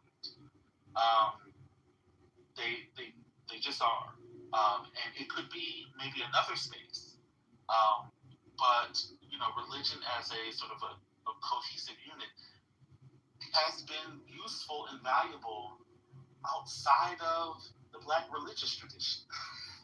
Like, religious belief has been sort of another organizing sort of unit that people have used throughout history. And it's been a valuable space, right? Like the Black church isn't unique in that aspect. We just, talk about it because it created, in more modern times, a culture and a group of people. It helped shape. It didn't do it, exclusively or by itself, but it helped shape sort of a culture and create a culture of people in a more modern time that did not exist before. And so we just have a lot of historical, tracking of this sort of modern phenomenon. But yeah, it's important. Institutions are important. And so again, and I think that's a consistent thing that we talked about in other days in this room, right? Going back to the importance of institutions, valuing the role of institutions in American life and society. It's got to play.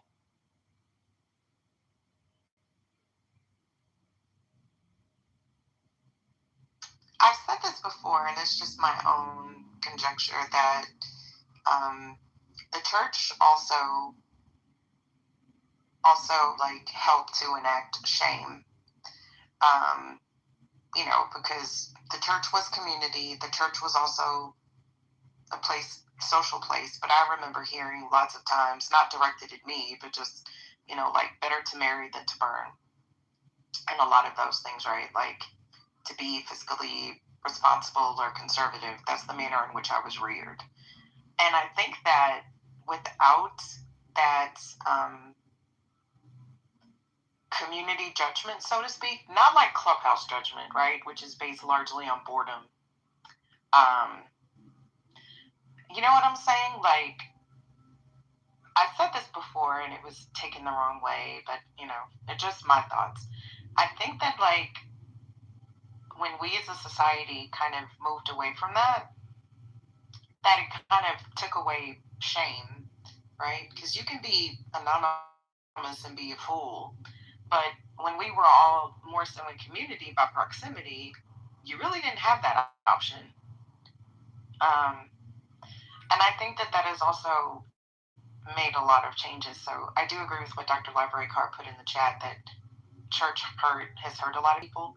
But I just remember there just being more of community accountability, if that makes sense, for both genders, the expectations, the desired outcomes. Also, personally, like, we don't have to get into more like social structures of it all, just a personal accountability to.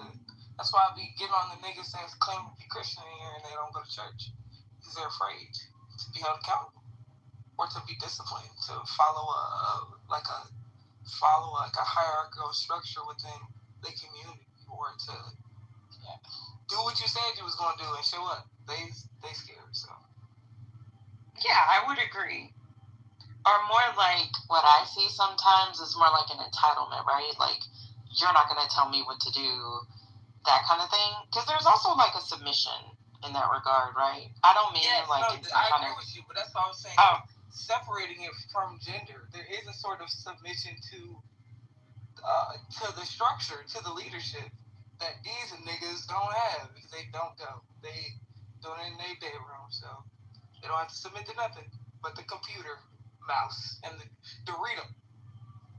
That's a nasty word.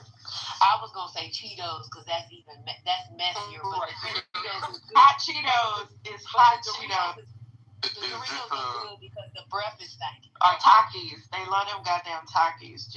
But you know what? I mean, y'all. I mean, I'm thankful that y'all got yourselves together because y'all was going crazy. But I just want to say something that I didn't say earlier, and I'm thankful that Brother Messi, stopped his trolling. He put down the sword of trolling to give us an opening into his brilliance, and I'm grateful, and we're better for it. That's number one. Number two, this is why I often come here, and y'all think I'm playing, but I'm dead ass. Black men need order. They want to be the head, but don't want to lead. They gotta get it together. They really do. I mean, there's a thing so y'all hear me talk about this sometimes as well, which is this idea of ordos amores, the order of love. Y'all gotta get it together. Can you say that louder for the people in the back? I'm done speaking, Sherry. I know y'all trying to tempt me into a gender war. No. We actually want you to just stay on mute. We've been having a wonderful, wonderful y'all are circle. This is what we call a circle. Going for hours. What we call a. All right, I've been moderating from the group. They've been going for hours with very fruitful conversations. It was great conversation. Am I allowed to speak? May I speak, please? No. If you gonna try to That's the problem right there. No. See, this is the thing. You come in. I see what you wrote in the chat. Like, why can't you come in and try to engage in a conversation? That's what I just tried to do. That's what I just tried to do. Add to it and move forward. That's what I just tried to do. No, in the chat you chastise because you don't even know what we say. Listen. You heard one thing and you trying to take out your belt. Put your belt on. I'm not fighting you today. Put your stomach in your pants and pull your pants up. I'm not going to do it. Zip them up. I love you too much. I'm not doing it. So I will say there is a misunderstanding and a conflation between your pastor, how he interpreted and presented the word, and the church being the body of Christ. That should be distinguished. And you should understand that there are some men who don't know what they're doing, but have the ambition, and I would even say the desire, and they would say that they have the calling, but yet they don't know what they're doing. And then I would say that there are certain denominations at certain time periods that don't know what they're doing. Why? Because the church is just men trying to figure it out, human beings. So we have to try to understand that, the body of Christ is imperfect. I would even say a work in progress. And you got to be able to distinguish between the church and some man's interpretation of the word and presentation of the word. Thank y'all. Nice day. But your mama, before y'all respond, y'all don't have to, please. I just want to say, your mama, one thing that I feel like I learned from the church when I'm always talking about discipline, there's a certain, because of the hierarchy, and what people, even the way that we use like the term elders in the church, that people put an amount of work in, whether that's committing to attending services, committing to volunteer in the community, committing to read something weekly or 2 times a week or 3 times a week. That level of commitment, it shows you what you have to do to be esteemed in that same way. And when you were saying there's a lot of people trying to be the head, they're trying to be the head without doing what being the head requires, right? So they don't want to uplift their community. They don't want to reach out and uplift the kids. They don't want to read the Bible. They don't want to be held accountable to doing things they say they're going to do, but they want to be crowned the head automatically. That's why these niggas need to go back into the church. They think logging on is the same amount of work as people who commit their time and their money.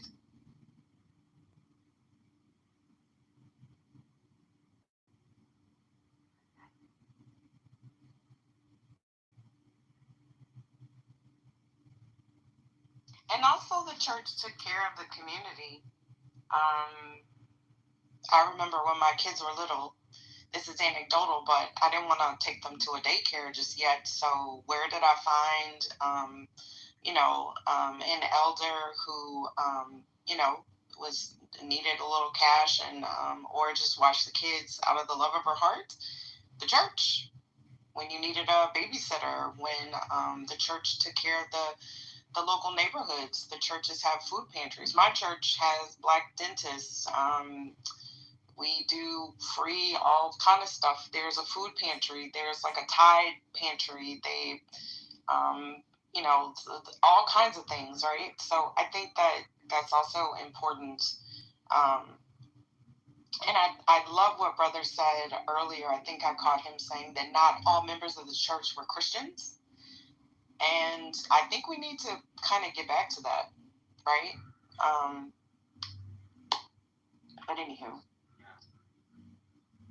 I think that's right. I mean, when you think about, you know what, and I saw that video of those kids trying to read a few sentences. Oh, Lord. Wasn't that bad, Michelle?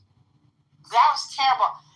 And then you think about, yes, you can talk about the things about church you don't, the church that you don't like. It's not perfect or whatever. But you had Sunday school teachers that were actual teachers that taught children how to read. The importance of reading texts like the Bible so they can first become better readers. And if they recite it out loud, they become better speakers. Their speech is much better. I mean, there is a cultural component to Black churches that we seem to also not want to appreciate enough. Yeah, Sherry, I put it in the chat. Every fifth Sunday, for you Sunday, having to get up there and read the announcements, having to get up there and do whatever it was my grandmother told me I was supposed to do that Sunday. Having to do your Easter pageants, your Christmas pageants, your Mother's Day pageants. Hey, pause for 1 second. Reform, there's another politically correct room open with John Kitover. The conversation. It's in the chat, just FYI. Go ahead, okay. Oh, am I the only one in here? Oh, it's only Maria. Wait, Penny's down there. Yeah, I'm about to go. Y'all want me to boom it, right? No, they can have the conversation. Oh, okay. They're not having a conversation. It's a fake. Oh no, I'm about to go in there. I'm gonna report it. I don't see it though. It's in the chat. I just put the link in the chat. He's got a fake house though. Oh, what the fuck is the title? Ultra elite liberal. Look at here, you son of a bitch. I wasn't gonna troll you. That's not reform. Record this, you crackhead motherfucker. Oh my God.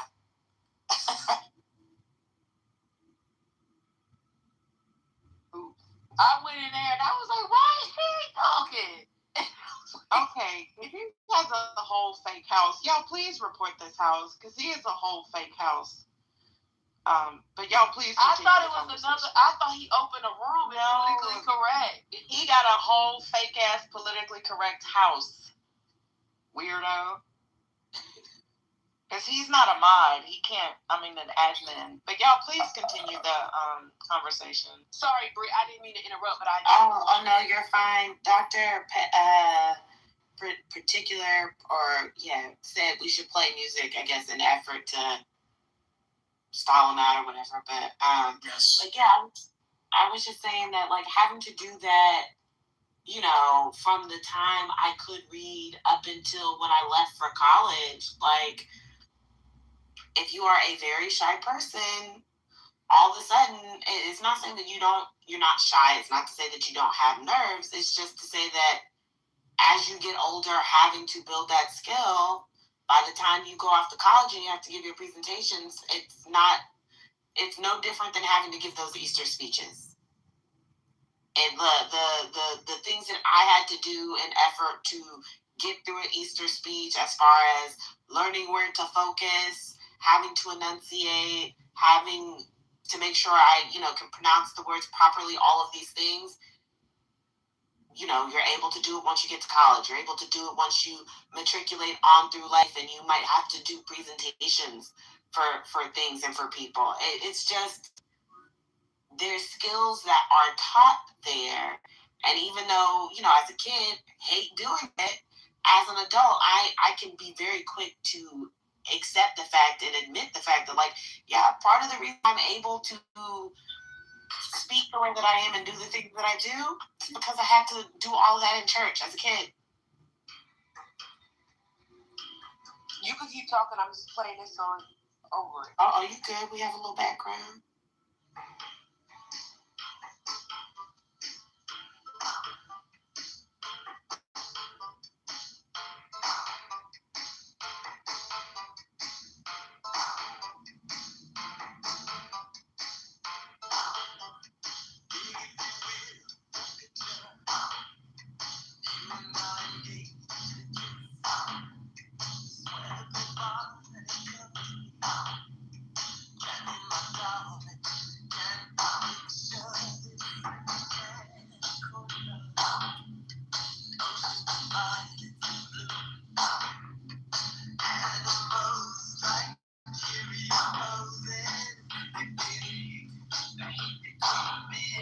Okay.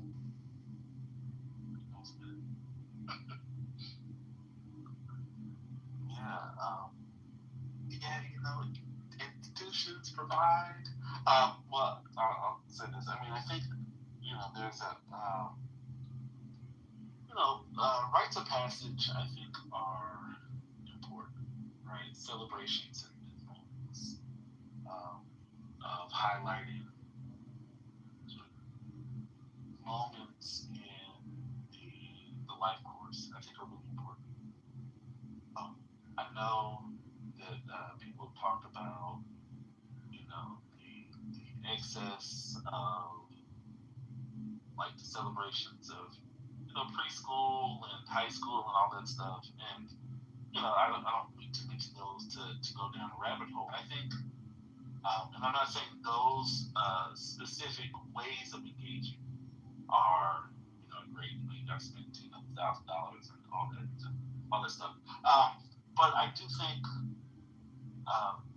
thinking about how, like, what sort of moments we celebrate, again, as a community, right? As an ethnic group, what sort of collective ways do we acknowledge sort of transitions among our people, right? How do we talk about the experiences of changing, right? Is it just that we have, I'm being a little facetious, but is it just that we have to talk about what to do with the police officers, right? Like, is that, that's a consistent narrative that we have, and I'm not saying it's not important, but, like, I often don't hear about other ways that we celebrate or we acknowledge or we instill what it means to transition over time, right? I was reading a really awesome piece about the way that other cultures, or the cultures in general, celebrate the like baby teeth, right, when they fall out, and what it means for different cultures, right, and how they actually engage in the process of acknowledging this sort of moment of change, and what that means for parents. The role that the celebration has for parents as they are dealing with children getting older, and what that means reasons for, their relationship to them and all of these things. It was really, sort of a beautiful discussion of that. And it, thinking about what does it mean for, other cultures, celebrate, 15 or 16 and all those things. And what does it mean for people to celebrate? And what are the messages that they're also instilling at that time, right? What does it mean for who that person, what are the expectations, right, about a person? And, it doesn't mean that everything that gets, instilled or, sticks. Culture is not something that's just sort of that's passed down and kept the same way, preserved. Not all aspects of culture work like that, but there are those moments where if a culture is to live and exist beyond its current moment, there has to be some transmission of it, and there has to be a way to articulate that that resonates with the generation that you are trying to instill those things in. And then what does that mean for, what they take, what they, adapt, what do they continue, and what do they change, right? And then how do they disseminate it and pass it? I think those are important, and I think we often miss those. And it can't just be, I'll stop there, because I don't want to go there. Not the rabbit hole.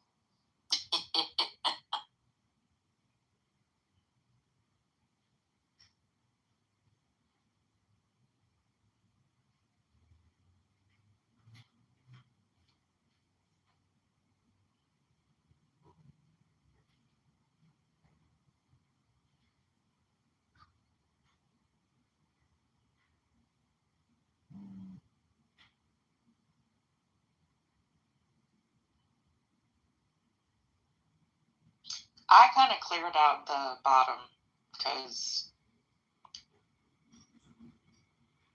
y'all haven't been in another room or no followers. I'm sorry you got booted. Well, I'm apologizing. They've already been booted, but I'm determined to figure out. I wonder if it's the Anon, what they're streaming from. But I'm sorry, y'all. It was a really great conversation. How you doing, Mickey? Hello, crackhead. Don't do that, man. I'm trying to be nice to you, bro. Don't do that. I already messed up my no more trolling, so I might as well be authentic. Which also gives glory and honor to God. I'm going to eat dinner, but y'all have the conversation. And please report that house. I have reported that house like 10 times. Patty should tell them she's going to not have politically correct anymore unless they close that other house down. But y'all are welcome to continue the conversation. Any conversation.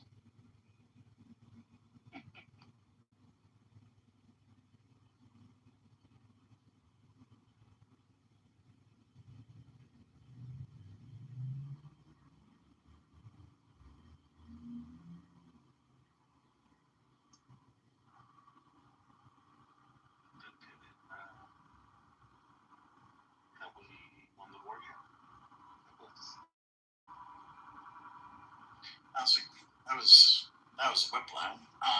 Thank you for the just for opening my mind a little bit today. I appreciate it, and everybody who contributed. It's really great to listen to.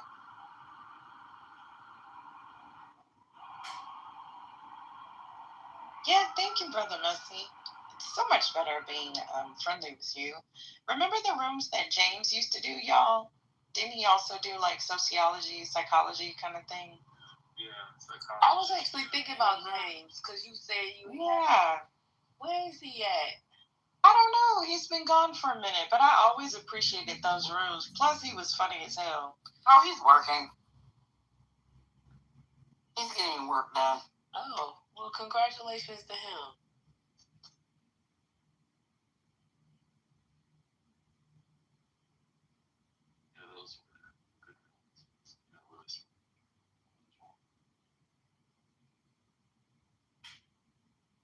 Yeah, we're also being streamed to YouTube, but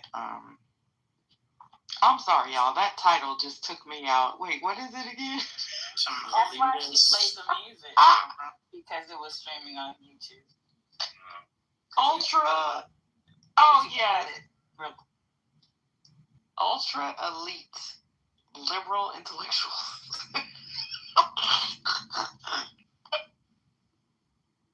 Thank you, I guess. Ultra elite, goddamn. And when I went in there, Sherry was talking, and I was confused. Yeah, he doesn't stream all the time. But y'all that belong to that house, shame on y'all. People probably belong to it thinking it's this one.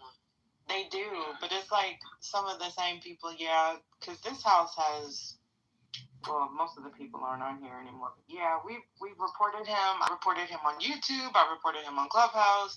I have all iterations of him blocked, but oh well. Thank you, Maya, because, yeah. Ugh.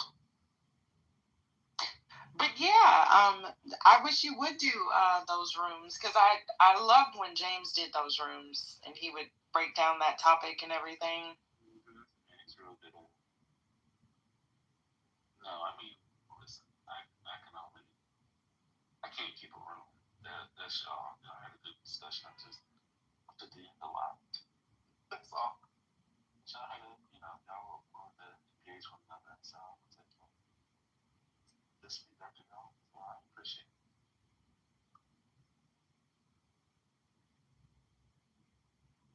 Oh no, F. I think Manfinity irritated First Lady so bad he's gonna be blocked for at least a good month or two. He's gonna get that TC level block. I think he's done. I guess I don't understand what the purpose is, but I don't want to also fuel a conversation that wasn't people being weird. It's just very interesting, different.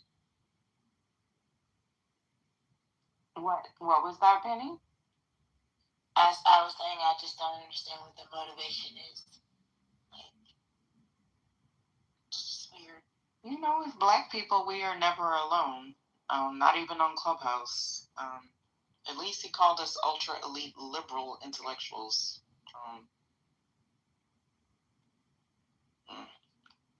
I'm proud of that, even though I don't fit into that. I'll take it. Thank you, Mr. Streaming Weirdo. I'm sorry. Why am I really getting old? Because I really did raise my voice like when you.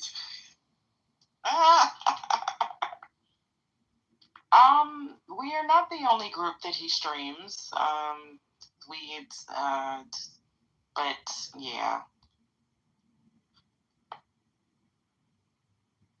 If y'all go in a house and see a weird white man that's modded, you're probably in the wrong politically correct. There's only one Anon in here. It must be him. Wait, let me look again. Yeah. Now, if every mod blocked that person, they wouldn't be able to be anonymous in here. Is that correct or no? No, you can be anonymous even if you're blocked. I mean, you know what? I don't know. I think it just. I think he did do a lose room one time, Corey. I think because when you're anonymous, because I do that. Like if I go on the dark side or something, I'll go anonymous. Did y'all see they had all of that mess? The other couple. Anyway, Penny said when you talk about it, they come in here, so I ain't saying nothing. You can't chat or react to anything because it's you're anonymous. You know, you can't even a comment. So maybe overall. Your mama. May I speak now? Mm-hmm. I say my room. Is that a yes or a no? It ain't my room. What I can't help? So I can't speak no more. I still can't speak. Would you inform me when I am allowed to speak? Just speak. She's playing the music for the streaming. Just speak. I'm waiting for an official notification from your mama that I'm allowed to speak. Thank you, your mama. Down. Speak, please. Thank you. Can you send a notification to him when he goes to the goo? Don't do that. so difficult? Listen.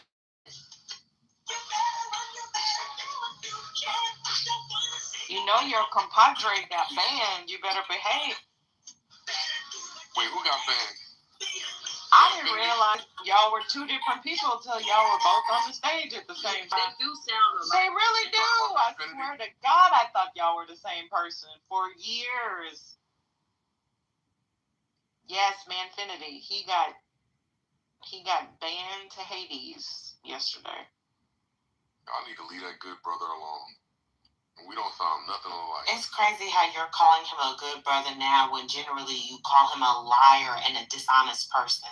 Look, nobody's perfect, so and as a Christian, I have to forgive my brother 7 times 77. So there you go. I used to try that when I made people I'm dating mad. I was like, you gotta forgive me 70 times, 70 times. Listen, you use the word nefariously, don't mean I would. I didn't. That's true. I was saying you can't be. I'm sorry, baby. I'm sorry. I'm sorry.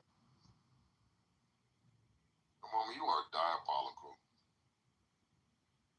Why is people in the chat talking about I'm on the dating apps? No, I'm not going on the dating apps. Ooh. If the dating apps is Clubhouse, because Clubhouse keep the back channels hot. Oh, God.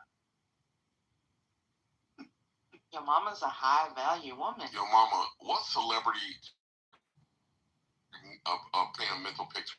What celebrity do you No. Okay, 1 second.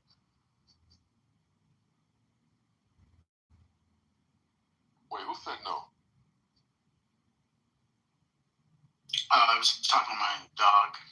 There is one that people often tell me, especially when I have my hair cut really, really low, but I will not tell y'all because then y'all will be going Googling, looking at the lady, and then thinking that I look like the lady. It's just because I got a skinny face like that. That's the only reason why. But I'm not going to get hush, brother. You're not going to divulge the celebrity that you look like? Okay, so let me know. You already know kind of who it is, brother, because I already gave you that much. Hold on, I'll send you. What type of paranoia is this? We're talking about a proxy, yo mama. Oh my. Wait, can I ask why you need to know? Or you I already told her to paint a mental picture. Whatever mental picture you currently have is enough for your mama, I'm certain. This is insane. Why do people need to paint a mental picture? Right. Let my voice be sufficient. Fine. You was talking how the back channels were back channeling. You was talking about... Yeah, because her voice is popping. Have you not heard your mama? Let me just tell you, Concrete, there is nothing attractive about your mama. I'm funny looking. I got one leg longer than the other. You know, that's it. Your mama, do you have a googly eye like Cash Patel? No. I don't have a googly eye, but you know, I got a funny looking smile. You know, my teeth are jumbled up on the insides. I'm trying not to laugh.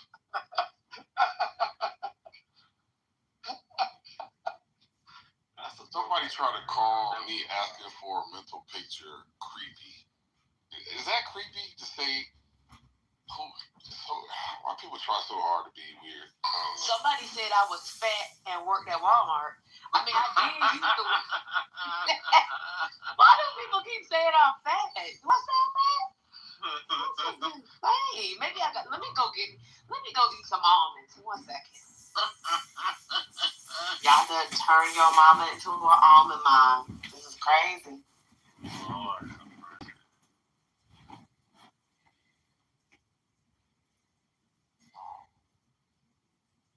Well, I think we killed the room and the content. Well, I mean, the goo's still heavy, which to me is indicative of the room not being dead. Just the stage is dead. Can I ask a side question? Sherry, was it you that said or suggested that I watch, was it Nature Boy documentary? Was that you? Oh, no, that wasn't me. Oh, that was okay. Did you watch the Nature Boy documentary? I am on three. Okay, yeah, because I'm not, I'm, no, what is it? Because I'm not watching it, so. Oh, you're not? Okay. Reformed or your mama, can we get a little assistance? Yeah, I just blocked him first. Sorry. Oh, thank you. Who was that was in concrete? Yeah, that was somebody. No, that was I'm somebody else. here because I'm about to run away, so y'all got it. No, Concrete would never do that. Well, never say never, but yeah, that wasn't. It might happen by mistake. No, it might happen by mistake. You know, sometimes you think you're muted, and you're not muted, and you do something. Why can't you just run away with the compliment, man? Oh shit, you're right. Damn it, I was aiming for accuracy, and I should have been aiming. Just say thank you. Just say thank you. You're right. I'll do it now. I'll fix it. Anyway, Spirits, back to you and the Nature Boy documentary. What episode are you on? Episode 3. What are your thoughts of that cult over there? I kind of don't want to say anything until I finish because I really, really don't know how it ends or anything like that. So all I can say is that it's almost like verbatim how all these cults operate. That's all. It's pretty predictable in that sense. Or did you watch the whole thing? Oh, see, I watched years ago. This is like 3 years or so ago. I watched some YouTube on the ground documentary style work about the Nature Boy cult. And, you know, I remember seeing the lives and the videos as they came about. And, you know, the Hulu video, from what I've been hearing, the Hulu documentary, from what I've heard, they're not covering all of the scandals that everybody from just like watching the streams and stuff saw. Right. They have some of that. They have some of the like YouTube and the real time people who were commenting on what was going on in real time. So in that sense, it's interesting, but I haven't really seen the whole thing. But it's it's fat. People are fascinating. And more so, it's not the leaders, the people who follow the leaders that are the ones that I'm most worried about. In the same way, in the Manosphere documentary, it wasn't like the head Manosphere types. It was the people who were so enamored by those people that were the ones that I was most.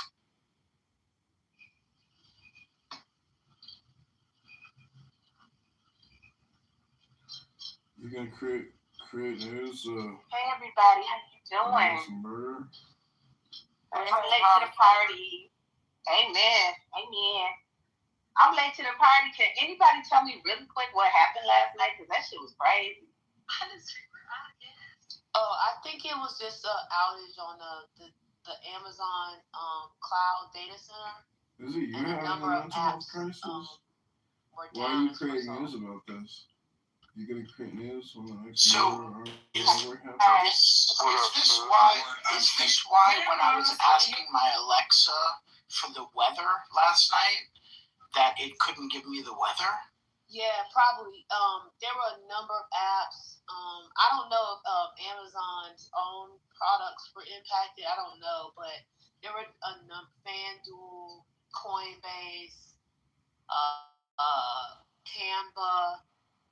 A number of apps were down yesterday. And this morning, let me look to see what the latest is on it. I mean, isn't this something that is a big deal when a platform like Coinbase, in particular, just as one example, when that goes out or is down? Isn't this something that should be a bigger deal than? No, I mean, apps go down all the time, to be honest. Especially if they don't have. This is why people disagree with me on this, but I think a large reason why a number of the platforms decided to build their own data centers is because they didn't want to have to rely on other people's servers, and so zoning and landmark.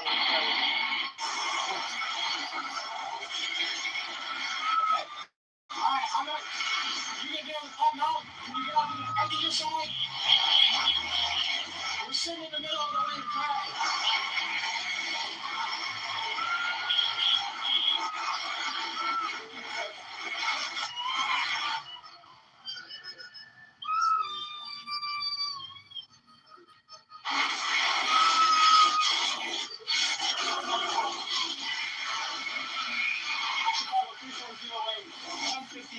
Vehicle was just struggling in the lane of traffic. So, but a lot of apps so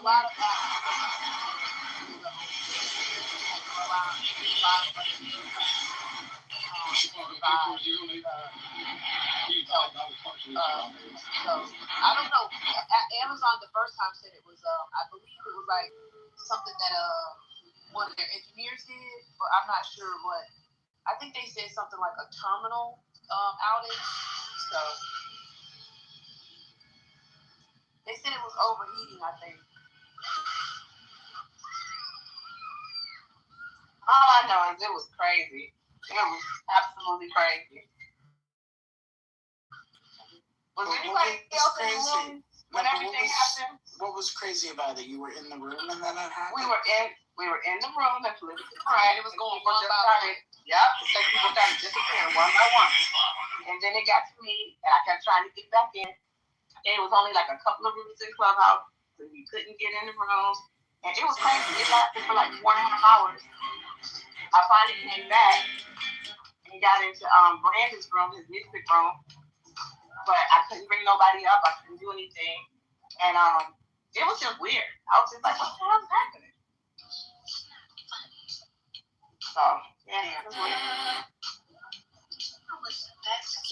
I'm just concerned about the reliance on the Amazon Web Services for like important shit that involves, money and transactions in real time, things like that. I don't give a shit if Clubhouse goes down. It's probably for the greater good that it's down every once in a while for a few hours on its own.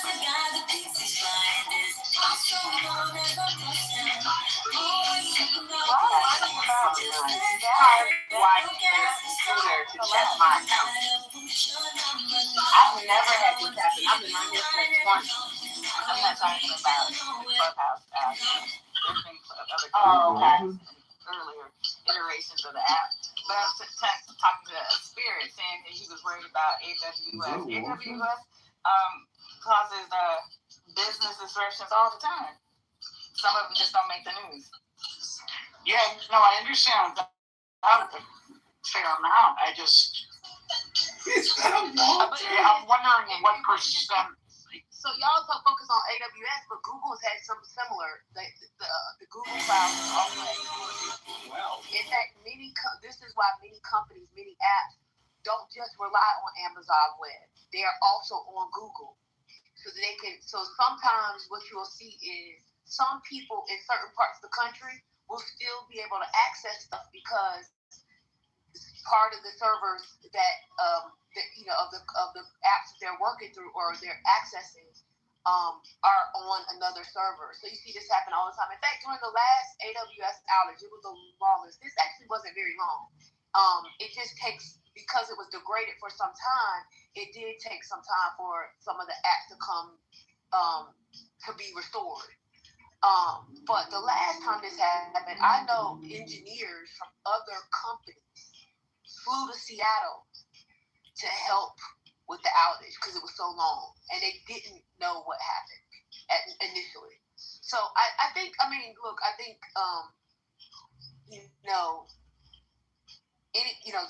these are technology companies.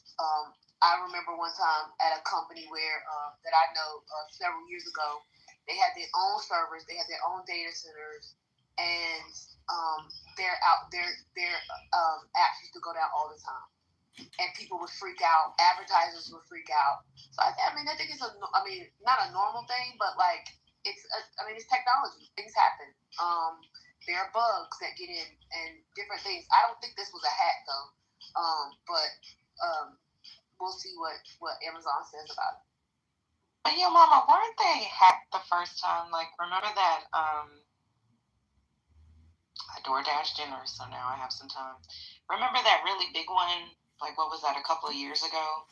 I think that was AWS, and I was at in the office, and I remember with the firm, the first thing is that we always think that we're being hacked.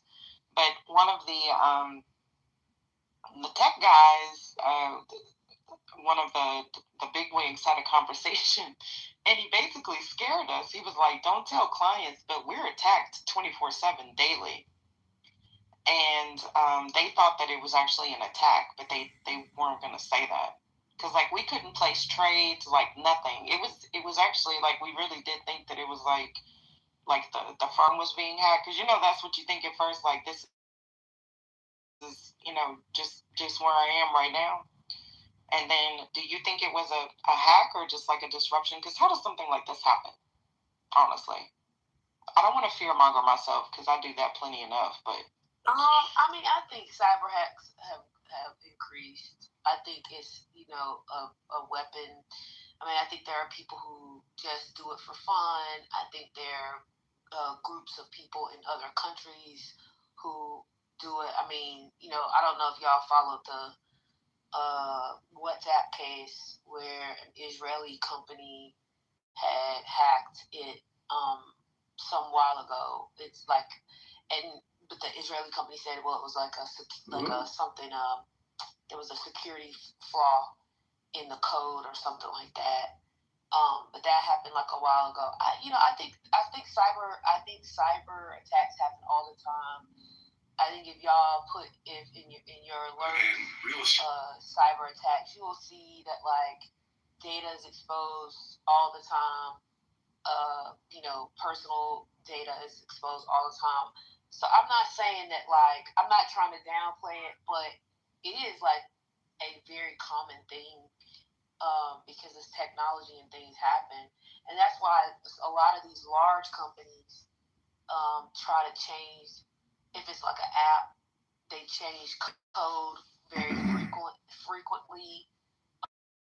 This is why companies, these large companies want to do more encryption because it prevents these sorts of things. And when if there is a hack or a leak, your personal information is not included because it's encrypted. But the governments around the world, particularly Western governments, don't like encryption because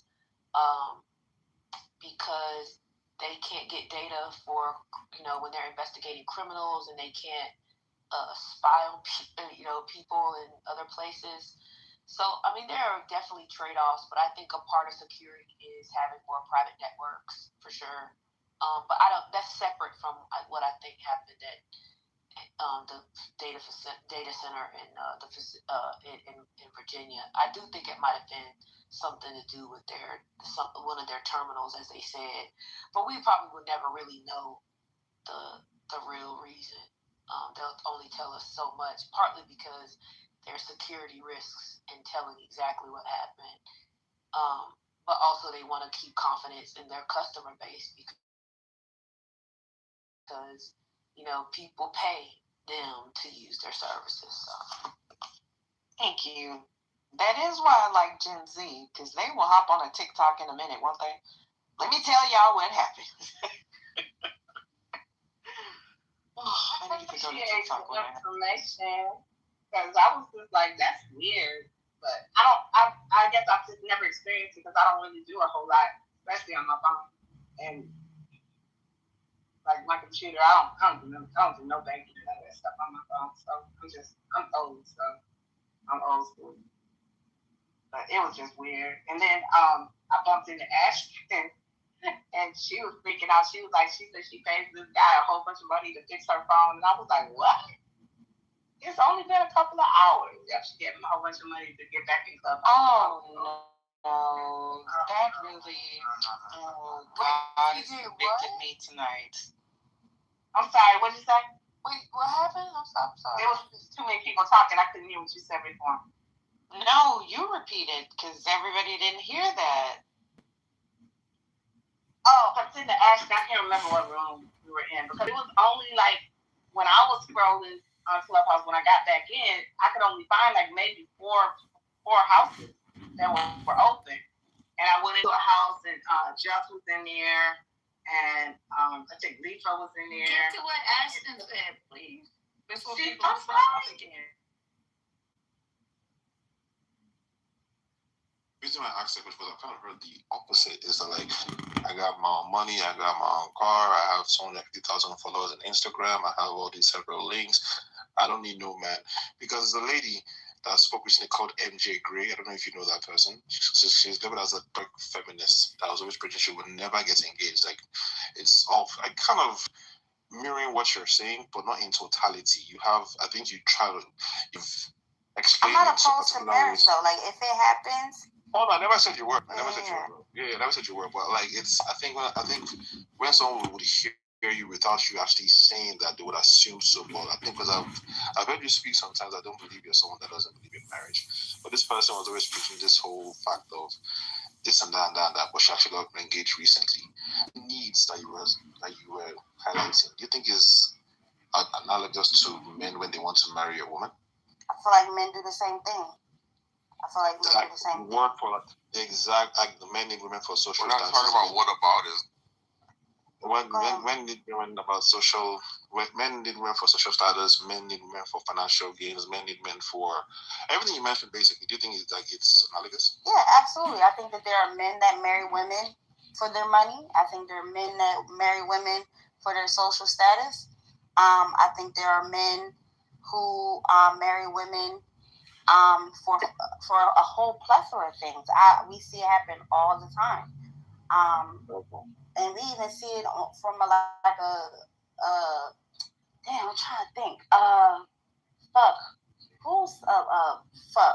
I don't know why I'm drawing blanks, but even like in the celebrity world, like there's a lot of those like dynamics that have shifted. Nah, I think it's kind of where like where the woman makes she's the breadwinner, and the man and again, I just want to throw this out there too. I'm saying this from an objective point of view. This is not to throw shade or be, because that's why I put in the chat. Family is what you make it, right? Marriage is what you make it, right? It's about what you want in your life, okay?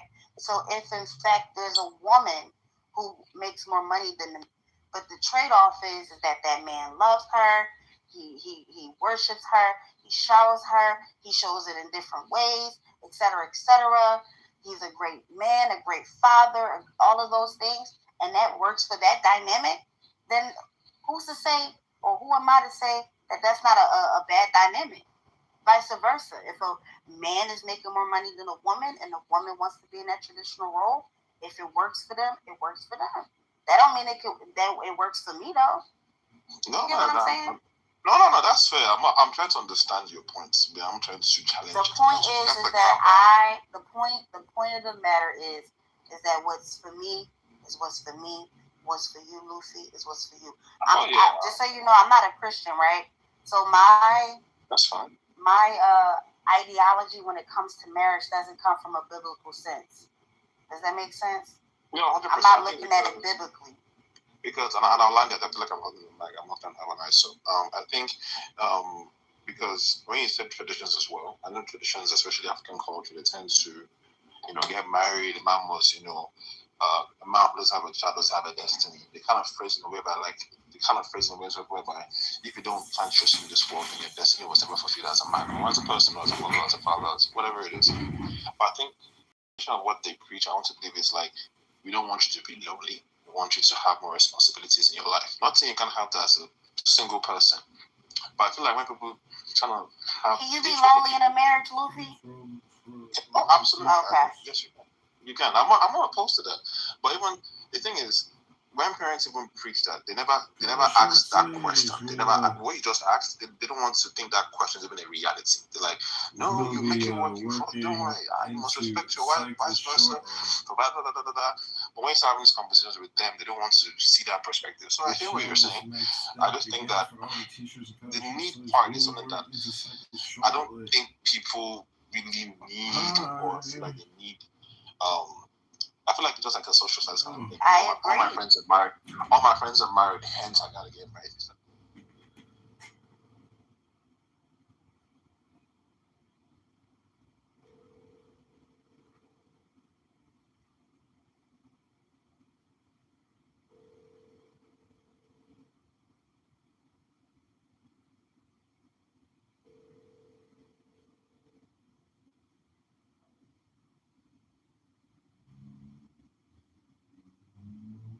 How can you be so selfish? This has nothing to do with me and Ralph. Then how come I don't have any say in this thing? You do. Oh, God, are you okay? Oh, my God. I'm so sorry. Yeah, I should be sorry. This is an outrage. I'm not blaming you, but I need an extra chair. My girlfriend, she's kind of jinxed when it comes to furniture. Hello? Shallow Hal wants a gal. Mauricio, what the hell are you talking about? I just shaved your life, baby. Look, I got a situation here. Uncle. Hal, look away! I was just talking to the hostess. Sir, I'm the only hostess in the restaurant. Hypnotized you so that really ugly girls that you met from then on to you look like supermodels. And let me put it this way, it's like he gave you beer goggle laser surgery. So when I found out what Robbins was doing, I convinced him to take the trance away. When I said, Shallow Hal wants a gal, you were cured. You're out of your mind. Do you know that? I'm going back to the... Hey, Daniela.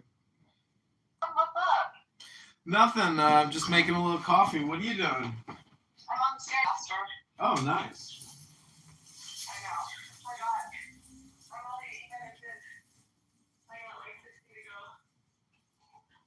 Yeah, I was at the gym earlier. Had a good workout. There's a girl there that is so hot. Her butt is like, she's something else. I don't know. She's like Latina. Is it real or fake? Yeah, it's real. She's all real. She works out hard. She does a lot of squats. Yeah. Yeah, there's, because some of them got good genetics, but some of them have a lot of Brazilian butt lifts, BBLs. Do you know how to see those? Yeah, it's possible, but she's so young, I doubt it. No, a lot of them do. Like the other gym I go to two. The one in Kirkland, it's a lot of Brazilians. Uh-huh. And a lot of the girls have BBLs. A lot. Like their butts are bigger than mine. And I work out way harder and much longer than them. But like, it's BBLs. You can tell because it's like a shelf. It's like a shelf, and then like the cheeks don't have like an indentation on the cheek. It's just like round. I mean, if they were in like a swimsuit, you could see like there's no indentation. Like natural muscle has an indentation, but also it's like a big shelf. Yeah. Like the booty's like a straight up shelf. Like that's a BBL. It looks like a disc that they put in the ass. Yeah. I mean, it looks good. I'm not knocking it. I'm just saying that the Brazilian girls are definitely very focused on the booty. Don't you think it would be weird to like walk around with like this with the silicone in your ass, and then you sit down and you're like sitting on this bags implanted in your butt cheeks? Like, how fucking like you're thinking about it probably all the time. Like coming in, just walking into the gym. There's this girl, her and I are always training, but she's off in that TikTok. I can't remember from where she is. But I was like, oh, I slapped her butt. I was like, your booty's growing. You know, she's got a big ass. It's always like competition. She's always like, let's do the same. She's like, she works hard. She does work hard. She goes out with 5. Not me, I just got a little one.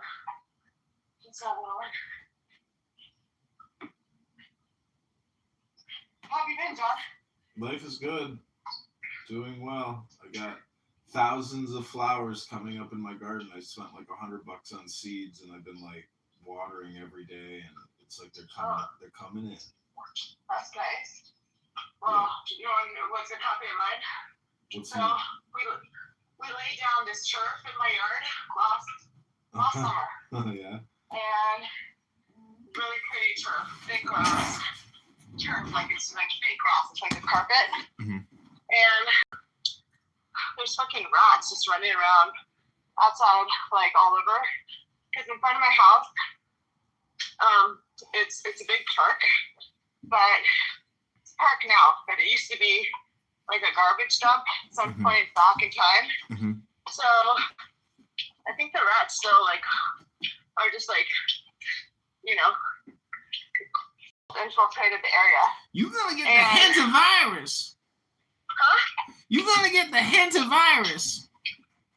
Oh my god! So they peed all over the turf, Oh. and my mom and I were just like, I cannot stand the smell. This is so unsanitary. Yeah. You know, my mom's like, yeah, the grass is not renewing itself, and my dogs are going out and laying on it. You know, I don't want that shit inside.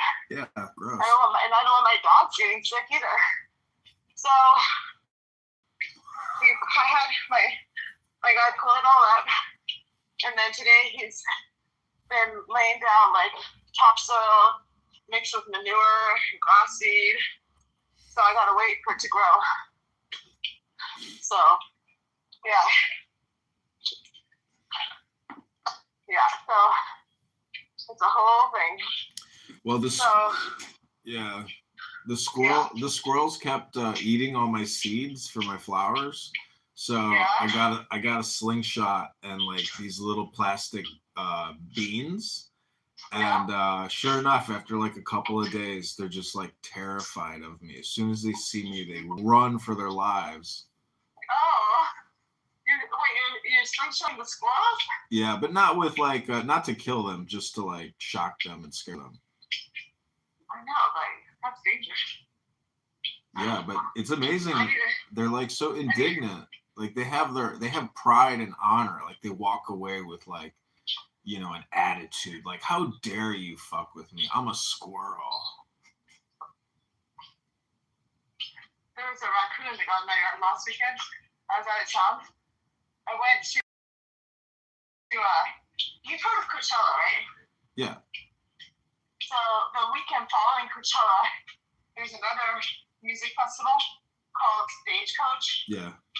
Which, like, there's some country music singers, but not all of them. Like, Pitbull was playing, and like some 90s hip hop. They're like blind, like it was kind of eclectic. Mm-hmm. So we went to that, and I'm down there. Have you been to Palm Springs? No, I never went. Oh, it's straight up desert. Yeah. It was super hot, which I like, dry heat. And then for the afternoons, the wind like picked up. Like it felt like there was gonna be a tornado or something. So the concert festival was 3 days long. Mm-hmm. And on day 2, at like 8:30 at night, all the stage screens went bright red and said immediate evacuation. I was like, what? What is that going? So, yeah, so then I was like, what? And I wasn't that concerned for the weather. I mean, the weather was turning, the winds were really strong. But I was more, all of a sudden, it just changed to like thousands of people trying to like scramble for these exits. And like, you can't walk, you can't run because there's too many people. And you can't walk any faster than the person is in front of you. Uh-huh. And all those people. So that was kind of scary. Yeah. Because it probably took me like 15 minutes just to get out to the exit. You know? Yeah, stampedes. Stampedes must be scary. Imagine being in a stampede. Yeah, exactly. It felt like, and everybody was calm because the winds weren't that strong yet. But I felt like it could definitely like turn in a second with people getting crazy. So I don't know. It was kind of. I don't know if I'll go again. It was super expensive. Everything, like the flights. I happened to get a cheap flight, but then like hotels, and then I had to buy a shuttle pass and then the concert tickets.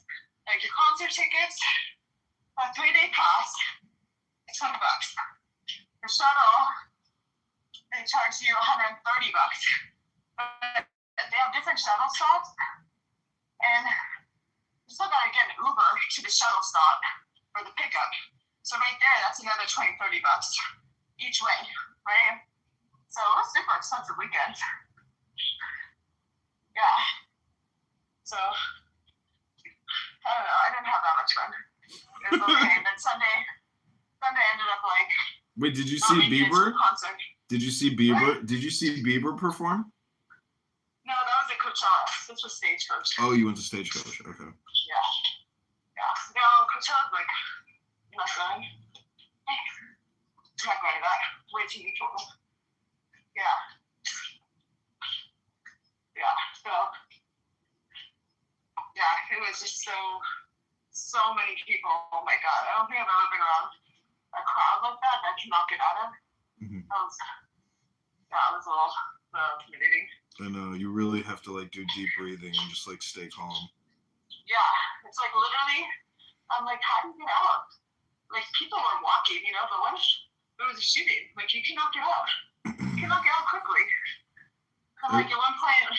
I read horrible things about Seattle. Seattle has like horrible crime. It's just like as bad as Chicago. Yeah, it does. Oh yeah. Oh shit. Yeah. It's very dangerous there. It is. And then here in California, the one thing that's good about a country festival is that you have more like Republicans out there, right? That's what you think. That's what you think. But that's what you think. That's what you think. That's what you think. It's like 80% of the girls there are all hardcore liberals, actually. Yeah, I don't know. It could be. Yeah, for sure. Especially because it's Southern California, right? So, yeah, I was like, oh, I mean, for the people that I met, everyone was like really cool, like chill, like kind of laid back. But yeah, I think like Coachella's like way worse. Yeah. Coachella's like everyone's on fucking drugs, and like didn't that one guy last year he was holding up like he came from the UK, one of the singers, and he pulled out a Palestinian flag on stage. Yeah. Shit like that. So, yeah. The thing about it is like, you're not even that close to the stage. You're basically watching everything on the screen, So, it was, and like, there's just so many people, you like literally, you're not holding on to your friends. You're gonna get lost. You literally can't find anybody. You get lost. It's just like, so I felt like half of the stuff that was there, I didn't even see. Like, there were apparently 4 stages. I don't even know what they were. Like, I saw 2 of them. And there were a bunch of, like, loops around. Like, really can't get to it. You go wander off, like, you can lose your friends. It's not the worst, but it's like, the whole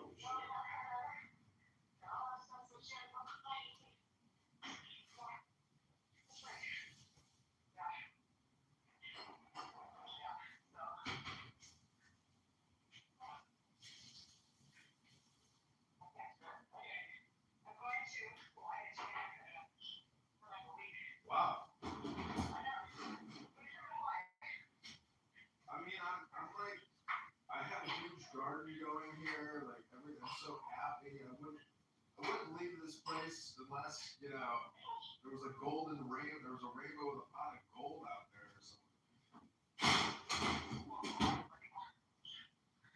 I'm about to drink a beautiful California wine from 2023, Bourbon Barrel Aged Cabernet Sauvignon from the collection. Good shots.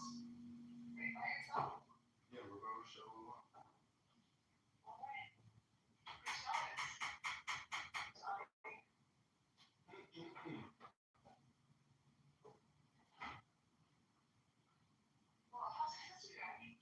She's good.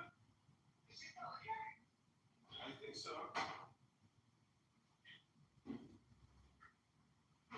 Her husband's always fishing, so I think they like travel and stuff. Oh yeah. Is she got a kid? No, she can't have a kid like that. He's probably had a vasectomy. She probably can't have a kid. And why would they have a kid? He already has 3 kids. He doesn't want any more kids. Ugh. Yeah. My friend just had a kid with her husband, who's has two older kids, like in I think in high school, and she's just like, not what I can. So they just have a baby. Well, you could move here, and we can have a baby here if you want to have a baby. A baby. Everybody wants a baby. Mama had a baby. You had a baby? A baby, mommy. A baby. Well, I guess that's what your mom was saying. What? I guess that's what your mom was saying. She's probably trying to say, well, my kids should have a baby. You know, my mom is probably just like, I don't want any grandkids. I don't even want to think about it. Really? yeah, probably. Probably, yeah. No. You think so? It's 2026. I'm 43. My sister's like 45. Like, you know, I know, but you might marry like 25. I doubt it. These people are so fucking brainwashed nowadays. I don't think I'm compatible with anyone.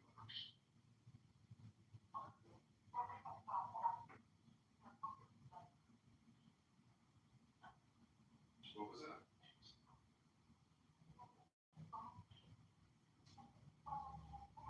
You must have sweat. I know you sweat profusely, so your microphone is filled with sweat molecules.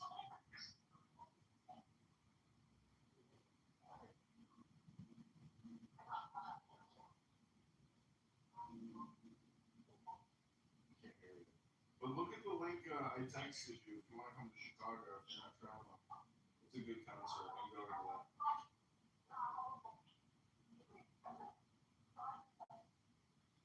I can't hear you, Daniela. Your sweat molecules have filled up your microphone. I'll talk to you soon.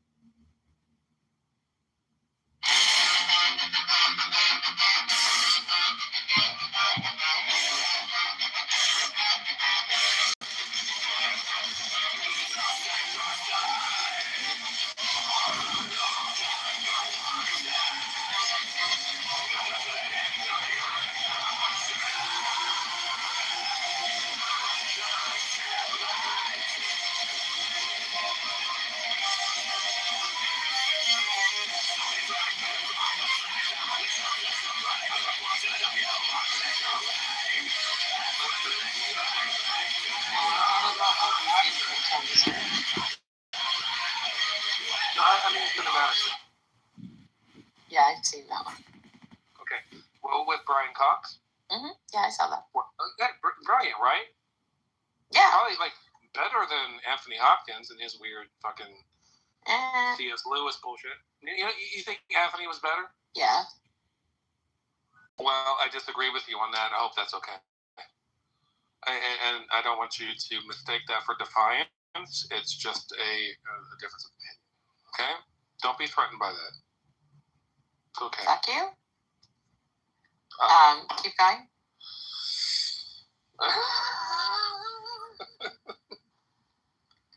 Is that a green light? A green light for what? Fuck you, keep going is the green light. For anything. I don't know. Like...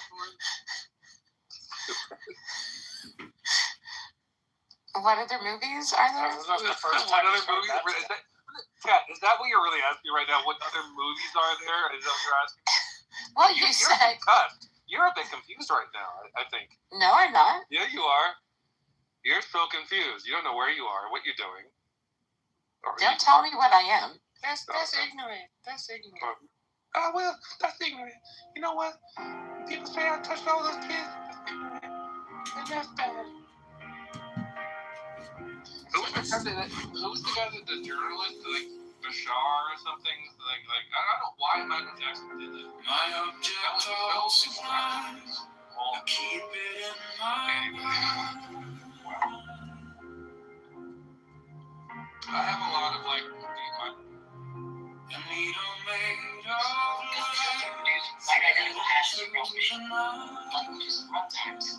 If not, where does non-determinism end? The key question would be, are they both a doctrine engine or not a great runtime? Right now, binary system sounds closer to doctrine engine. Retro system sounds closer to runtime because it admitted where the current implementation breaks. The case is Now, clear.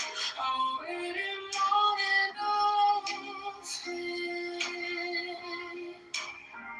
So let it come around. It was the most amazing little YouTube video. But You asked me what it took about only 2 years to do the whole truck. to make the punishment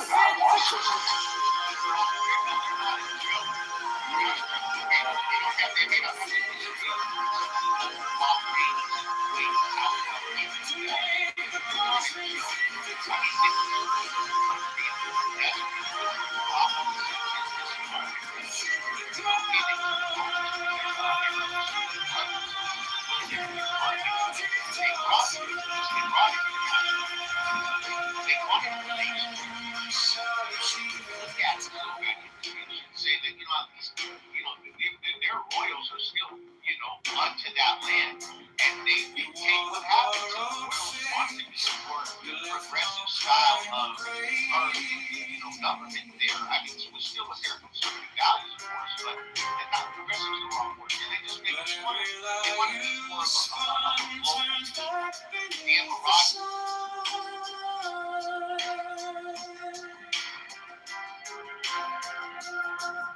I kept the final clue like a blade inside my shoe.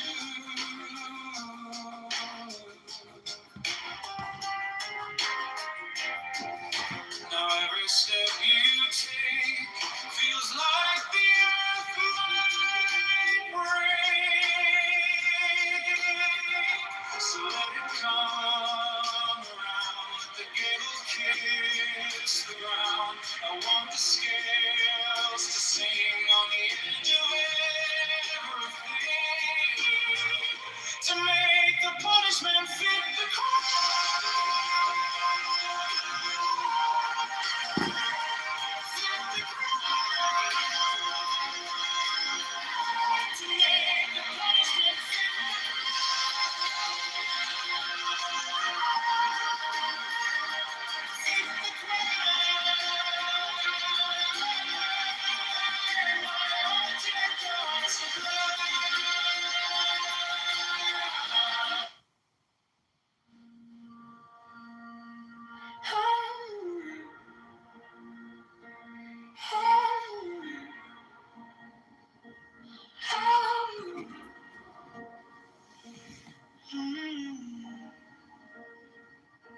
My object of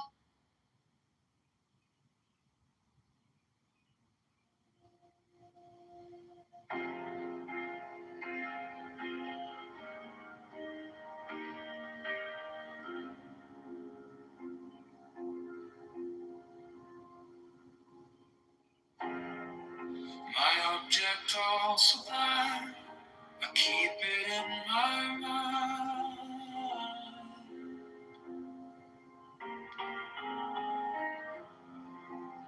I'm made of light, threading through the night.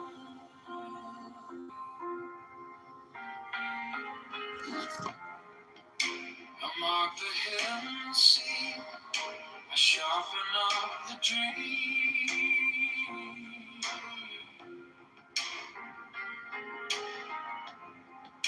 The case is cold but clear.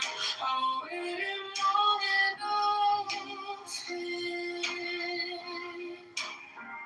So let it come around. Let the devil kiss the ground. I want the scales to sing on the edge of everything. To make the punishment fit the crime.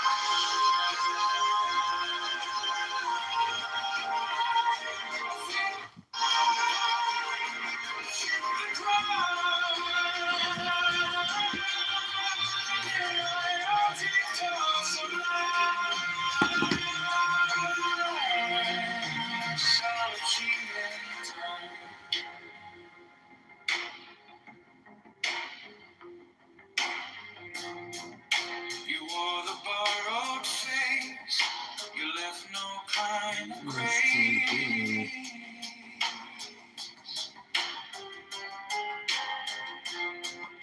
But every lie you spun turns back beneath the sun.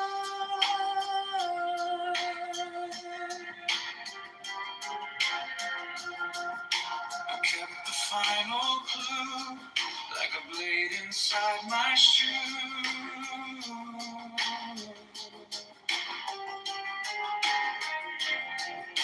Now every step you take feels like the earth might break.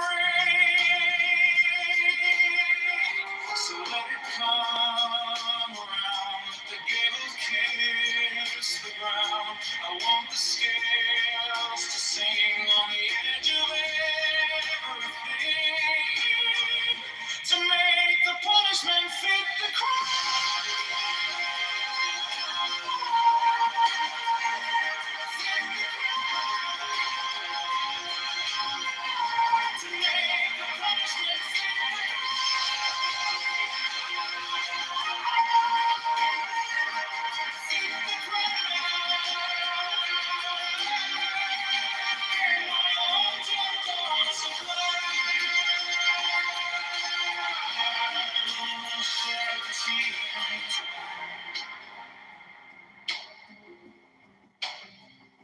And if I'm wrong, but I have held on long to the shape of what was lost, to the price, to the cost,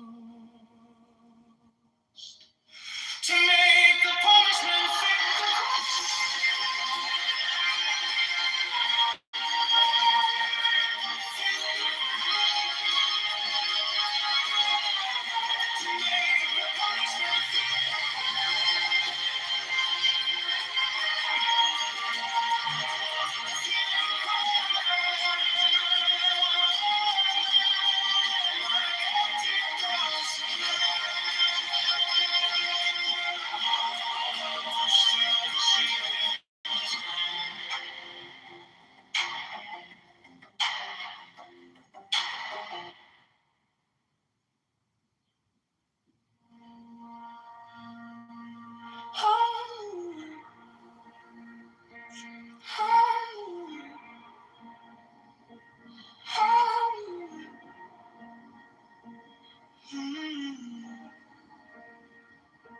My object all sublime, I keep it in my mind. A needle made of light, Straight into the night. My mark didn't seem to sharpen up the dream. The case is cold but clear. I've waited long enough here, so let it come around. Let the devil kiss the ground. I want the scales to stand on the edge of everything, to make the punishment fit the crime. Fit the crime. To make the punishment fit the crime. Fit the crime. My object was sublime. I shall achieve in time.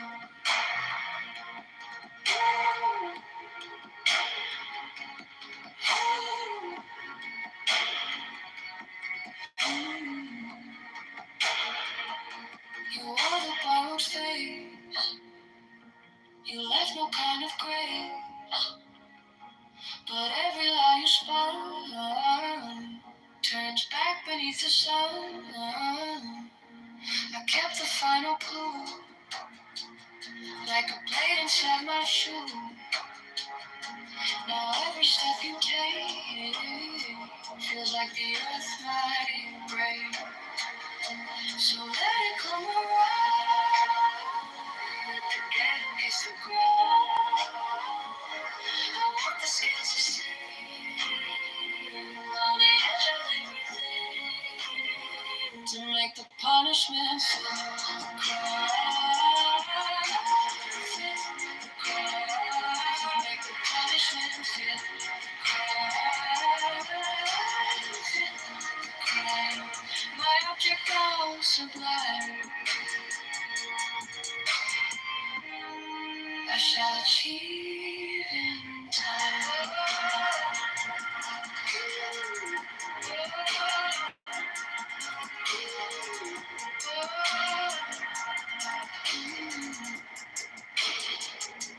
And if I want what I have had, hold on to the shape of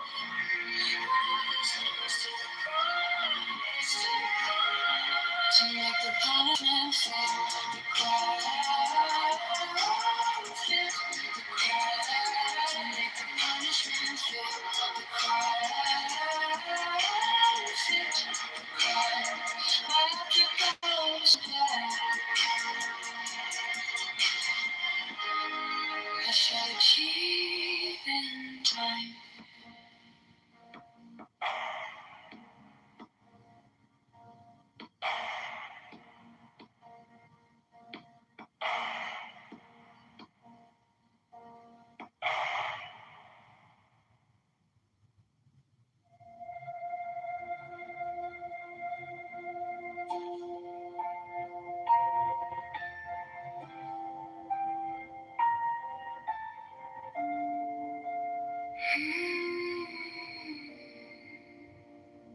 My object was sublime. I shall achieve in time. I trace the line.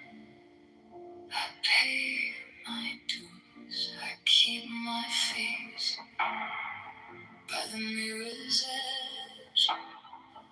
I learn the taste of every pledge. And when the night comes down, I hear it in my bones. A careful kind of vow. Wait, I.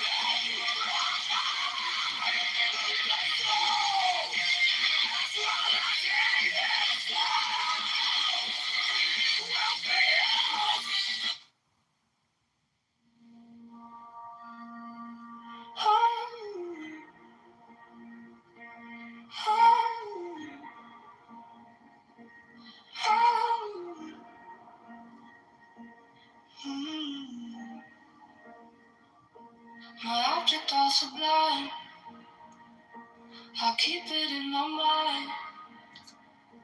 A needle made of light, straight into the night. I marked the hidden seam to sharpen up the dream. The case is cold but clean. I've waited long enough here, so let it come around. Let the devil kiss the ground. I want the skins to sing on the edge of everything, to make the punishment fit the crime.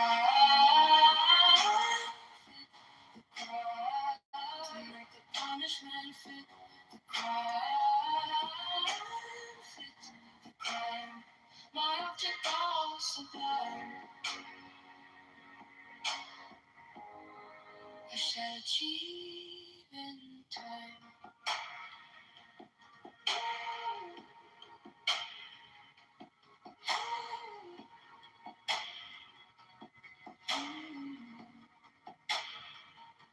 You wore the borrowed face, you left no kind of grace, but every lie you spun turns back beneath the sun. I kept the final clue, like a blade inside my shoe. Now every step you take feels like the earth might break. So let it come around, let the ghetto kiss the ground. I want the skins to sing on the edge of everything, to make the punishment fit the crime. Fit the crime. To make the punishment fit the crime. Fit the crime. My object all sublime, I shall achieve in time.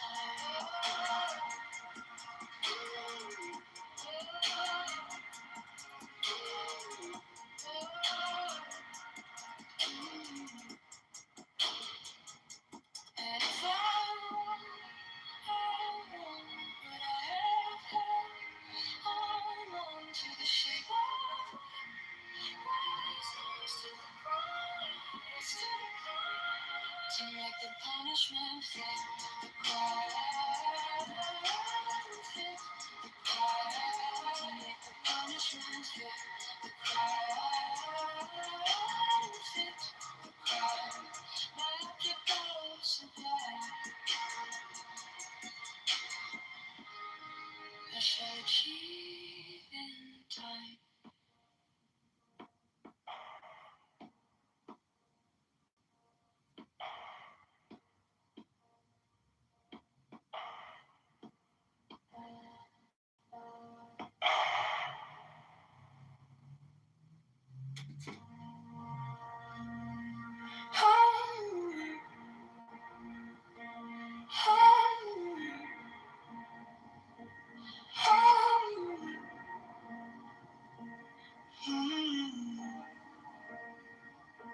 My object all sublime, I'll keep it in my mind.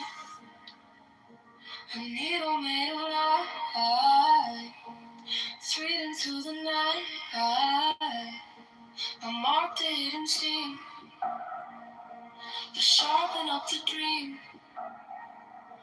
The case is cold but clean. I've waited long enough here, so let it come around. Let the cattle kiss the ground.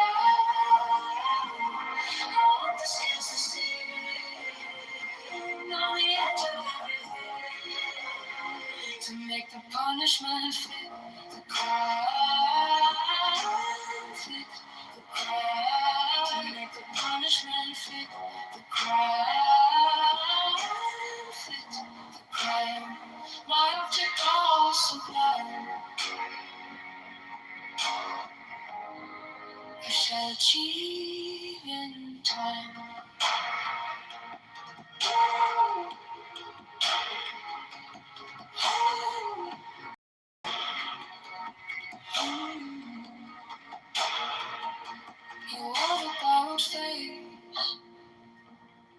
left no kind of grace, but every lie you spun turns back beneath the sun. I kept the final clue, like a blade inside my shoe. Now every step you take feels like the earth might break. So let it come around, let the ghetto kiss the ground. I want this kids to see on the edge of everything, to make the punishment fit the crime. Fit the crime, to make the punishment fit the crime. Fit the crime. My object all sublime, I shall achieve in time.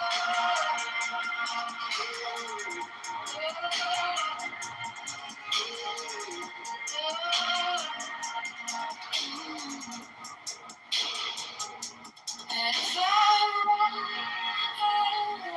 but I have held on to the shape of it's to the crime, it's to the crime, to make the punishment fit the crime. Fit the crime, to make the punishment fit the crime. Fit the crime, my object all sublime, I shall achieve in time.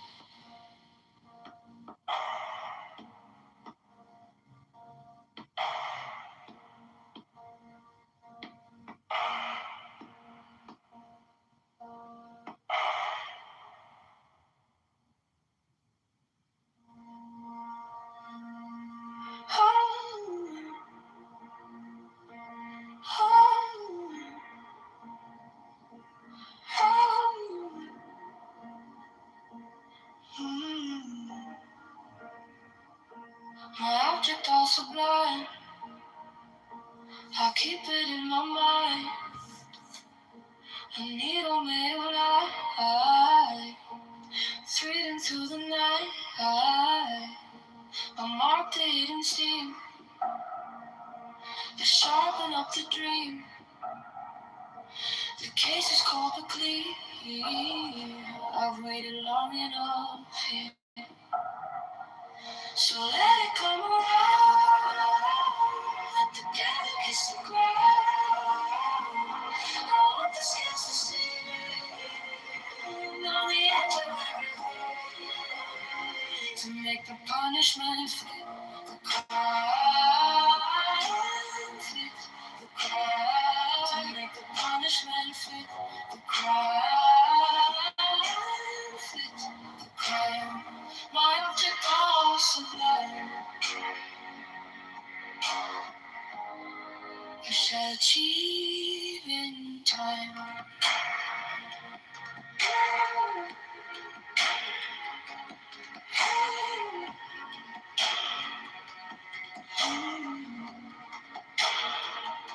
You wore the borrowed face, you left no kind of grace, but every lie you spun turns back beneath the sun. I kept the final clue, like a blade inside my shoe. Now every step you take feels like the earth might break. So let it come around, let the ghetto kiss the ground. I want the kids to see on the edge of everything, to make the punishment fit the crime. Fit the crime, to make the punishment fit the crime. Fit the crime, my object all sublime, I shall achieve in time.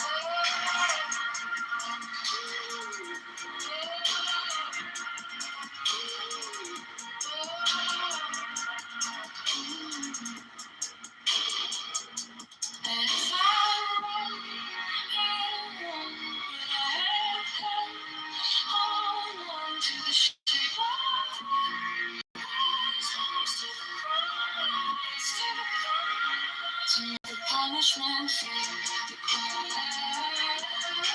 Fit the crime. To make the punishment fit the crime. Fit the crime.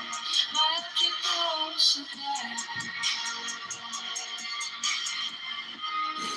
I shall achieve in time.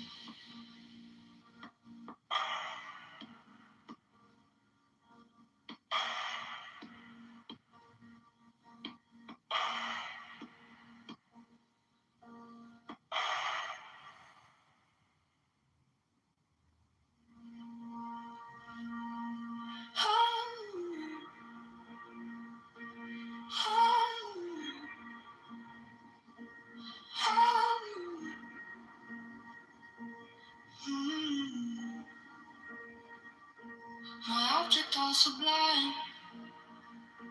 I'll keep it in my mind.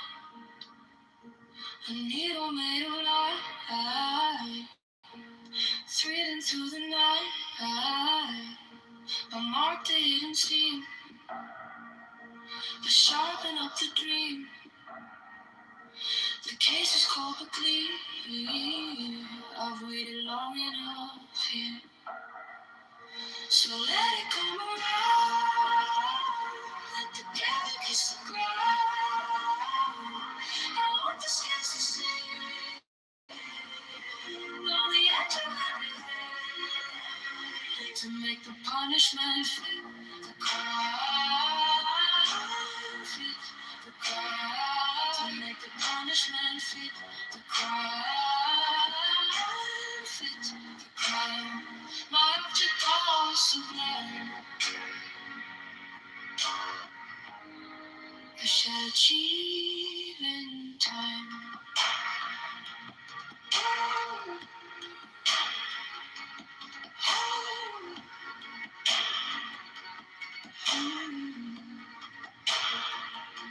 You wore the borrowed face.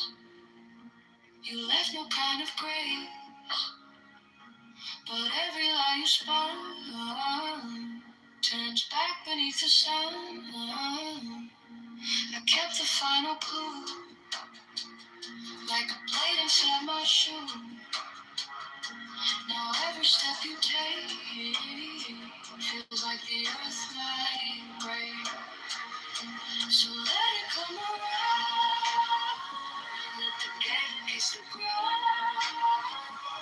I want the skins to stay on the edge of everything, to make the punishment fit the crime. Fit the crime. To make the punishment fit the crime.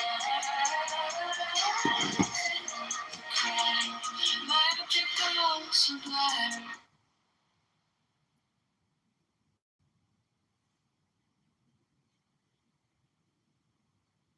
Okay, Vera, what about the etch? What is etch would be stained? It was supposed to be teeth. Teeth would be stained. Okay, that makes much more sense. No, I had to ask. And mine should have been he'd be sleeping with the birds in Central Park. We gotta be better. Right. It's important. It affects the joke. Yes.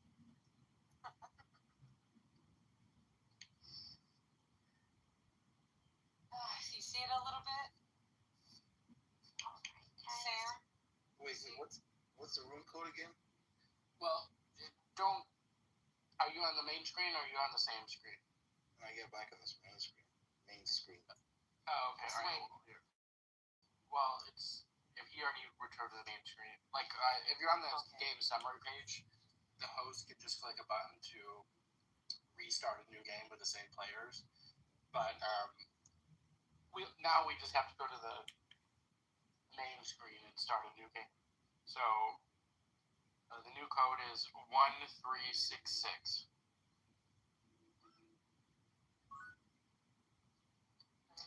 Maybe y'all can get some more players because I'm tapping out, I think. Alright. I'll see y'all later. Good night. Thank you, Monica. Good night. Alright. Yeah. We can play just one more. Okay. know more about it, you know? I'm sorry. You got it. No, you know it. You got the gist of it, really. What if?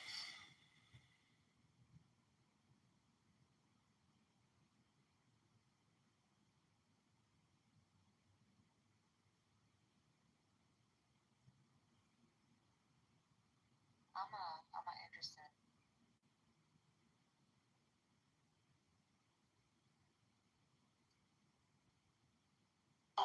I mean, at the end of the day, the hemorrhaging's got to stop at some point. I mean, America, we're going into summertime, Gary. We all. Oh, that easy.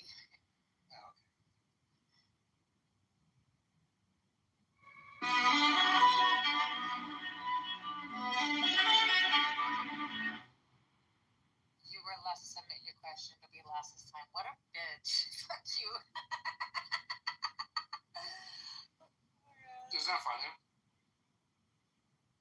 Hi. If you like, I'll try to play with you. Okay. Okay. Yeah. Let's see. We're just at the end of this game, so we're about to read the So in answer 2 questions minutes. and then So just do you have a laptop or a tablet handy? I don't. I was just gonna try to write it on my phone, but I don't know if it'll let me.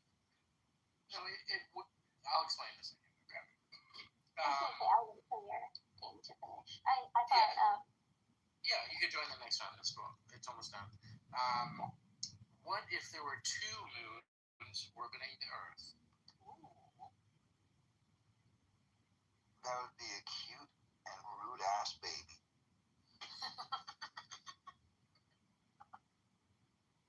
What if Eminem and Sabrina Carpenter had a baby?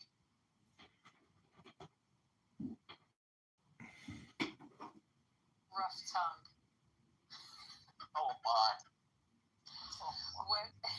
What if my cat itches its behind? I would fall in love. Okay, we're done. Okay. Alright, exit this one so that we can lay on my. Okay. So just do you have any second device besides the phone you're using Clubhouse on?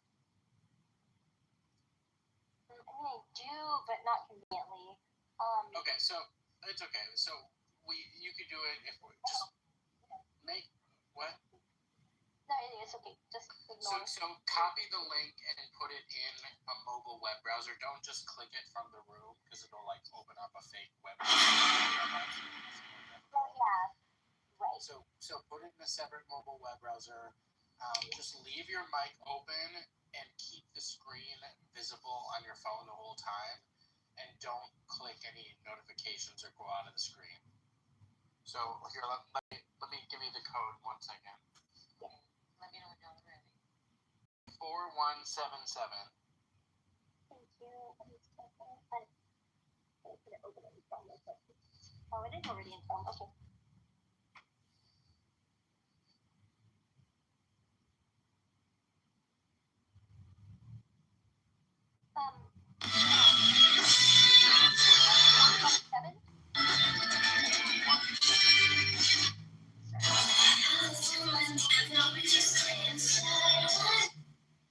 I would have liked them done by a different human being, but but this one we got, he's doing something that I don't necessarily disagree with. To kind of, we just have to show that how bad the Democrats are, and in doing that, we got a guy. How bad the Democrats are, and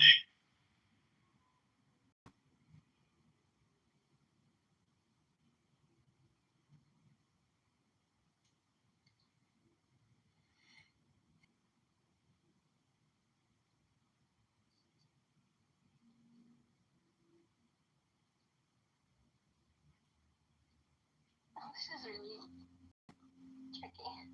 Yeah, no, it's difficult the first few times, but you get really relaxed after a while, Yeah. No worries. Take your time. We're here for you.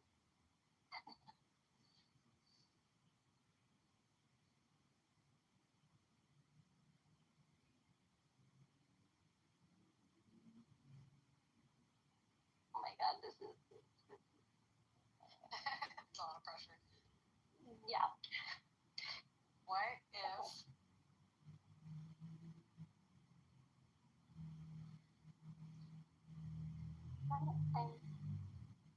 if I'm gonna. All right, it's kind of stupid, but I'm gonna say what like. Also, I'm sort of cheating because I'm sort of using autocorrect to fill up. Like I wanted to see what autocorrect would do. Yeah. we all do, bro? It's fine. It's I'm fine. sure different questions. I think I misunderstood this. Oops, when I read it. Okay, let's see. What's going on in here? We're playing a game. Hold on, bro. Okay. Stay. Don't go nowhere. Don't go nowhere. Wait, Anna, did you say you got your own question? You can play over that. She did her question. She's done. Yeah, I did, and I have an answer now. Wait, did you receive your own question to answer? No, it's okay. That makes more sense now. Okay. Yeah, just because I'm still,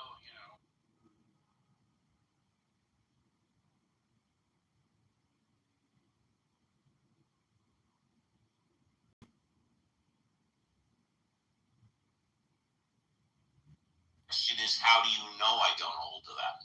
By asking, do you? That's really in the Koine Greek. That's not how that. Okay. That Yeah, and my answer is sometimes I do, and sometimes I don't. It's an oversimplified translation of the verse in the Koine Greek.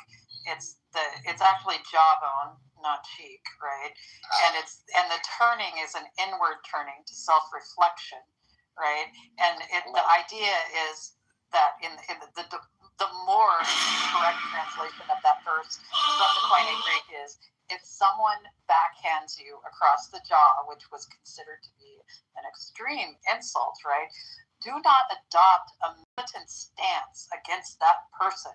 Turn inward and think about the situation. Right, I get it. Plan your revenge, you can take away as a learning experience. Oh my God. Did you learn something about this person on their reaction to you? Right. So instead of meditation, we'll say prayer, right? When you don't, someone treats you bad or they're an enemy of yours, whatever, you're not going to meditate on their better good. Not saying you pursue, but what I'm saying is there's not a standard where you have to meditate and say, hopefully they are still blessed. Hopefully they are still, the good comes out. You're going to still hold grudges because you don't have to forgive. You can stay unforgiven if you want. There's no standard. Why are you making calculations about how easy it is? Because the reason I'm saying that is by it not no objective morality. You can sit down for a minute and think about, should I forgive or not? Yeah, Meek, if you keep saying atheism is a standard, that's right. The only thing atheism has is not belief. And everybody's reaction to the external environment, whether they get insulted or whether they get, a compliment, their reaction is going to be individual based on that individual. Same with you, right? You're saying you have an objective morality. No. If you're saying it's objective because God gave it to you, that is subjective upon the mind of God. You are even following a subjective morality. So you got to understand that. Sure, but our paradigm is God is not subjective. God is subjective. So we're trying to conclusion come to by religious leaders. Okay, y'all everywhere. No, we're not everywhere. So, no, Meek, no. You said God is not subjective, right? God is a thinking agent, yes or no? Sure. Great. So anything coming from the mind of God is subjective to that mind of God. Now, a Christian, hang on. A Christian can I respond to that? A Christian is an example of, like, I'm a nerd about zoning and land use, right? And they say that in order for a land use ordinance to be valid, it needs to have clear and objective standards, right? The actual law in and of itself is subjective to the place and time and goals of the jurisdiction that puts it in place. The objective standard is that Those standards are set and applied to all situations in the same manner. That's what it is, but it doesn't make the ordinance in and of itself objective and universally true and mind independent. I got it. That's a subjective opinion. And look, because I didn't just want to leave, but y'all saying so much, it's hard to respond to everything. But look, I love y'all. I wish the best for all of y'all. And just keep on striving for truth. Keep on. You don't love me. You don't know. You don't know me. I don't. Why do they do that? Because Christians are supposed to love everybody in the vision of God, even those you hate. I think Mick's pretty alright. I don't mind Mick one bit. He's kind of funny a little bit. He sounds okay to me. He's okay, but I really, it just, as soon as people start calling other people emotional, that tells me that they're doubting themselves and they're getting like dug in on a position when they really say stopping thinking about it. Yeah, when he accuses me of being like all other atheists, that's where I just get, he loses me.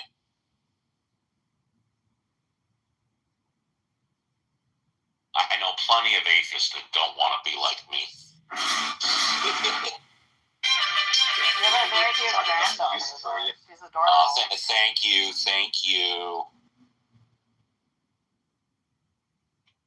Right, though that I also hold Christians to a higher standard. In fact, whenever I'm on a criminal jury, I always if I know that the guy is a Christian, I just another 10 years.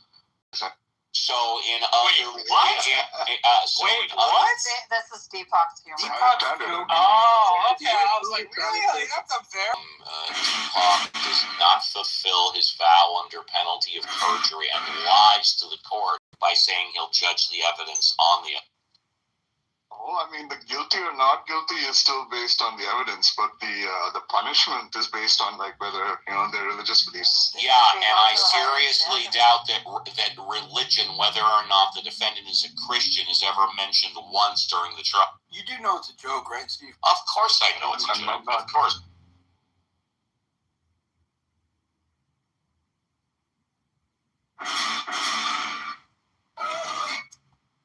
Hey, Cora, glad to see you're feeling better. Yeah, I'm pretty good. I've been finally getting out and swimming, and stuff, and getting a little more exercise. This may not mean much to you, but we put you on our prayer list for church. I know you're not a religious person, but we stuck you in anyway. Yeah, Cora, glad you feel. Thanks, dude. I hope you're feeling okay, too. Thank you. Yeah. And the World Atheist Assembly has added you to the control group of a number of our experiments. Also, awesome, Deepak. Yeah.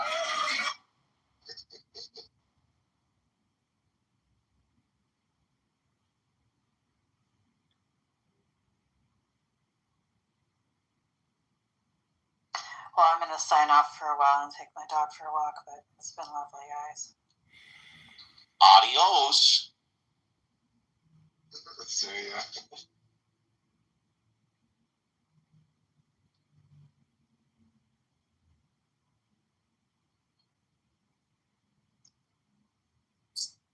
Right, what's up, Jacob? Hello. What's up? Where's Cora? Just said she took off. What the fuck is that profile picture? That's a female. That's a man. I'm fucking. It's trans. You don't woman believe in Andrew. God because.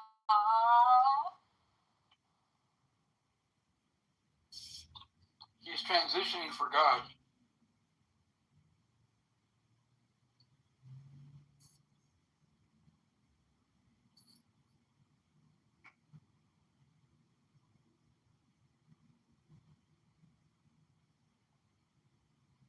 And Kitty's a nun now. Oh, no way. You serious? Or are you pulling a Deepak on us? Well, just by her profile, her PTR. So why is is it that theists think that atheists are like notorious, like murderers? Because we're heathens. We're evil. We're the enemy. Like, what is it? Like, what's going on? You think in a theist psyche that most of the time I'm hearing that, and I think there's a lack of reflection. Actually, you got it reversed. Most serial killers and people that kill people that they don't know say they're doing it in the name of God. Oh shit! I thought. Yeah, that's right. Yeah. I can't recall. I mean, I'm sure it's happened, but I can't recall anybody killing a bunch of anonymous people in the name of atheism. Allah Akbar! Now I kill you! It's some Damn kind you of in the name of Jesus. Jesus. But there's also like a self-righteous high horse riding, a comparison going on, you know, like within the theistic circles. My morality is better than his morality because my God is better than his God. Well, that's a cop-out. See, if whoever's saying that really wanted to put it to the test, they should take one moral and see how the two people feel about it, and then they can decide which one is more moral. Rather than saying my God versus your God, you say my morality on this issue is better than your morality on this issue. That's the way you really want it. Yeah, but like for situations where like sometimes Andrew posits the most grotesque scenarios, like necrophilia followed by some rape followed by, and I know it's done for like emphasis, right? The theatrics is added on, so like to see what like how an objective, how an atheist sets their metric, right? Oh. Well, allow me to give you an example. I could make a very convincing argument that the highest form of morality is a right to life. Very few people would argue that the highest form of morality is a right to life. Therefore, question, is it okay to kill? And if it's okay to kill, when is it okay to kill? Then listen to what each person says, and then you can find out whose morality is better. You know? Yeah, agreed. Existence is the highest worship. Oh my gosh.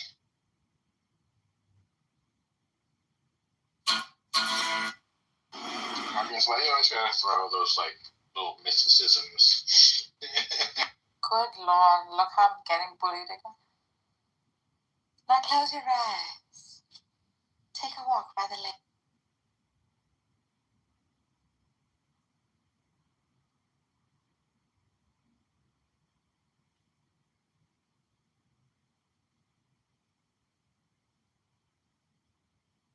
I think those are DVDs. Let me think about it for a minute.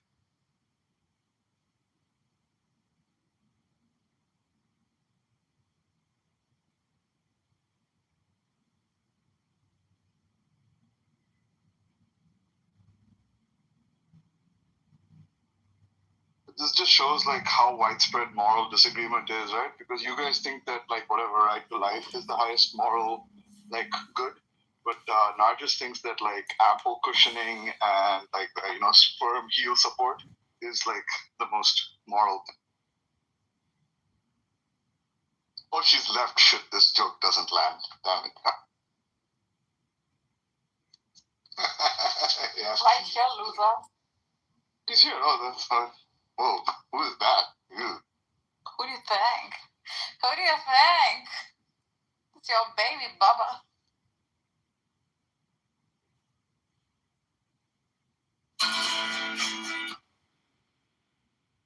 Where's my baby Bubba? Seen him for a couple days.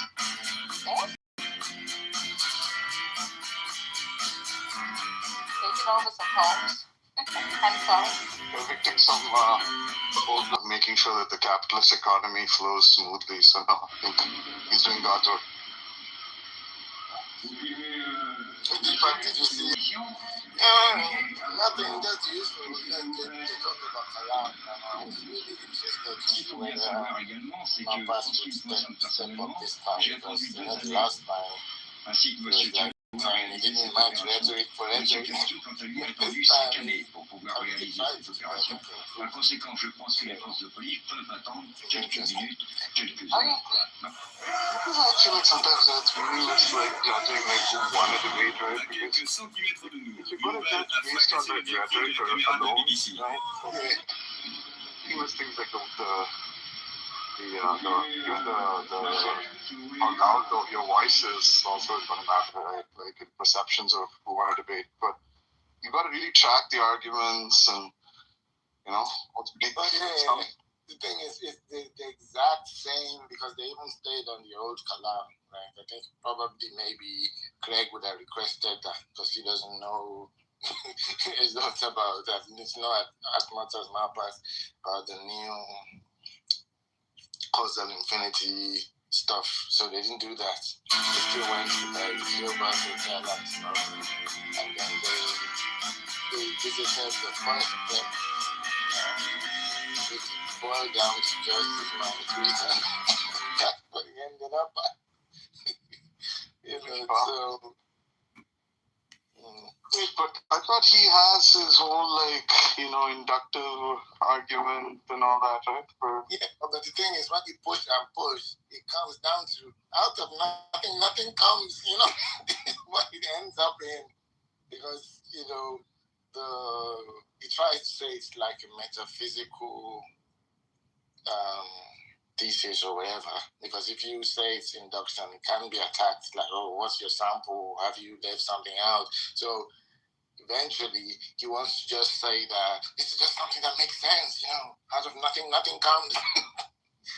But I think actually examining the strength of that induction could be a productive discussion, right? Yeah, they didn't even do too much of that, but it has been done before. I think it just ends up very, very close to the and ends up like maybe it's a draw, maybe no one's winning. I don't know, but he likes to have that in his back pocket, because he even confessed that initially when he started running the argument, he didn't use to defend the first premise. He just say, "Oh, this looks obvious. If you want to challenge it, and want to look stupid, how about it? Like this is, he says, well, anyone who disagrees with this quit doing serious metaphysics, something like that." I think that's even in a quote from one of his books that later he tried to. If that's the story, right, then that actually it's a good sign for something like a debate. Like maybe if it's been through debate that he's been forced to actually think about what really his reasons are for premise one, rather than just saying, oh, it's obvious. I feel that at least he's made some progress on it, yeah. But the layers he puts on it, once you push and push, he ends up still. And then Mapa says, oh, what if someone else has the opposite intuition? So, then when you go to change them to this intuition, it turns into a joke.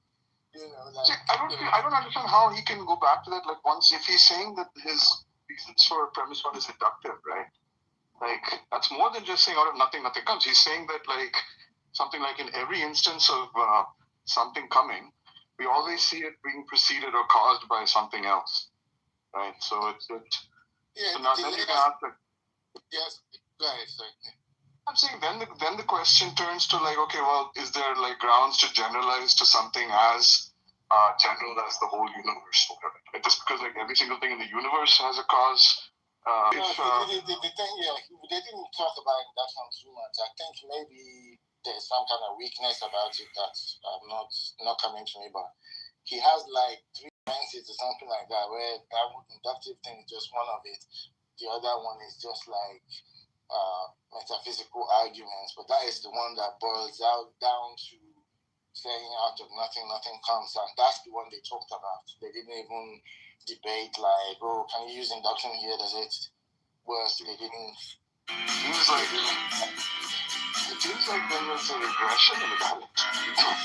Going back to some base situation. Yeah, I think there's a reason it doesn't like Joe would try it out before, right? You know, these videos that he did with rationality, right? So it's like various levels, various abstractions, where to put the abstractions. You know, some people have toyed with, what if we have like a more restrictive principle that, you know, like whatever begins to exist has a material cause or something like that. It's like there's some like more restricted versions of that principle, which look very obvious. Where if they were true, it wouldn't work for Craig. That's I think that sort of that is a good class of responses. Yeah. How many other inductions will then like follow if you're allowed to allow yourself to. Yeah, so he would just end up being cherry picking because people would say, why that one or not this one? Why not my one? You know. Yep. You could make some argument like, well, this is the most modest version, right? Like, so even if like each more specific one, you'd have to like have more and more doubt about, right? And maybe like you could say that, okay, the property of materialness is just almost by definition something data management is so simple. Internal to the physical universe, right? So it doesn't even make sense to say that like the universe has a material cause, right? But you know, like that doesn't necessarily apply to a concept of like just a cause. Right? He has tried this before. Right? I think he probably should have come with this today as well. That's what he did with this guy who used to go by theoretical bullshit. But I've forgotten his actual real name. That they had the debate, and this came up. They went into the induction, and he was saying that I was trying to give reasons why the more generalized principle should be like what we should go with that. Why are you like making all these little restrictions? You know, like to try to like offer that. Maybe that would have been better because the like he's like the perfect psychologist in the sense of like, you know, capturing like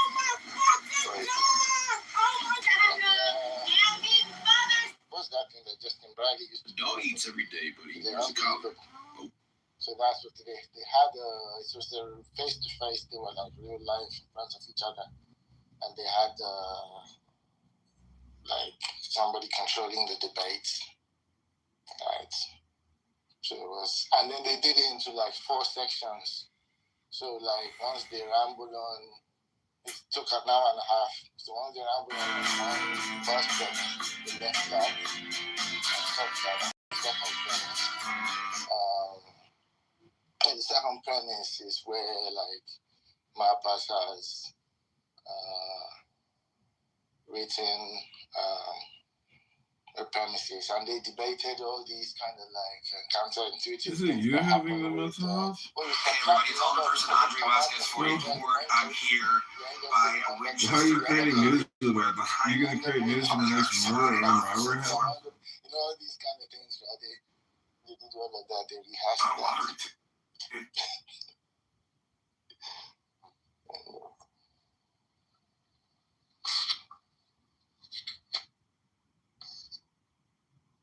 All right, did we chase all the goofy religious people away, except for Michaela? I like Michaela. Oh shit! I think I was Justin. I was funny. Like I was trying to make a comment, and then like I had my mic open, so I was unmuted, and then I muted myself, and I said my thing. Like fuck that up. My thing was like, should we think of intuitions as like a kind of recharacterize them as a kind of feeling? Like when you say that Craig and Pass, they got down to like, well, or I don't know if it's Craig, they discussed that. It's like, well, it's just an intuition that I have about it. Yeah, the philosophers like I forgot on what the theory is. There'll be an SCP article where they'll be saying, no, intuition doesn't mean like day to day. The way we speak, intuition and feeling, right, like end up coinciding, but they like to little distinctions and stuff like that, which I've actually forgotten about.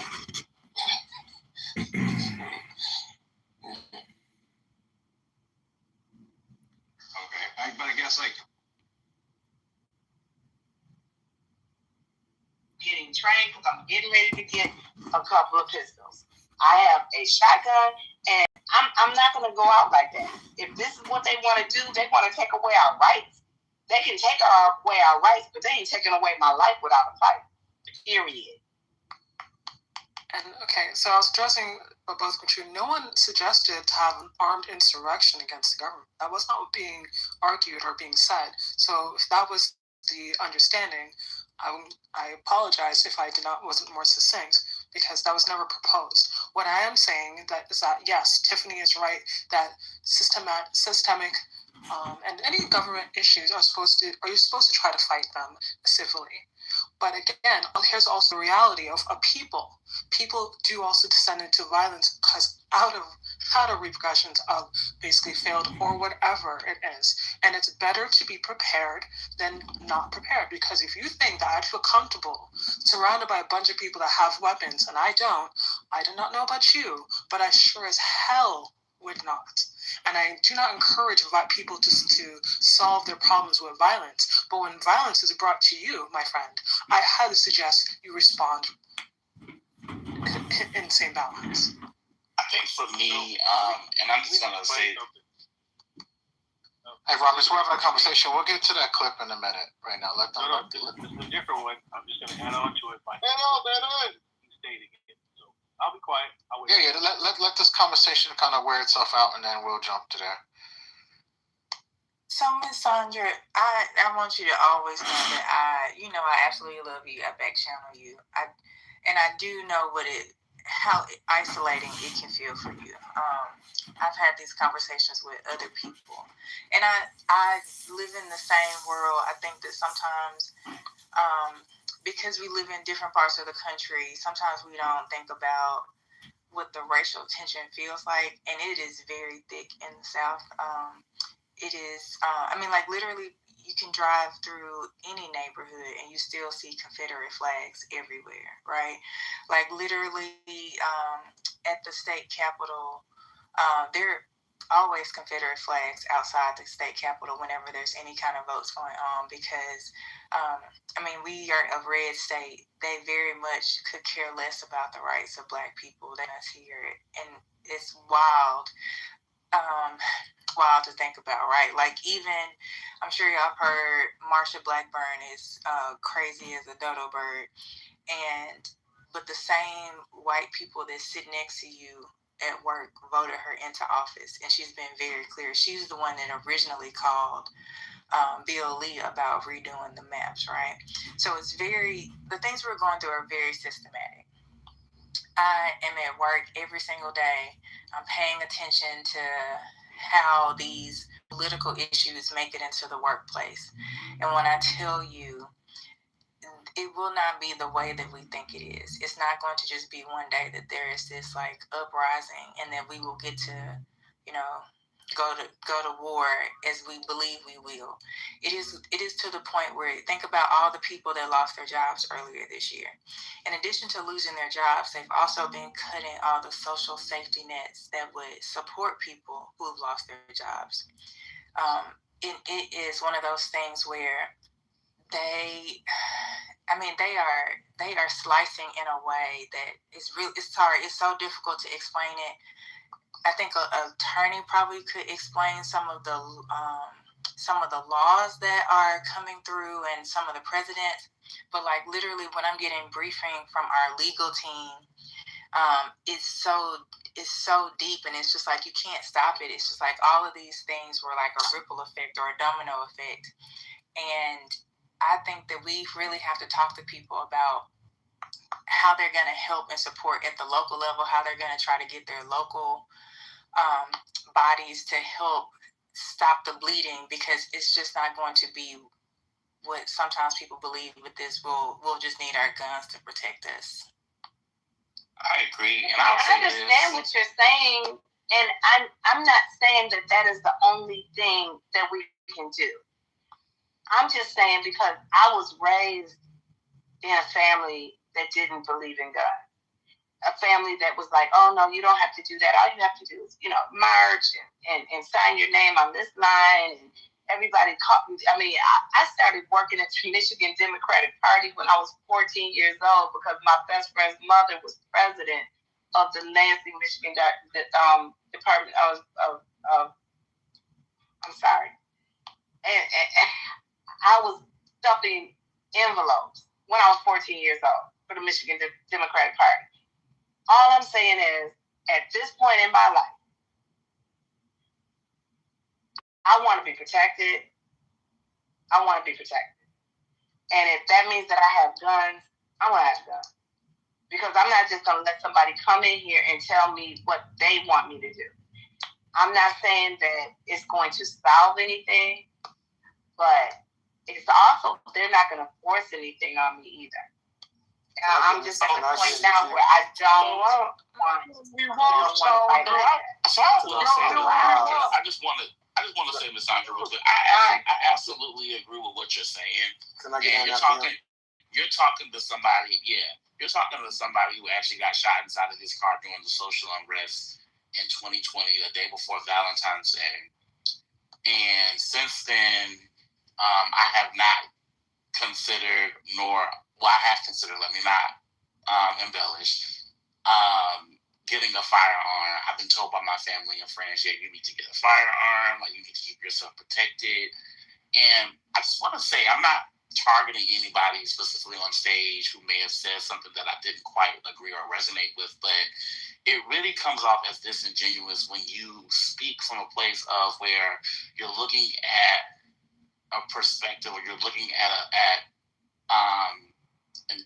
a group of people who are talking about equipping themselves with armor with rosy pearl colored eye lenses. And when I say that, I mean it's easy for you to say that when you're not on the receiving end of it. I even came in here and talked about how I was in another space, and because of a matter of differing opinions with a Trump supporter, you were willing to sacrifice your life and my life and shoot me down like a dog because I said you can't call yourself a Christian because you follow behind MAGA, you follow behind Trump. That's a matter of opinion. I don't see anybody from the left, unfortunately or fortunately, who have in anybody's life that I know of on the app talking about I'll blow your head off if you don't vote for AOC, or I'll blow your head off if you say anything about my first black president. I have not heard that. So it just comes off genuine when we hear certain individuals say, well, you trying to encourage other people to get themselves armor or equip themselves with guns as if that's going to solve the problem. No, I think it does no one any service if we ignore the fact and we act in a sense of oblivion to believe that we're not living in uncertain times. We are living in uncertain times. I do intend on exercising my right and becoming armor with some form of protection, not because I'm trigger happy, but we are living in times where so much so people are able to dox you, find you where you're at. And when they say that they're going to shoot you and kill you, they're ready to shoot you and kill you the next day, and they're showing up at your home. So I just want people who may not quite understand where some of us are coming from, where we talk about where we want to become armored, we want to strap ourselves up, be mindful of what type of things we're dealing with. What type of, situations, conversations, arguments, disputes, or whatever have you. Be mindful of the type of slack, or whatever you want to call it, that we're receiving on the opposite end. Because whether anybody wants to agree with it or not, and Ms. Sandra kind of spoke to this, they've been preparing for barbecues like this since the inception of this great country. And they're preparing for the greatest barbecue of all time. Even when the election was going on, they were talking about it being the Civil War. So for those coming on stage or maybe in the chat talking about, hey, there ain't no need of talking about trying to equip yourself with guns. Like guns gonna solve things. It's not about solving anything. We're living in uncertain times. They just said there's gonna be a Civil War. We're just preparing for it. And I just want to clarify something. Sorry, Daryl, I know you want to. Cherokee, I know you want to speak. Okay. Just give me a moment. Just in case anyone thinks, you're in Canada, so it's not the same situation. I understand at least not right now. I actually can't even say that because I know you guys don't keep up with Canadian politics or what happens here, respectfully. So you don't actually know what it actually is like in Canada. Not to the same extent as the States, I will say, but we do have our own problems. And if you think for any minute that there are not pockets of this country, especially where I am now in Alberta, that are not full of just pure white people and are racist as fuck, I'm going to let you know Canada's not that much evolved and above everyone else. Okay, so again, I'm in Alberta. There are places that they would literally like call you out your name in front of you and not feel anyways. But obviously I live in major cities, but I'm not naive or gullible enough to think that nothing would ever happen, considering there are Trump supporters in Canada. Explain that. So if you know, say, that you're in a position where you can and be literally outnumbered, etc., you don't want to. I'm not going to walk around naive and thinking that I live in this ideal world, ideal country, and nothing will ever happen, especially as a woman. Anything that happens, it happens also to women first, immediately. So no. I'm not in any kind of pure safety. So please don't be misunderstood of where I'm coming from, okay? Yo, now I'd like to go. Kaz, please go after Daryl. Daryl actually has been holding on. You can go after Daryl, please. Thank you. And then after that, I guess we'll give Rhombus a chance to play his clip, and then we can jump back in because it kind of sets everything up. Okay, so on you know, I live in Texas, and I joined the Texas Army National Guard and during the Operation Iraqi Freedom. And I remember one of my colleagues who was working on White House detail when during Barack Obama's second term, I had this bright idea to take my family to D.C. because I just wanted to see the White House because the Obamas were there. Fortuitously, the Smithsonian opened up that same weekend. That was like late September of 2016. While I was there, I had the opportunity to go to a lot of the memorials, but one of the ones, every memorial has a bookstore at the bottom of it.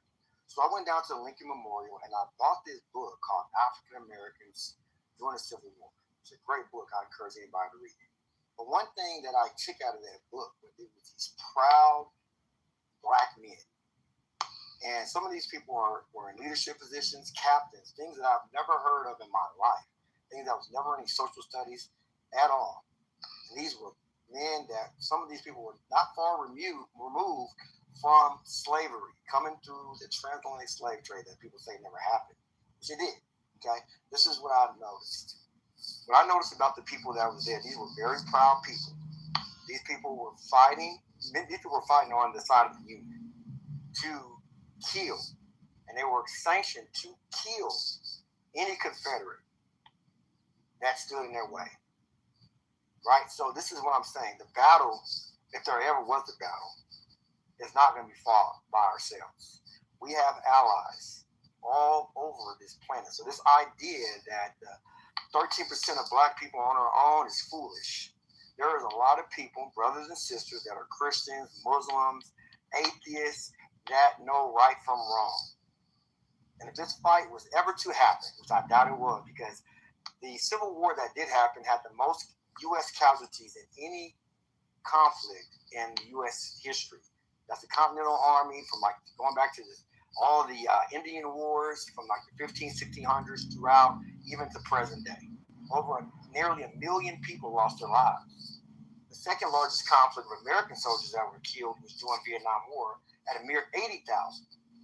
Right? So all I'm saying is, guys, it ain't. Man, there's nothing wrong with you operating with your Second Amendment right. Places like Texas have council doctrines. I hear what Saunders saying. I agree. Marlene, look, there's nothing wrong. And then the other gentleman that got shot, man, I hate that happened to you. Man, get your firearm. I'm not saying that you got to go out there guns a-blazing. But if somebody bring that smoke to you, dead they fucking ass. And be willing to die for what you believe in. There's nothing wrong with that. That's not saying you're some crazy Black, disarranged Black person that wants violence, choose violence. That's bullshit. What that's saying is, motherfucker, I'm going to take you and the motherfuckers with me. God damn it. Like, what the fuck are we talking about? Look, our ancestors who came here to the transatlantic slave trade, and even the indigenous people that are already here for over 10,000 years, all the way up and down from Alaska down to the Central America to South America, these people were warriors. and you got warrior blood in you too. So pony up. And I will say this, last thing I'm gonna say, not everybody's built to fight. Even in a modern day military, you have your infantry, what they call your combat arms, and you have your support arms. We need cooks, we need people that can drive, logistics supply, we need medics. Everybody's not going to be a fighter. So when I hear people say, oh, well, I think, we should be some kumbaya, that I can listen to, he's just not a fighter. They just don't see what it takes. There's people right now that have died I know so many people, my battle buddies, have lost their lives fighting for your freedom. For you to speak freely as you are, but don't think for 1 second that there wasn't a lot of black people who have died, and they didn't die in vain. These people died for what they believed in. And some of us have forgot our way.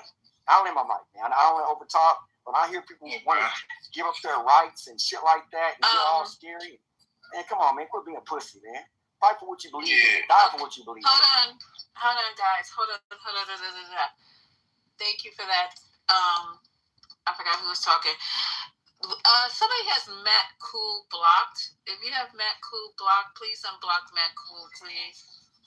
Also, hey, everybody, welcome to the 420. Tonight is going to be this discussion because they're saying that we're on our way back to, it's going to have to be one or the other. It can't be Jim Crow and slavery. So we're just going to suss it out. We know what we're talking about here with the gerrymandering, the taking of districts, pushing all black people out of the House in certain states. And then somebody came in the room and said they have a clip of somebody saying we're trying to get them as close to Jim Crow as possible. Rhombus is going to play that. I want to hear that so bad. But unblock Matt Cool because we're going to need his input on this conversation tonight. And we welcome everybody. Listen, let's start out by saying this. We have a different stage tonight, so we're missing a lot of people. There's no dropping anyone out of the room. Try your best not to block it. I'm sorry. Let me start over. There's no kicking anyone out of the room. Try your best not to drop people off stage unless they're being quite disrespectful. But other than that, this is going to be a tumultuous discussion. And just because somebody asks you a question, it's not an open invitation to start an argument.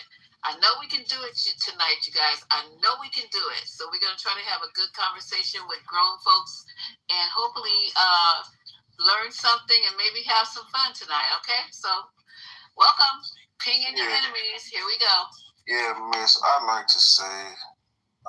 it's Misa. It has an A on the end of it. I said Miss. Because we promised Rhombus he was next. They didn't. They promised I was next. No. If you want to lie about it, if you just want him to go over me, just say you want him to go before I. Cass, we said we're going to jump back in. We want to play. You can let him go. Let him go. Let him go. No. Go ahead. You can go. All right, play the clip. How long is this clip? Real quick, okay. It's Jim Clyburn. And everybody check your blacklist. And see if they have this man blocked. It's a quick one. Drop down to the audience. We'll bring you back up. Thank you. Okay, here it is. The moderate Republicans and their supporters who want to make America great again want to be remaking it in the image of the antebellum era. I just want to be clear. Are you saying you think they want to reinstate slavery? No. They wish to get us back as close to slavery as they can possibly get us to without violating, because the Constitution they can't do it. Jim Crow? Yes. So you think they would reinstitute Jim Crow? Absolutely. And I think the Supreme Court is well on the way to doing that. Remember, all of this started with a Supreme Court decision called Dred Scott. That's what defined and laid the foundation for all of this stuff. And then we got another case called Plessy versus Ferguson. That's established separate and equal.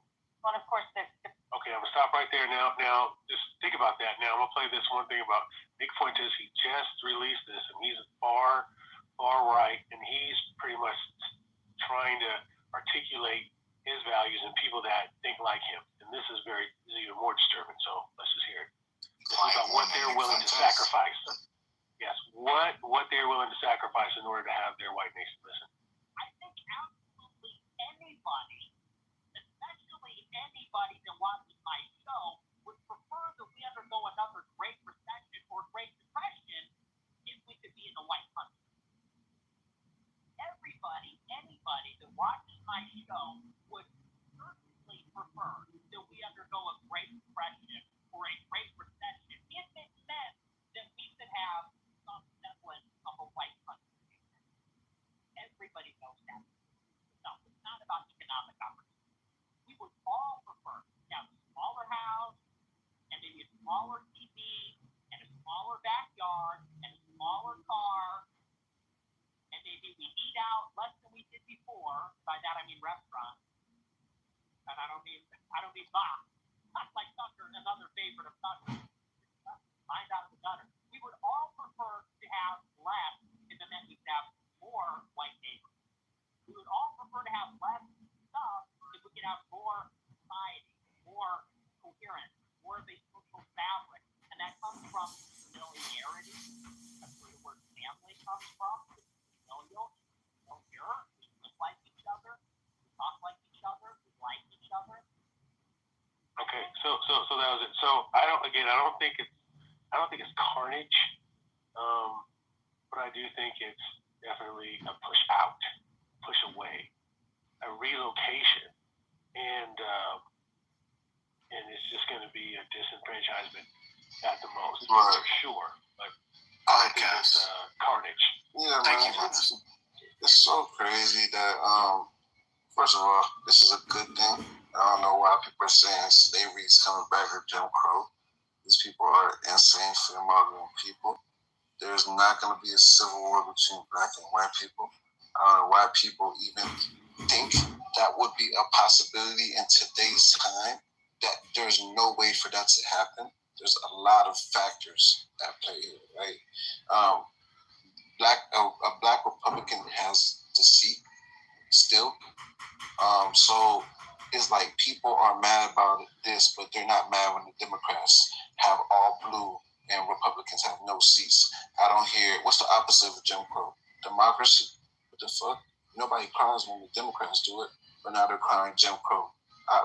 Jim Crow what? In the next 10 years, Jim Crow is coming back. I've been hearing Jim Crow is coming back for years, bro. Where is it?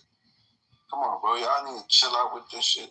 You will see all these states will get better under Republican control. And, you know, we're headed towards good things. I sprayed that chill. I sprayed everything in there. Yeah, I appreciate it. You too, brother, Frank? So you support everything, right? Yeah, bro. This is crazy, though. I don't know why y'all fear-mongering. And slaves didn't have a problem with picking cotton. They just were mad they weren't paid for it. Because anybody would happily pick cotton if they're getting paid a lot of money to do that shit, bro. It's not about picking cotton. Some fucking cotton. Dumb ass. Crazy or is he high? I can't even take you seriously. You think slaves had a problem with picking cotton? They had a problem because they weren't paid for it. You think if they were being paid to do this? Yo, what's up, everybody? That I want to see you pick some cotton. I ain't talking about the flag. Talking about you. Let me see you pick some cotton. You dumb fucking bitch. Whatever. Let me see you do it. You tell me how happy. Tell me how happy you are. Picking some fucking cotton. He's just speaking his truth. And then when you do it, why we gotta hurl all the because I love working in the garden. I love working. Excuse me. I love working in my garden. I love planting my food.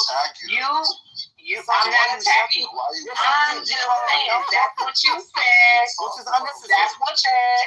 And I'm just saying I love working in my garden. I love picking my tomatoes and my peppers. You let me see you pick some fucking cotton and tell me how much you like it. Tell me how much you like it. I tried. Miss Lisa, black people today. There are 3 people talking at one time. Well, he was talking and she interrupted interrupt him. I Just 'cause get, he's a and then mod. I heard you in the background as well. I did. I interrupted. Okay, so be ridiculous on mute though. Nothing. When you start Somebody talking. needs to spank me. So I need to spank. So let me get this out, you guys, and I'm gonna just say it one last time. This is going to be a difficult discussion. Everybody's going to have different opinions, and I don't care. I welcome it. But what we can't do, because everybody in the audience did not come in here to hear people argue, they came in here for the topic of the discussion. So one person at a time. If you want to retort to what that person said, just say, excuse me, I'd like to retort. And that's it. But we're not going to be like 4, 5, 6 people offline. I'm telling you. I don't want to drop people, but I will drop you. Okay, so who was talking over, I think it was Cass. Are you responding to Sandra? He left. He's not even here anymore. Or somebody dropped him. Okay, don't do that either. I'm not kidding you. You guys just totally disrespect me on a regular. I asked you not to drop people off the stage because I'm not stationary and I can't be bringing people in while I'm trying to drive, okay? So I didn't drop him, Lisa. I talked to him, but I did not drop him. I know you didn't. Okay, you guys, go ahead and enjoy the. I mean, there's only 4 mods, and it wasn't Lisa, and it wasn't Sandra, so we did Marlene. No, it was not me that dropped him. I was having too much fun laughing. It was just ridiculous. Process of elimination. Yeah, this is crazy. Okay, so go ahead, baby cakes. Yeah. It wasn't me, but let's just go back. So he. That was funny. That was funny. Yeah, I don't even know what to say. But it really was funny. No, but hold on, Darryl. He did say there was people who, if they were getting paid. There are people that were getting paid that wouldn't mind. There's people that pick up garbage and pick up trash from the highway. Let's just go with that, right? But like the fact that the way slavery was instituted, like you think that these people really was doing it, even, and you know how much they were getting paid. Like we were talking about getting paid, like they were not getting paid a living. My family just made $1 million selling 60 acres. In 2026. Yes. Hold on. Okay, we're talking about. But you gotta understand, man. My family immigrated to Tipton County in Covington, Tennessee in 1904. Okay, my great grandfather had over 1,000 acres of land. What I'm saying is, my grandmother, who was 86 years old, picked cotton, and her parents picked cotton too. Like, come on, man. Like, why do we gotta do all this extra stuff just because you don't like what he said? Oh, well, we don't have to. So hold on. Let's just make it clear. I don't think anyone doesn't need people to like what I said. I don't need people to tell me I'm wrong. I just, I think Ms. Misa's talking about is... Okay, Amari? Yes, ma'am. I'm going to have to interrupt you for a second. How many mods are on the stage? 1, 2, 3, 4, 5. I just got somebody a second. I know you did. Did somebody leave who was modded? Yeah, it was a patient. Wow. Okay, so Cass got kicked out of the room. Oh. Okay, so I will start this room all over again and have just 1, 2 mods on the stage. I asked nicely not to do something, and then it got done anyway. So that's crazy as hell. I don't want to have to start the room over because I'm driving, but this is what I gotta do, y'all. And there's a lack of integrity because there's only 4 mods. Haitian wasn't even a mod at the time. There was you, Lisa, Omari, Sandra, and Marlene. Those are the only mods. Haitian was. I modded. Hold on. I modded Haitian. So yes, he was a mod before he left. He came up and I modded him. Was he talking when Cass was talking? Daryl, you may not know this, but mods can actually see the activity in the room via the y'all clipboard know who so can you see who kicked Cass, you guys? Just tell me. You don't have to make a big deal about it. Just tell me who kicked them. It doesn't say. It doesn't say. The only thing, the last activity I can see was me making Haitian a moderator, and then you also made Reformed a moderator. Those are the last 2 actions. So he might have just left Lisa because it would show. He's in my back channel. Yeah, you know what? But hold on. So there's something going on with this app because no one has met. No, man. You people are so yellow belly. Daryl, please, I'm sorry, Daryl, just give us a second because we also don't have the ability to do that right now. We're trying to fix this, okay? So give us an opportunity. At least we're doing an effort to fix it. Right. Like Kaz is not that important, but I just want to make sure that we don't do this tonight because this is just not fair when I ask. So one of the things when Matt Cool and I was messaging each other, it kept saying the system is having issues, and none of the mods had him blocked. Not Sandra, because he was able to message everyone. Yeah, he said he was blocked.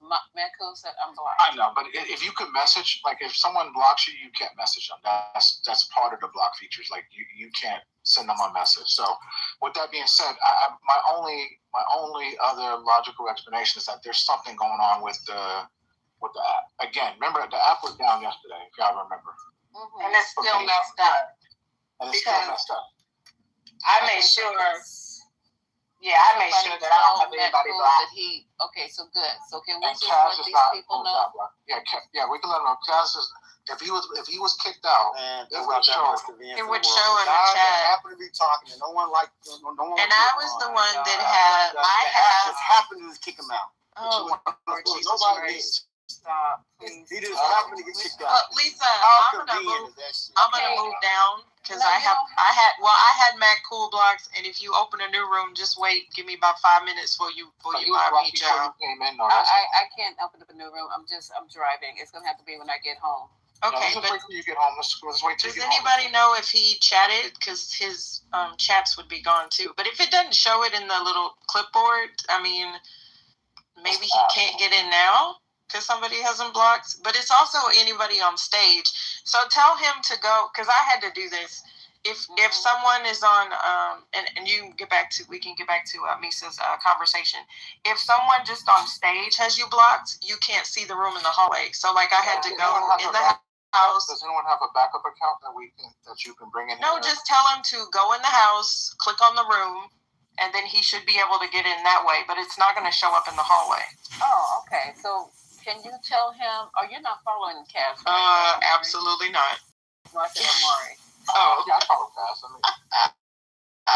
Okay, so give him those instructions, babe, so I won't have to break this room down and start all over again. And if you guys are wondering why we're doing all this for Kaz, it's really not for Kaz. It's out of respect for me. If I asked them to do something, I would just love it if they would just do it. That's it. And you had a room, if you asked somebody to do something, just out of respect for you, I would most certainly do it, okay? That's what we're just saying. So anywho, let's get it all straightened out so we can get back, because I know some of y'all going to need to go back to slavery. Some of y'all need to have the whip and chains, because you can't follow instructions. Yeah. Really. Lisa, this is weird because people keep coming into the room, and then I go to see, like Michael just came into the room, and he disappeared, like before I could bring him up or invite him up or anything. So there's still stuff going on. Yeah. Does There's still anyone stuff have a going on from last night. Does anyone have a burner? No, I don't. I can't afford a burner. I don't.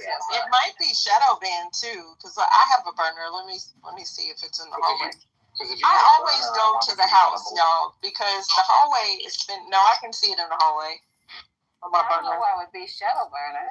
It's not shadow banned. I can see it in the hallway on my burner.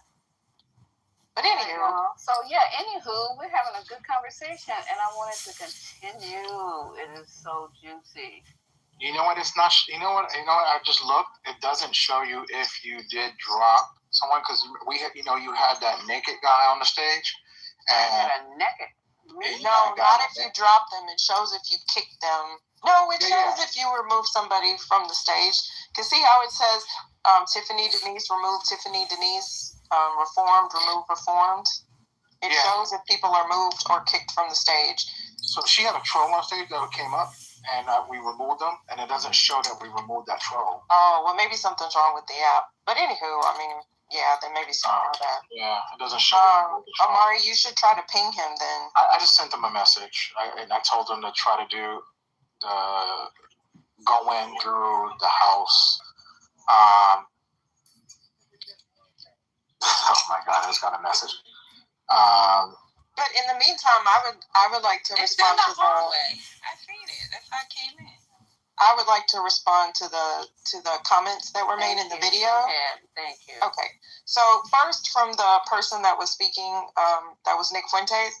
I'm not really sure how another major recession a la 2008 would help make the country white. For example, there's technically more white individuals that are on food stamps just because of the sheer number of them. So that would not make the country white. That would contribute to making the country impoverished. I think people are talking about his level of sacrifice, not that. Well, so is he conjecturing? Because how would that happen? I don't understand illogical economic consideration. So I'll just respond as if I'm taking him seriously, which is to say that wouldn't happen. So I don't understand why that Nick Fuentes person would like theorize that there would be some sort of sacrifice when literally people are sacrificing right now because they're poor. It's not a choice. It's a condition of their existence.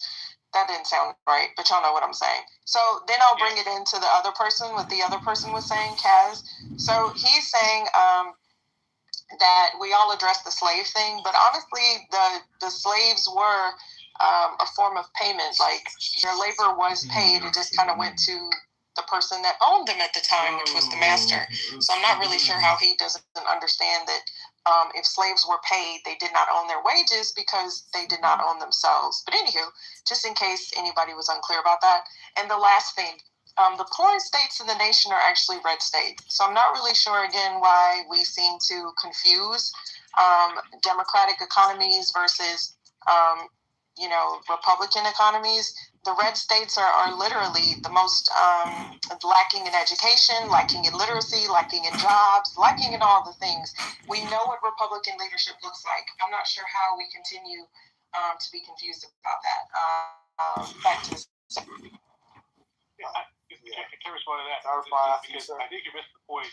I think he's not trying to make this a matter of fact. He's just saying, I hate not having a white country so bad. I would love to do this instead of that. It's not an idea to say like, oh well, this is better than that. This is better. He's not saying that. All he's saying is he wants a white neighbor so bad. He's willing to be stupid, to be ignorant, to be poor, to be everything that is deplorable if he can have more white people. That's what he's saying. I mean, okay, I'm going to take one last stab at it, Romus, because I get it. I'm taking him too seriously. There are literally places in this country that are majority white. I mean, like, really majority white. Like, white. Like, I don't understand if he's in Idaho and the black population is not that high. If he wants a white nation, why can't he just take his ass to live in the country in Montana or something? So that's all I'll say there. Like, Nick Fuentes, like, just the way that he framed it would let me know that they need minorities and immigrants, because that's a really stupid theory. That's all I'm saying. Anyway, I'm done. I agree with you. And not only that, I live in Texas, right? And actually, Texas is a red state. It's the second most populous state in the country, and it's a red state. And then the most populous state would be California, and then followed by New York. So those are your three biggest states, and then Florida and Georgia, whatever, right? But number one and number two, right? It's going to be California, which is obviously very blue. It's like 54 electoral votes, and I'm not quite sure we have. I think like 38, if I'm mistaken. But anyway, I digress. The reason why I did want to say this, when I'm in Dallas is a very cosmopolitan place, right? I live in a predominantly white neighborhood, right? I can count my black neighbors. But it's an upper middle class neighborhood. There's no freaking Confederate flags in my neighborhood. Now, are there white people that prefer white people? Well, it's predominantly white neighborhood. Sure they do. But when they come out and bust a grapefruit, probably not. Because guess why? Because they're working. They're working a lot of hours trying to get their kids to top schools. Whether you here in Dallas is probably going to be UT Austin or maybe Texas Tech, A&M. I mean, they're living real lives. I remember when January 6th happened. I was just like, you know what? Let me take a peek out and see if there's any white people, doing anything crazy. I don't know, maybe got a freaking. I'm sorry, is this addressing either my rebuttal or the original point? I'm not even responding to your rebuttal. Oh. Because you basically said that you don't take him seriously. And I knew you didn't take him seriously, so there was no need to respond. I'm kind of speaking on the overarching about the Nick Fuentes guy, so I'm not even responding to you at all. If that makes sense. I'm not centering you at all. No offense. But you even said you were just kind of like... Oh, no, continue speaking. I was just asking for a point of... I completely disregarded what you said. But I knew you was like just... You can continue. Thank you. You may continue. But you came off the app to speak to me, and I just felt that I was going to overemphasize. All right, child. She was just talking. No, so am I. Well, you keep going and going. Just go with whatever you got to. No, she interrupted me, and I lost my train. Right, and she did it on purpose too. I can assure you, you're not that special. But continue, please. Ma'am, neither are you. Two of us. You're not that special either. All right. Well, you actually had nothing. Okay, Jesus Christ. You had nothing to say, but you said something. But you had nothing to say. Do you talk to the white people in your neighborhood like that? I'll talk to anybody like that. I'm not scary like you. You're scary, not me. You're scared to die, not me. You think the white people are going to kill you? Ma'am, shut up. You sound like a fucking retard. But you actually are one. Off to the goo he goes. Wait, is that him in his PTR, y'all? I don't care. Bye, Felicia. Oh my God! Old to be talking like that. But I really was asking. You gotta go over.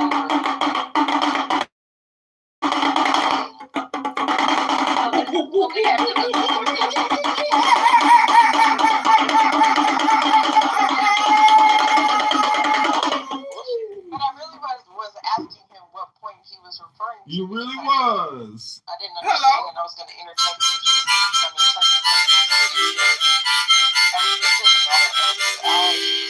I'd rather people be annoying us on the staff without irritating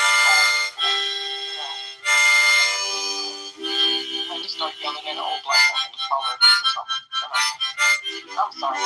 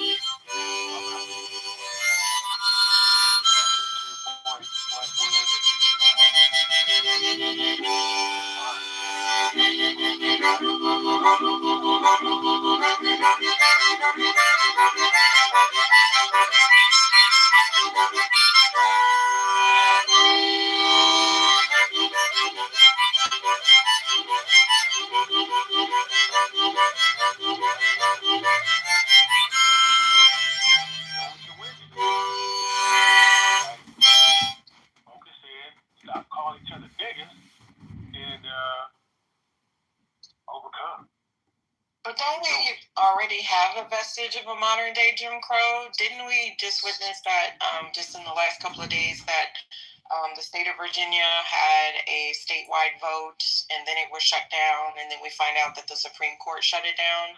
Didn't we just witness Tennessee months before primaries literally say that they're going to remove black districts, and we're literally removing duly elected people out of office? Isn't the same thing happening in Louisiana? Was Jim Crow not actual legislation that was put in place? It was not just sentiments. It was not just MAGA. It was actually legislation. Wasn't a core part of the Voting Rights Act struck down? Having pieces of legislation that have been in place for over 50 years been struck down? So I would wager that we are facing a modern Jim Crow, and this president hasn't even been in office for 2 years. So what else is going to come? That is the question, but I think that we are going to respond, and I think now we are catching up to understanding, how this is being happened, how this is happening to us. I think that we're at a point now where we're about to get activated, and the strategies need to change because they change. We need to change with the strategies and come up with new creative strategies. So, Robert, tell us, what do you see? You said we're catching up. So, what do you see coming down the turnpike, since you know what's going to happen?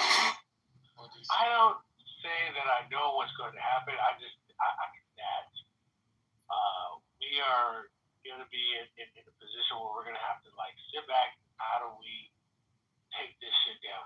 Clearly, they have moves. Clearly, they came with a plan. 2025, they came with a fucking plan. So, Rhombus, 1 second. So, Rhombus, I asked you a question because you're rambling. You're talking. You're being vague. You're not giving specifics at all, and I'm afraid that you're going to continue doing that for the next 10 minutes.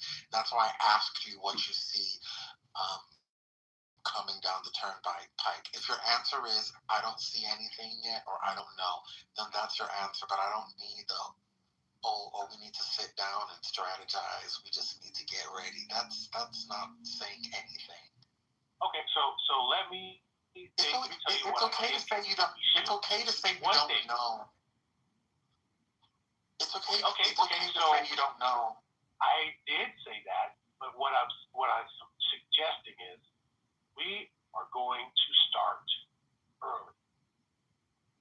Republicans, and I mentioned this months ago, the Republicans started breeding these monster Republicans, these right-wingers, since elementary school. They have had them in programs, in clubs, making speeches. They started early. And what I mentioned a long time ago is, when are we going to start to do that? I think we have a reason now to do that, to start fucking in elementary school, right? While we're fighting now, we got to build. To start what in elementary school? To start what? Building some coalition, building some training, something to keep our ability to vote at the top of the list of things to do. I think civics, certain civic things started maybe in high school. I remember in high school we really started to learn about government. Other than that, it was like social studies, talking about history. I think we need to start talking about making a change, understanding what our positions are, knowing how to support it, being in volunteering for registration. Robert, who's the we? Elementary school. Who's the we? So you say we need to do X in elementary school. Who's the we? We are the opposition party. Wait, so we have elementary schools run by Democrats. Dare you? How dare you? Only take them serious. Really, really start teaching it when they're about to graduate high school. That's way too late because the other side. And you're still talking about the Democratic Party when you say we. Let me be specific. I think it's not just the Democratic Party. I think it's anything that's not a far fascist right. Y'all gonna get this fool off the damn stage. Rhombus, I don't understand why you feel comfortable being this vague when you talk. It's hard to follow because you're just not specific enough. Okay, I'm gonna step away. Please. No, I'm being honest. Okay. I've said my 2 cents. If I don't translate, then I'll just try to find some other things to do. So, Hurricane, what is it you looking for? You know, speaking Hurricane, what is it? Oh, go ahead. just telling them how the Susha speak is true. You know, and that's good. Yeah, Hurricane, what is it that you are specifically looking for him to respond, and which, like, what will satisfy you? Oh, just something intelligent and meaningful. That's all. Something intelligent. I mean, like, so He's full give of us an shit. example. If you asked yourself that question, how would you respond? I wouldn't ask myself the question that he was trying to answer. So, okay. So he was trying to make his point, and then you asked him a follow-up question to his point, but you were clearly looking for a specific answer to respond. You know, I saw Narja's. I saw a woman dressed like that today, but even over the full thing, she had a second one just in case. So it's like a Muslim JIC. Just in case that one falls off, she's got the other one to, make sure. But isn't that so crazy? It's like, where did you come from? How are you driving, a nice new car? And, who are you? And, how long are you planning on staying here? When are you going to go back to Damascus? Hello? Damascus is beautiful up there. It's a very open culture. Where did you come from? Where did he go? Cotton Joe. Let's sing. You're supposed to have a karaoke with Daniel Nero. Can someone? I just called him. He's not picking up. Oh, I don't know where he is. Narja, you said something earlier today that was wrong, and I just wanted to question you about it. You said something like the experience is the virtue, or you said, just life is the virtue. Existence is the virtue, not a virtue. Oh, it is a virtue. So there are many, many virtues. Do you think the other virtues supersede just mere existence? They're identical to existence. Oh, it's identical. Oh, got it. So there's actually no learned ethics or morals or virtues, correct? Is that what you're saying? No, I'm saying all virtues exist. That's all I'm trying to say. All virtues exist. You're not actually saying anything. I'm saying that it is because the argument is it better to exist than to not exist, right? It's always better to exist because that which exists always holds potential to actualize. So such as hope, patience. These are virtues that become like the mechanism. Well, see that's where I would. This is where Christianity. Because in Christianity, shut up. When you're doing charity and you're dying for someone that you love to save their life, that kind of supersedes what you're saying. Why you're so much sensitive? Because, if you made a pleasant sound as opposed to the racket that's coming out of your mic, I wouldn't be objecting, to the sounds that you're emitting.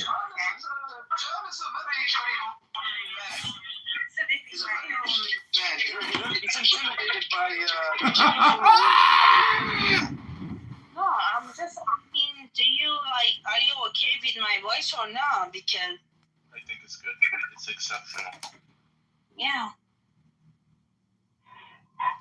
I'm just saying, what you're saying, Narja, is kind of it's not the full. Because maybe I'm not understanding that, but you have to look at my Instagram and then you can't talk with me. You want me to look at your Instagram, then I can talk to you? Oh, joy! Joy now! Yeah, that's what you said. Okay, thank you.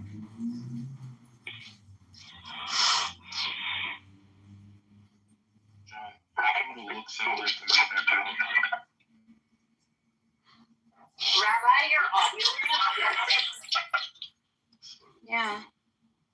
It's just whatever. Your audio is also shit. میگه بابا دست خودتون ولش کنین، اینقدر جریان بازی در نیارید. همین میگه دیگه. چه کاری؟ حالا جریان بازی در نیار. اوکی، من میام میشینم خونمون، شما بریم باز خودتون اشغال کنید. Can you speak American, please? سپید اتاق کی دیدم تو رو سکپتیک بود؟ من نمیدونم بابا، من الان نشستم اینجا. من سگم آخه از توی دامپزشکی گرفتمش. بعد اومده بود همینجوری داشت یه جوری به دوست من مثلا عشق و علاقه نشون میداد. به من گفتم خدایا من اینو نگرفتم اینجوری باشه. بعد یه جوری خرس و خر شده میشم. من سگم همین الان بردم برای راه. آره همین سگ من یه روی چسبیده بود به اوزگر مثلا. من اصلا مونده خدایا. بعد اصلا یه جوری مونده بودم که خدایا اصلا سگ من اصلا احتیاجی نداره اینجوری باشه. ولی اینجوری شد دیگه، چیکارش کنم؟ حالا بذار بخیر، شاید دوا چیزی بهش دادن اونجا.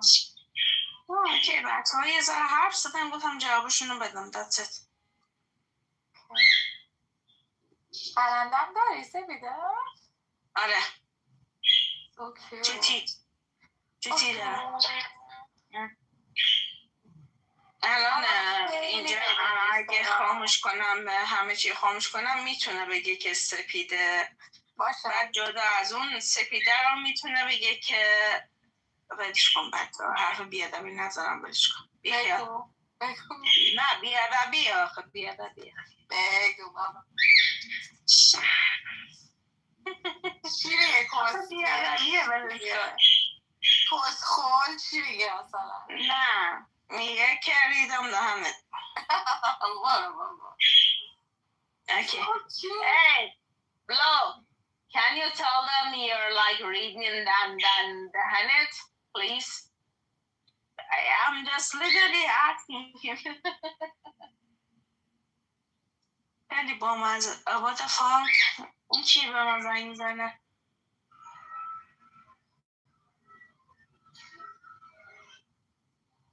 Daniel.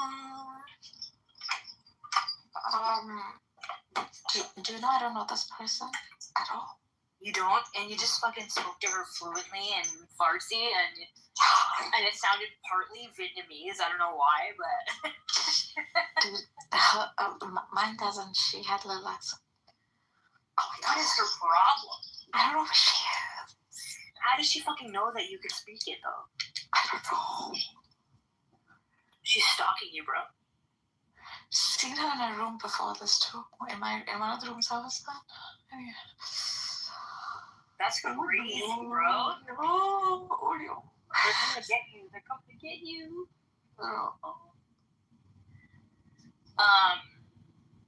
Should we sing them?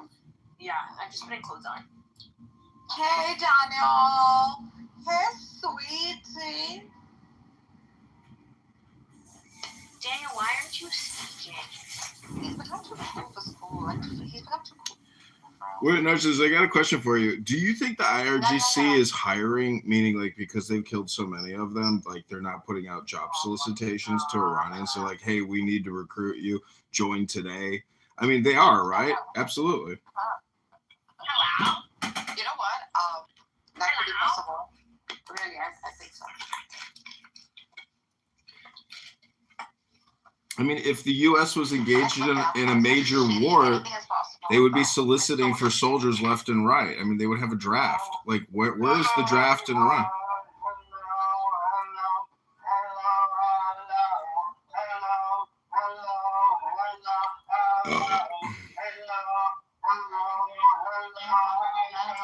Oh, wow. Good one, Nero. I know that song. Welcome, Dr. Brian. Welcome, Dr. Brian. Welcome to Liberal Elite Intellectual Democrats.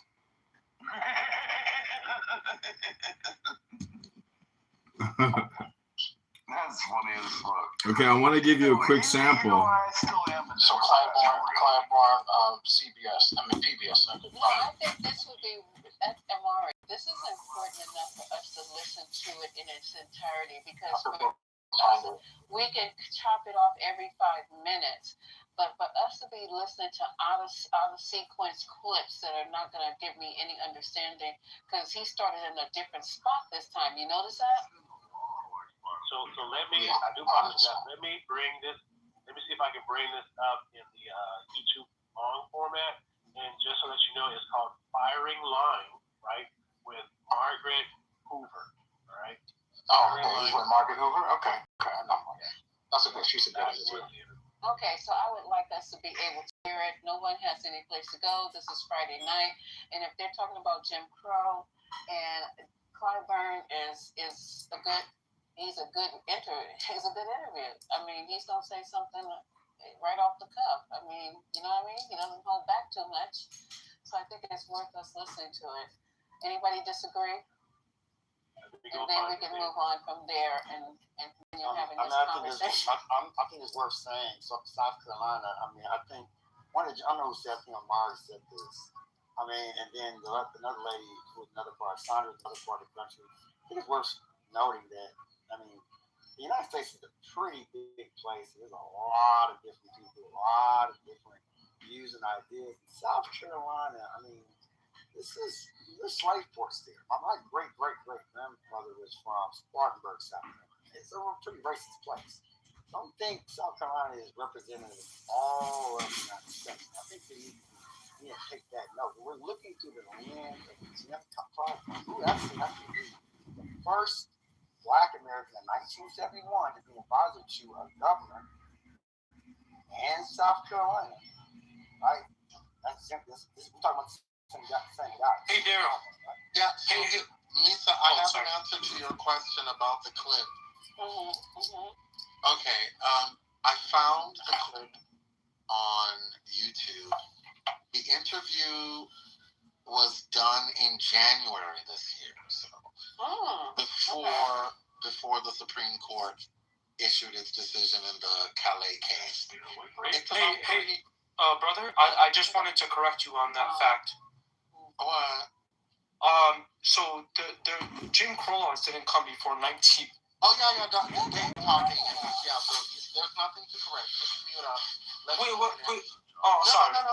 I'm sorry. Mute up. When I'm done, you can talk about what you want to talk about. Okay. I'm talking about a YouTube clip.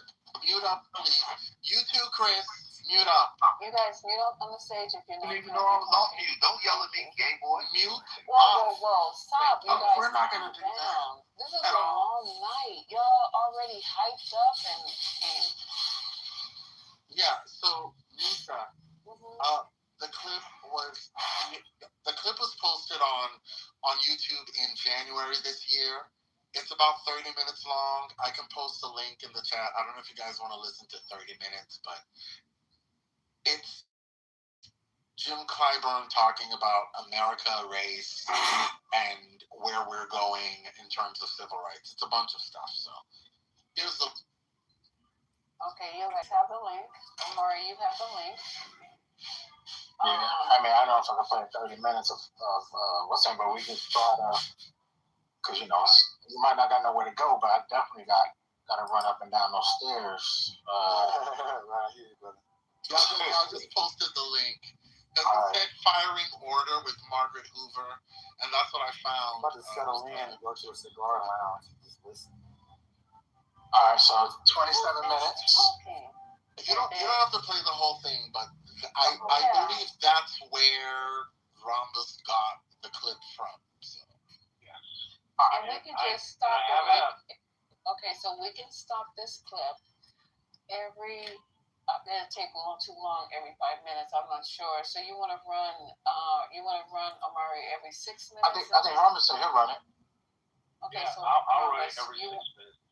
Okay, so every 6. Yeah. Oh my God, what do you guys like? No, seriously, because I'm trying to get to the 3 minutes. We'll be forever. Well, we're not trying to get through this. Are you trying to get through this whole thing tonight? Oh Lord. Okay, go ahead, Ron. Start it. Do every 5 minutes. Is that 5 okay? Oh yeah, 5 times 6 is 30. So yeah, that's fine. All right, it's 5 minutes, y'all. You guys need to. ADD is for real, and I think RFK. Just relax. We might hear something that's going to help us with the conversation, maybe help you make some informative decisions about what's going on with voting and should you vote and what's actually happening. This is informative. Look at it that way. Informative. Not if you listening to mentally ill people. Who are you considering mentally ill, sir? The homosexuals. Oh my God, I can't. Oh my I just can't. I'm gonna shake up, cannot tonight. Sir, can you keep your I moved into the audience. That was absolutely called for, and that's not what this room is about. Okay, this is just too much. I cannot control the crazies. So, all right. Don't even try to control the crazies. No, I'm not. You see what I'm doing? I'm trying to find something to eat. And I'm just trying to get you guys to have a room until I get home. That's some of the mods agree with what I say. That's why they brought me back up. Oh, okay. Well, those mods are not going to speak up, so. And can you just not talk until we get through 5 minutes of this? So a mod that dropped you approved you to come back up. Yeah, and I just realized that, so I dropped it again. It will stay that way. My bad. I do apologize, everyone. Talk about hypocrisy. You know, I make mistakes. I am not perfect. Okay. We're playing it. All right. Go ahead, Robert. Man, calm down. Go ahead, man. What? Let me get Little out of here first. A warning for the future. This is on firing. By cautionary tale is thus: anything that's happened before can happen again. South Carolina Congressman Jim Clyburn is talking about segregation. All it takes is a rogue Supreme Court, and I'm not so sure that we have not got there. So you think they would reinstitute Jim Crow? Absolutely. And I think the Supreme Court is well on the way to doing that. Clyburn's recent book, The First Age, is a reminder of Black Americans' political advancement and deliberate political suppression. It tells the story of the 8 Black Americans elected to Congress from South Carolina immediately following the Civil War. There wouldn't be a night until Clyburn was elected in 1992, close to a century later. And you say that it became more urgent to you to tell this tale after January 6th. Right. I convinced that whoever put January 6th together used a roadmap that became right out of this era. Thank you. At 85 years old, Clyburn is a national power broker. His famous fish fry is a mandatory stop for any Democrat with presidential ambition, which is Congressman Jim Clyburn. Stay now. Firing line with Margaret Hoover is made possible in part. Make that mistake, sir. Well, I think that White Washington District has always been a part of this country, especially since the Civil War. The people who came out of the Civil War and had lost the war decided that was just a battle. They would continue to fight to redeem the South to its pre-Civil War days. And in my book, I refer to them as redeemers. The Redeemer Democrats were the Southern Democrats. They wanted to redeem the South. They wanted to redeem the South to pre-Civil War days. And I'll take this thing at a time. But you will see instance after instance, they made the decision: we gonna take our society back as close to slavery as we can get it without violating the Constitution. So now the 13th Amendment was there, which meant that they formerly enslaved were now free. The 14th Amendment gave them equal protection of the laws and, of course, the 15th Amendment, the right to vote. But the implementation of constitutional amendments rely on legislative action, and that's where they made their attacks. Went straight to the legislature, and then they got the Supreme Court to interpret these things the way they wanted them interpreted, and that's how we got Jim Crow. The first Black Congress, Joseph Kane Rainey. Yeah. You say when you got to Congress in 1993, there was practically zero evidence that he had ever been in the same halls you were walking. That's correct. And I set out to change that. And later you were able to hang his portrait in the Capitol, have a meeting room designated in his honor. Right. Why was that so important to you? Well, I believe history is very important. It should not just be informative, but it should instruct you. And because I believe that so strong, I think that the extent to which we are left out of that district takes away from the foundation that our children and grandchildren can build upon. Okay, we're at 5 minutes. Any thoughts? Am I continuing on? Do we need to fast forward more? So, are we good? Hold on real quick. I just give people a chance. I don't know, Misa, did you hear? Okay, so it looks like they clipped the part where he talked about Jim Crow, and then it seemed like they mashed it with another section of your original clip. Did you hear that? I was hearing the conversation, and it sounded like the original one, but still, let's move from here. The conversation is, do we really think this is viable? Like what he's saying, because this is what the room is about. He is coming out of his mouth. This is somebody who's been serving for a long time. Hopefully he won't be reelected. But 85 years old, right? Yeah, time to retire, buddy. Time to retire, buddy. But he sounds good, though. He does, but he should be. What do they call emeritus right now? Yes. He should be bringing somebody up behind him. He should be on his porch drinking lemonade, riding the wave. No, he should be pouring all this knowledge into somebody who can come up behind him. While drinking lemonade. Y'all don't forget the lemonade. You guys are just sweet tea. Silly tonight, right? I really like This is gonna be the sweet silly room. This will be the silly room, or in the hall. I think that there's more. I think that there's more interview to be listened to, and so she will ask the question that we originally heard again, and then that was when the rest of the context will kind of roll out. But she's kind of teasing out some of the conversation, and this is that kind of like the first time we heard the word slavery come out of his mouth, because the last one he didn't say slavery. He said they don't want slavery. They want as close to Jim Crow as possible. But what I heard just now, he said they want to get as close to slavery as possible. Right. He's talking about Rainey, though. He's talking about the congressman. So when he was talking about that, he was talking about in that context. That's what I heard.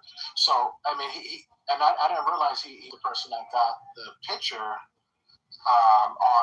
in the halls of Congress. So shout out to him. That was something that I wrote down. That he did, that he was a big part of. So shout out to him for that one. So I'll roll out another go ahead and press play again if you quick. Lisa, you got to mute up because I can hear them. Okay, sorry. The Chinese chicken wing with feathers on it. Okay. Well, this piece is. But we said that's what they said. So don't be surprised that he said slavery, because that's what we said earlier, over an hour and a half ago. We said they said slavery. But you didn't ever say Claremont. He said it. Yeah, so I get what you're saying. But go ahead. But he didn't say slavery, and the Republicans trying to bring it back in that sense, though. So you're still distorting it. But go ahead, Rhombus. We're here. Yeah, I have grandchildren. I've had a little great granddaughter.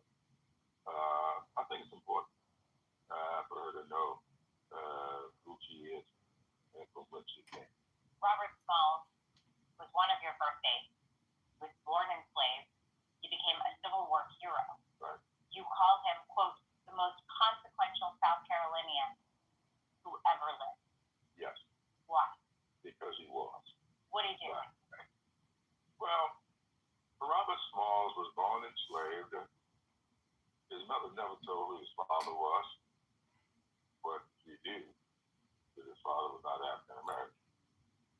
And he put together a scheme to escape from slavery. He met with Abraham Lincoln. Yep, he escaped in May Abraham Lincoln. Small to become a celebrity all over the country, having escaped slavery the way he did, having been rewarded with his freedom and with significant amounts of money. He was asked to go to Washington, sit down with Abraham Lincoln, and get permission for blacks to serve. And he's at Washington, having convinced Lincoln to do that. And Lincoln authorized him to go back to South Carolina and recruit 5,000 soldiers that turned into 40,000.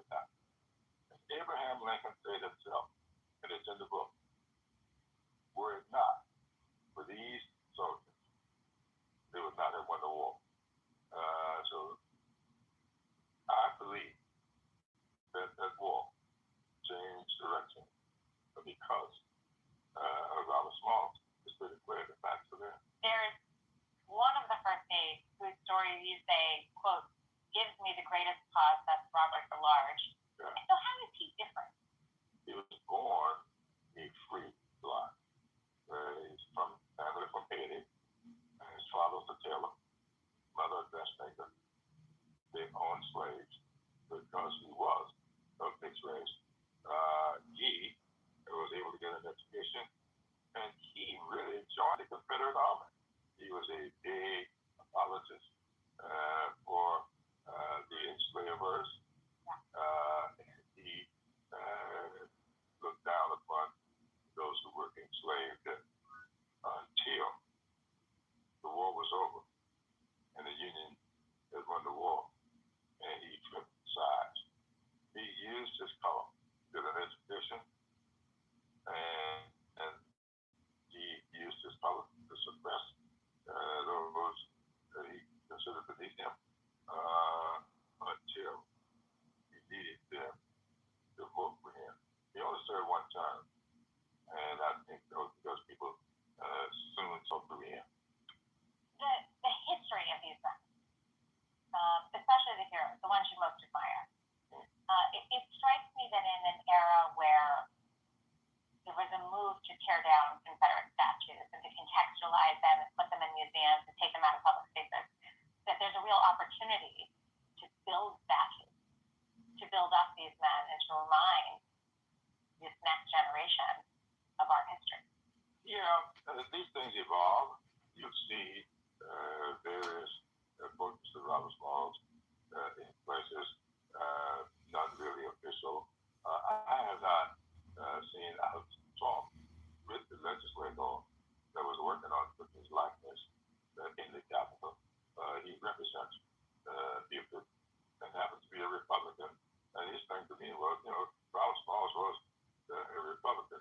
Well, all 8 of these people were Republicans. Well, but this is because my mother and father were Republicans. But this Republican Party today, it's a little different. It's a little bit different. It's a little bit different. You say that, as a result of the tumultuous and challenging times in which we live now, this book has become much more than an introduction to heroic figures. Absolutely. Heroic figures have been lost to history. It is now a cautionary tale. Right. And you say that it became more urgent to you to tell this tale after January 6th. Right. You say that the Redeemer Democrats are echoing the tactics of MAGA Republicans. Absolutely. Tell me more about that. Well, all the stuff that they did. A guy named Witherspoon Gary, a general in the Confederate Army. Completely unrepentant, believes that Robert E. Lee should not have surrendered. Absolutely. And he did everything he could. He, like the particular figure in the White House today, he overtook the entire mechanism. He wrote and he given instructions as to how they conduct themselves. And one of the things he instructed them to do,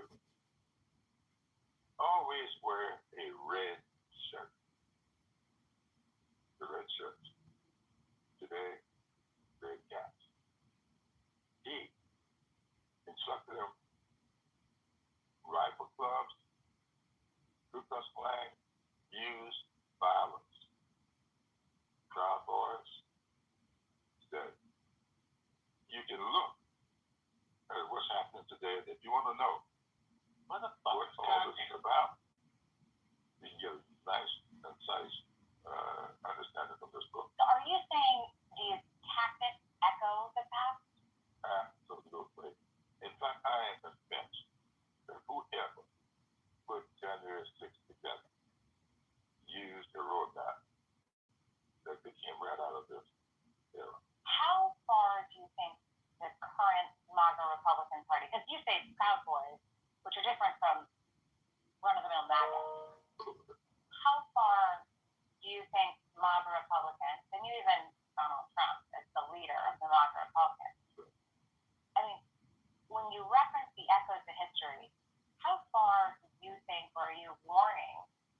they're willing to go? All the way. What do you mean by that? What do you mean by all the way? Because you write at one point in the book, the MAGA Republicans and their supporters who want to make America great again want to be remaking it in the image of the antebellum era. I just want to be clear. Are you saying you think they want to reinstate slavery? No. They wish to get us back as close to slavery as they can possibly get us to without violating, because the Constitution they can't do it. Jim Crow? Yes. So you think they would reinstitute Jim Crow? Absolutely. And I think the Supreme Court is well on the way to doing that. Remember, all of this started with a Supreme Court decision called Dred Scott. That's what defined and laid the foundation for all of this stuff. And then we got the case called Plessy versus Ferguson. That's established separate and equal. Well, of course, the Supreme. Okay, so that was what we heard the first. Yes. Okay, I'm glad you told me. Hope you defeat her. And I can't wait to hear what comes after that, because that's the part that, like Tiffany and others were stating, we need to hear that second part. But he said slavery. No. Jim Crow, definitely. Yeah. He said definitely. Okay, I heard that loud and clear. I have a little bit of pushback. I think since I've been coming on these stages, come on, we're trying to have a conversation. I would say since I've been coming in this space, I think people take policies disagreements as wanting to go back to a Jim Crow slavery. He voting, because you want voter IDs, to have an ID to vote, that you want Jim Crow, right? Because you may have stricter immigration policies, right? That you want to go back to slavery. I'm not sure how you can put tens of millions of people in that bucket. And that's just my one pushback there on land. And not only that, Amari, it's a very abstract thing. It's like you can't approve or disapprove that statement, because it's just too abstract. It's too obtuse. And that's the issue that I have with it. I mean, he's just having a conversation. And we're hyper-focusing on this conversation, and we're all going to take away our own meaning from it. But, I mean, the guy's also selling a book, too. Let's not forget that, right? Like, Follow the Money, Find the Truth. I mean, I think this interview, obviously I understand who Jim Clyburn is. We all do. But I think things can be taken out of context or lost in translation. I want to know what time, where's the book? Did his book get published around this time? Is he on a book tour? What if we came out and found out this guy gave the same interview 30 different places, at little Rotary clubs, Kiwanis clubs, all over South Carolina? Would we give it the same amount of, Okay, I got issues with that, because the thing is this: everybody who was going through this administration, even the first time, has written a book, right?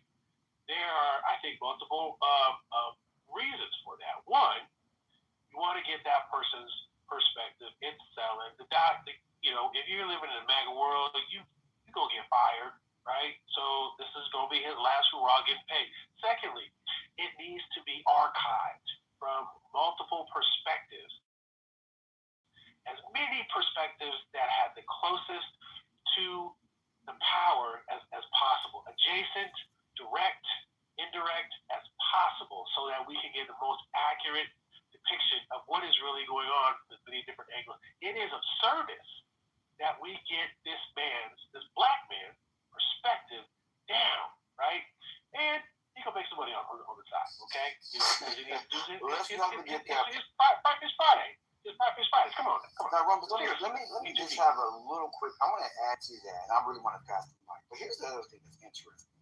And it reminds me of the book that I was talking about earlier, that people said was so irrelevant to what I was trying to say.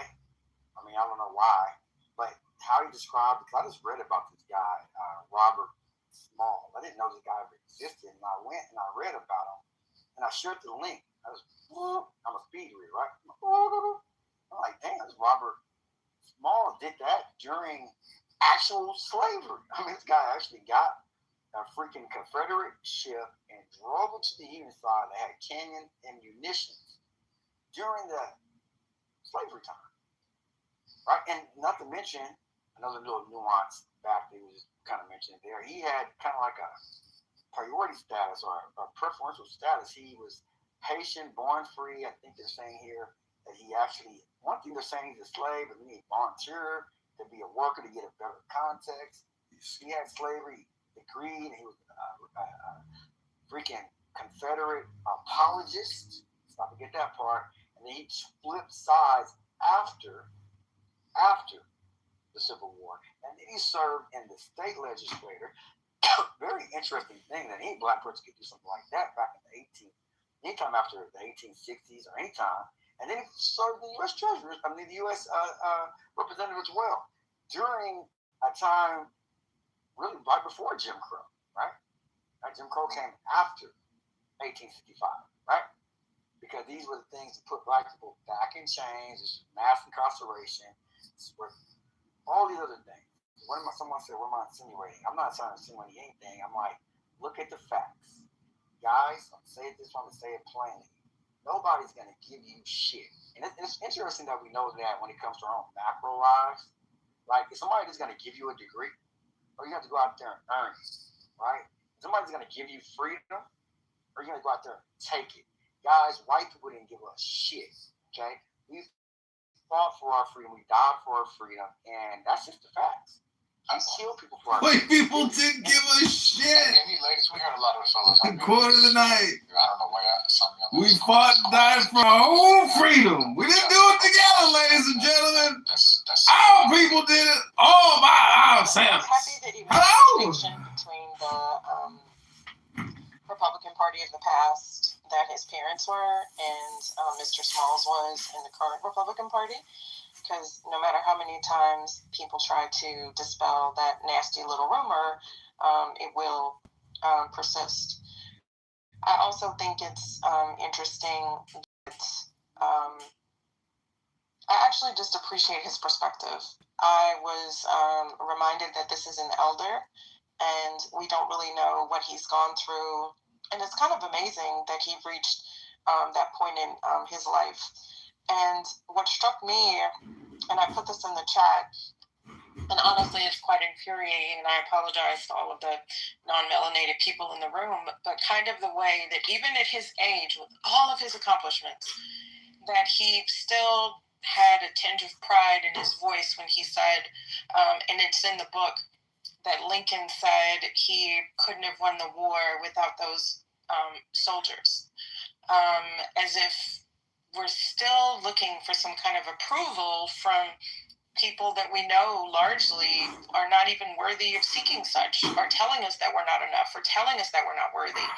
That just really boiled my bum, that this lovely elder, this esteemed, refined, elegant gentleman still has to say, this is what Lincoln said. Fuck Lincoln, respectfully. Fuck his little pat on the head, like, oh, the Negroes perform well. Fuck all of them. Thank you, I'm done. Yeah, motherfucking pennies. Fuck him and his pennies. Oh, wow. With that being said, we should be at about the 14-minute mark, Rhombus?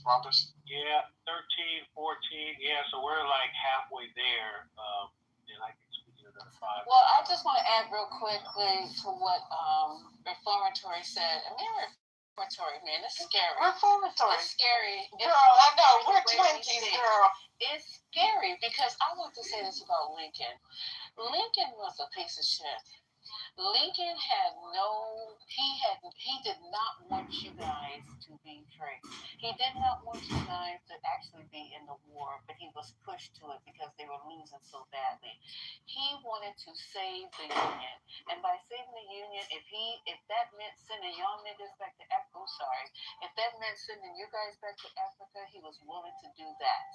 But as it turned out, he had started looking for some place to send you guys, and then he found out that they were losing so terribly in the war. Y'all look this up. Lincoln was not your savior. He started to grudgingly let you guys fight. And then when they were capturing the African Americans, instead of trying to tell them to treat them nicely, because once they caught you, they treated you worse than slaves, he refused to intervene. So just do a little backdrop on Lincoln and how he wasn't that great a motivator that everybody tries to play him as. And I'll end with that. Agreed, Nisa. He freed the slaves to piss off the South. But anywho, we don't have to litigate that. But I want to get this book and read it for sure. Thank you. Yes, and 5 minutes so we can jump in. Thank you, I appreciate it. And everyone in the room, thanks for coming to the 420. Eventually, we're going to get to some other, but this is kind of intriguing to me. I hope you just bear with us and get through it, and y'all can get back to arguing and crashing out after this is over. Go ahead, guys. During Reconstruction overturned the Civil Rights Act. Yeah. So I There's no difference. The Civil Rights Act was overturned by John Fitzgerald Court. And what is the example of the 1965 Civil Rights Act? The first, it's really a little more complicated, but they're doing that. The Supreme Court is overturning the Civil Rights Act now, and it is legal to use political results to reject it. And that eliminated more and more African Americans from the society. To be really clear, your view, the moderate Republicans are libertarian and want to turn the country back towards the time it approaches Jim Crow, if not achieve. I don't know that I would call all moderate Republicans that are very circumspect about this. There are racists. I don't put that away to one person, but I know what the word means to sit there and declare everybody to understand it. There are white supremacists, and there are people who are supporters of this president who admit to me that they are white supremacists. I've had people who support this president tell me that they thought this slavery was a good thing. And really, for us to deny that this exists, I don't know why we would do that. You've had people tell you to support the president that they thought slavery was a good thing. Absolutely. Right to my teeth. Constituents? Absolutely. In my congressional district. What's that like? Sometimes I think to myself. In the period that you cover in your book, nearly all Black Americans were proud Republicans, as you mentioned. Your mother and father were Republicans. All of the first eight were Republicans. Right. The Redeemer Democrats did not want Black Americans in their party. This was the party of Lincoln. It was the party of emancipation. In 1990, you participated in a debate on the original firing line with William F. Buckley Jr. And the question of the debate was, should Black Americans come back to the Republican Party? In explaining why they should not, you invoked the Voting Rights Act of 1965. Here's what you said then. Take a look. And so it seems to me that it's a Democratic Party that has come forward with those group remedies, such as the Voting Rights Act. The Voting Rights Act is not individually applied. It's applied to the group because it was the group that was denied the right to vote. Do you remember that debate? Yes, I do. The constitutionality of whether race can be considered when drawing congressional lines is coming before the Supreme Court this term. You write that you would not have been elected if it hadn't been for the Voting Rights Act. Absolutely. Is it safe 60 years later if it is not upheld? If you rest, I mean, that's what happened. In the 1870s, South Carolina was allocated 5 Congress people for reply.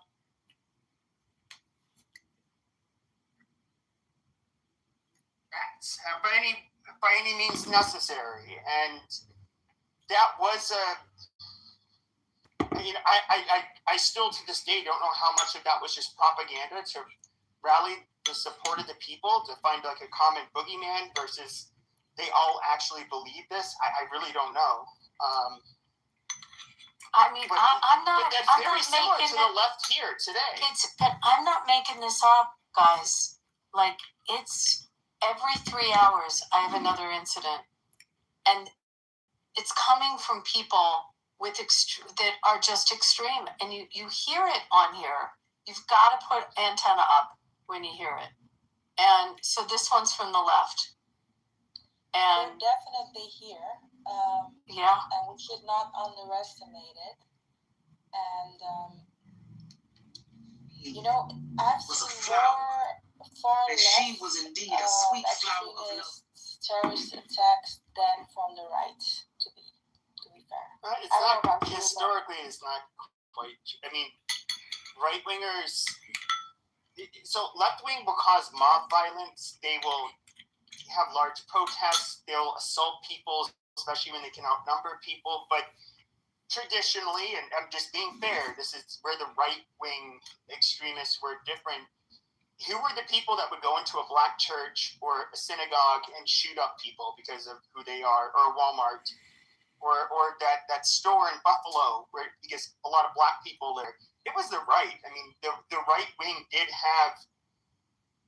You didn't really quite see that type of violence where they were just going to execute people because of who they are, because of their religion or race, like you would see on the right. That is where I would say traditionally right-wing extremists are far more violent when they would commit attacks. However, they're far and few between. But the left they mobilize a lot more often.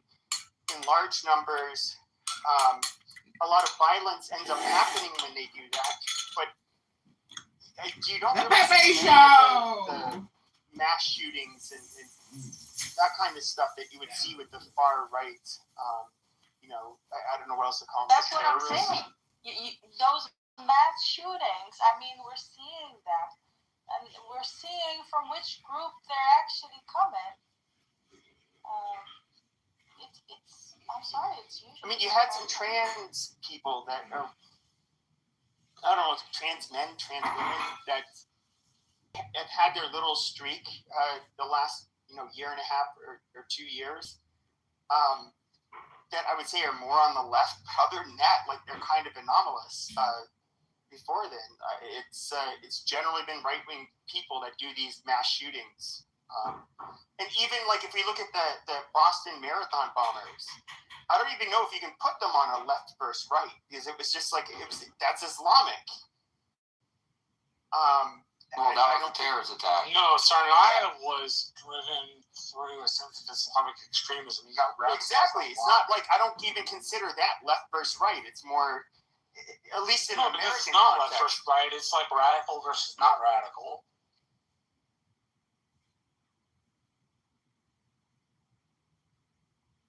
Pepe, you got any brown berets near where you live, or maroon berets? That's civil rights group. I mean, that was back in the day. So I'm trying to think of what you call. There's a pejorative term. I actually can't think of what the pejorative. There's like they call them machistas. Yeah, there we go. So there were people even that I was friends with in college that were part of Metja, and if any of you don't know, it's kind of like a far left, ethnocentric. For Chicanos, basically a Chicano is a American-born person of Mexican descent. They differentiate themselves from Mexicans from Mexico. In a way, they may still identify partially as norteños because of the kind of like sense of like adventure and like doing your own thing and like not relying on government. But I don't know how much will culture permeate in Arizona versus South Texas? So I believe like one of the there was a university professor, which New Mexico is interesting because you've had people of Spanish descent that have been living there for 500 years, and their Hispanic population didn't really grow due to immigration. They've always been a majority Hispanic. But there was a professor from there, and he did the whole Aztlan, the whole, basically he really pushed the whole idea that the Southwest United States should remain Mexican. It's our inheritance, and you had this big, like in the 60s, you got a lot of these different movements that came about. And I forget that fucker's name, but even the mayor of LA, he was a former mayor of LA. Garcetti? No, he was a Mexican guy. He was the one who I forget what he did to Rush Limbaugh's girlfriend. Bill Diegos. Yeah, and so he was a member of them, and they did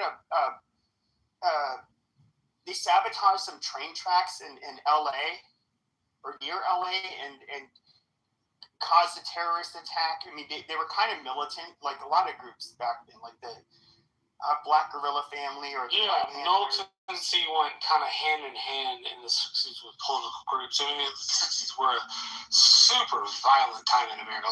If we think now it's violent, that was a lot. Do you remember the Weathermen? They wanted to blow up the subways underneath the Capitol.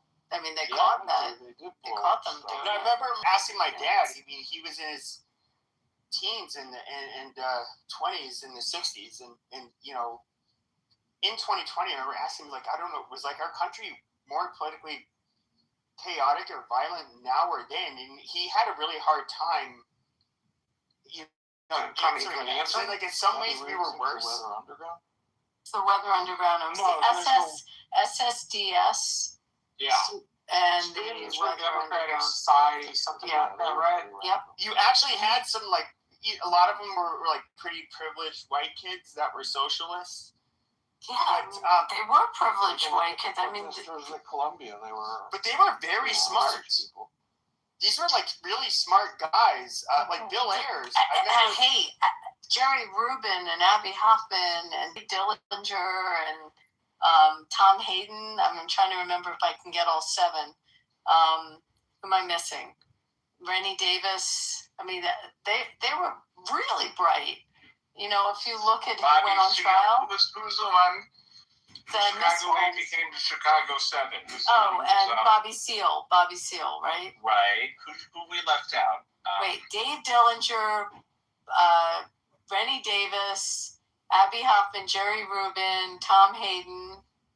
I'm missing one. Can't think of it. You named 6? Yeah. Anyway, they were all really bright. No, they were all really bright. And I remember this is maybe 15 years ago. Megyn Kelly had Bill Ayers on her show on Fox, and she's trying to grill him. And I just remember just kind of being amazed at how intelligently he could answer and respond to her questions. And of course, he's doing this in a way where he could possibly get in trouble if he. Legally, if he answers some of her questions the wrong way. And I was just, and Megyn Kelly, it seemed like she was just she didn't know what to do. And I was thinking wow, this is a sharp motherfucker. And when you get... He's very smart. He has a PhD. He's a tenured professor. Yeah, but he's probably actually... Retired. Yeah, but he's actually, in my opinion, a very smart guy. And was one of Obama's advisors before. I mean, the rumor is, and I don't know how true it is, that he wrote Dreams of My Father. Barack Obama's book, yeah. Mm-hmm. But, he's... that's actually, if you think about it, imagine you had these smart people that were committed to being terrorists. The world's a pretty dangerous place. Well, that's the Weather Underground. They split up SDS. There was they were part of SCF, but then they split it up and they created the Weather Underground. They destroyed that organization, SBS, in order to form the Weather Underground, which was about bombing. There's still people to this day, if you go on the FBI's website, that have not been found. And I'm dumbfounded. Like after decades, they've not been able to track these people that have been involved in some of those attacks. They've not been. Nobody believes they ended up. I didn't know that actually. I thought they all came above ground. They had really good lawyers. A lot of those people, when they came above ground, they showed that the FBI had done illegal wiretaps, and that's why they did minimal jail sentences. Well, no. So, there's an MTA officer in, I believe, New York City who, there was 2 women, I believe, involved in that attack, and they ended up, I forget what they did, some kind of terrorist attack, but they severely injured this one officer, and of course, even when it says, while they're still looking for her, she has a photographic memory, is estimated to be, a genius, something like that, and nobody since the 70s. No, I mean, usually these people pop up because they were found in exile in Cuba, and of course, Cuba will use them domestically as a positive PR for their. Okay, here we go. I just Googled it. None of the original Weather Underground organization members are still in hiding as of 2026. But look, there could be other groups. Other groups. But no, I wasn't talking about the Weather Underground. I'm talking about some of these extreme. Just look up far left terrorists that have not been found, that are wanted, have not been found from the 70s and 80s. I mean, it's What are you saying? You're talking about from the SSDS, from those groups? I don't know. It was the SCS, by the way, not the SSDS. I don't know which SS students for the Democratic Society. SDS, you're saying? Yeah. Now, Antifa, I don't know. Antifa is not from the 60s. No, it is not. No. But even into the early 80s, what was it? Was her last name Rosenberg? I forget her first name. Those people were caught. Yeah, they were caught. But this was in the early 80s, and they were still doing this shit. Right. Kathy Boudin. I know a lot about that stuff. Yeah, Clinton pardoned some of these people. He did? Yeah. No, he pardoned her, Rosenberg, her last day in office. And Dave Gilbert was pardoned by Elliot Spitzer on his way out. And Rosenberg was on the board of Black Lives Matter. Kathy Boudin was a professor at Columbia. It wasn't Angela Davis. Go ahead. Didn't Angela Davis, she taught at Antioch, or I feel like she was teaching at Antioch. Maybe I'm wrong on that. Or taught somewhere. So if I recall correctly, didn't Ayers? Ayers is a tenured professor. No, I know that, but didn't he raise? I forget the name of that dude. He was the local prosecutor there in San Francisco. Yeah, he raised Jason Boudin. Yeah, and that was her son, and Jason Boudin is the son of 2 left-wing terrorists, Dave Gilbert and Kathy Boudin. He went to Yale undergrad and Yale Law. He won an election to be DA of San Francisco, and then when his parents were in jail, Bill Ayers and Bernadine Dorn raised him. He calls them dad. He calls his real parents by their first name. He calls them dad and mom. It's a fucked up world. And then there was a repeal. He was voted out. If I recall correctly, in that election, they have a large Asian population, and it was, I get it. It's like a liberal and progressive place, but it did turn into a fucking cesspool, and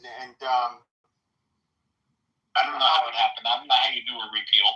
They've done it in California. They repealed the governor, for God's sake.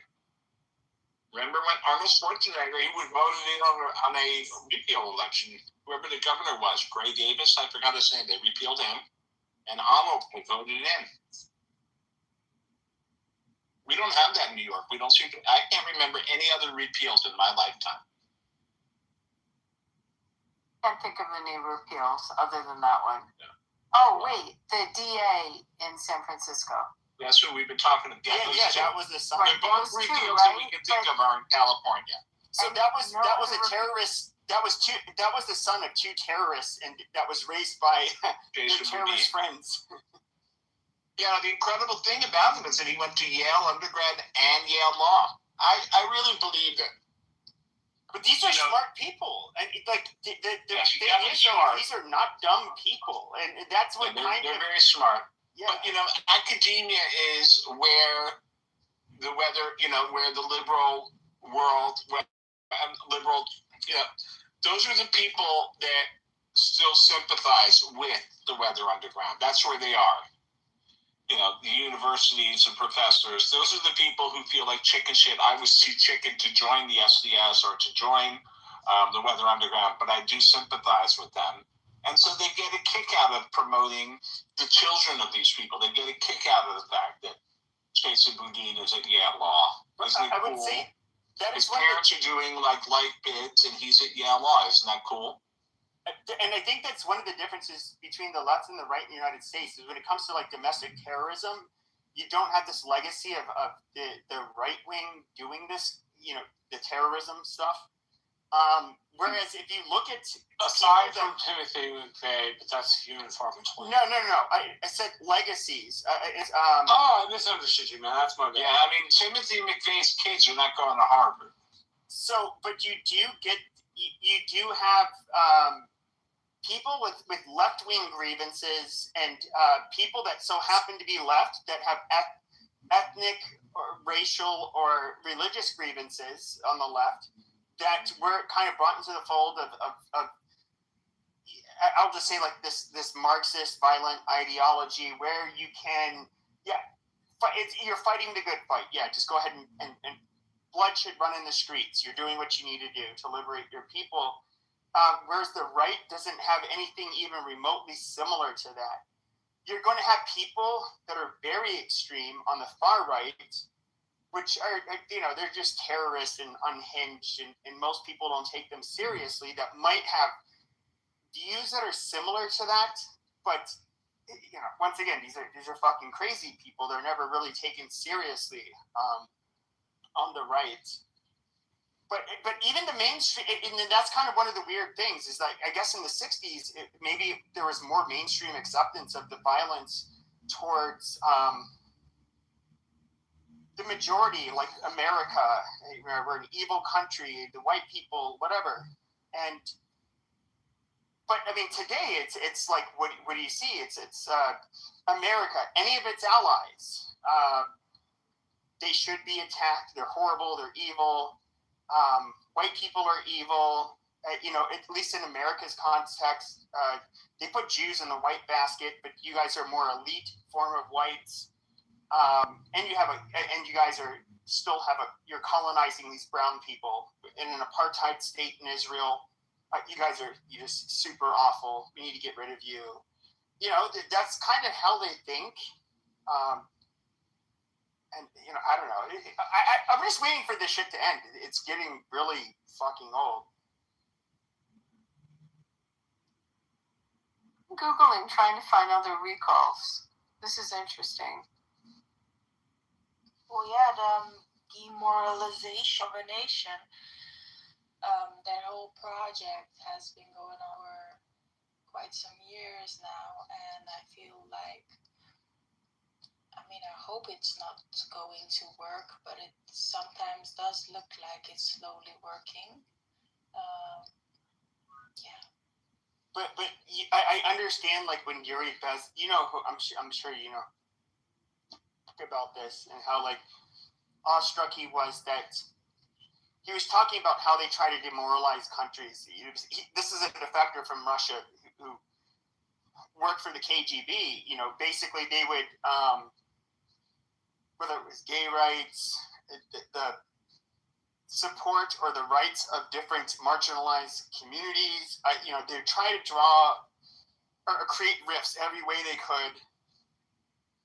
But that was only a strategy to cause the downfall and social collapse of a country so they could take over. It wasn't an ideology they actually cared about. It was just these ideologies were only designed to destroy societies, not build them. But, you know, but who today would really be trying to benefit from that, except for the people who are, like, I don't know, the useful idiots that are still believed in their propaganda and the offshoots of it that are maybe professors today. I don't know that the alliance. But who's going to come in and take over? That's the hard part. Yeah, you never know who's going to be the end victor, but you do know that there is an alliance between several parties, actually.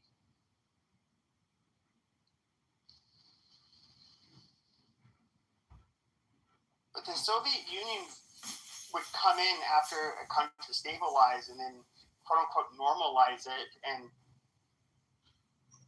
rule it with an iron fist. There's no, I guess today I can see how the propaganda is still alive, and people, there's true believers, but I don't, perhaps, you know, China and Russia, which, you know, it's my understanding that with Russian disinformation campaigns, with them trying to, a lot of the shit that they do, it's not to, their main goal is, at least today, their main goal is to get people to be so disgusted, basically, with the system and both sides that they are just not willing to participate. And I don't, but even then, it's like Russia's not going to take over us. But of course, if they can weaken our resolve and our willingness to elect people that will push back against Russia, you know, that makes their lives easier. I don't quite know what the end goal is with people, with every group of people and all of their grievances and their ideologies. I don't even know if they're all, like, connected. That's where it becomes kind of complicated.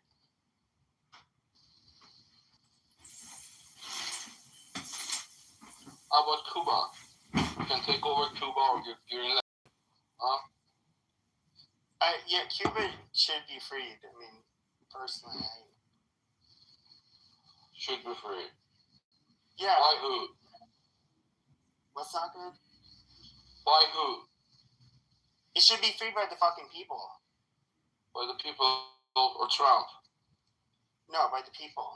I don't think Trump should rule over. No, he shouldn't rule over Cuba. It should.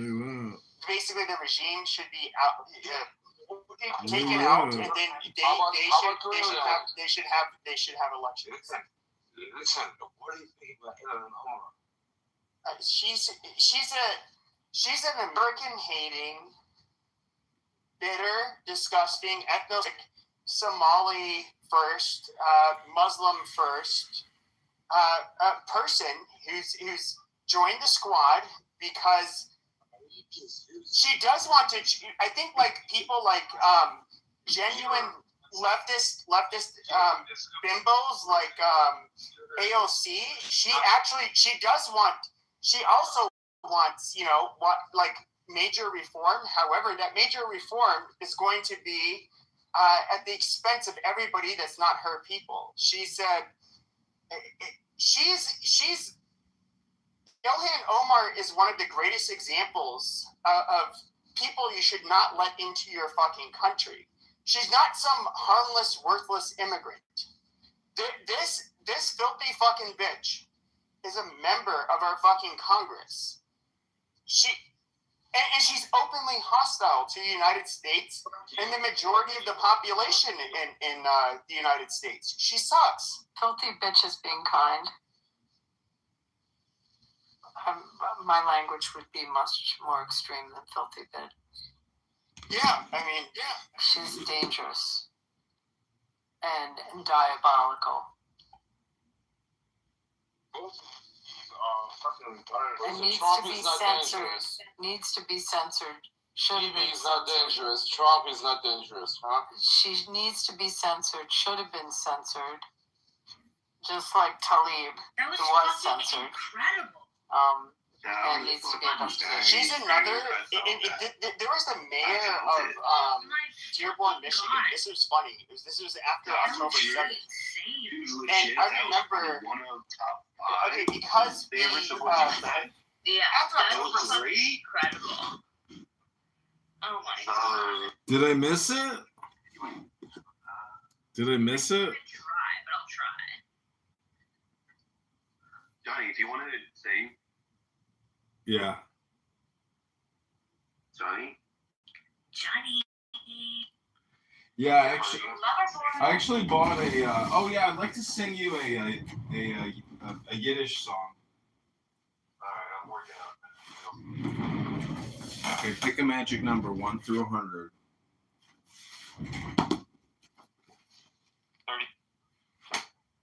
30. Okay, you are getting Was Teug mit der Schöne Weingarten.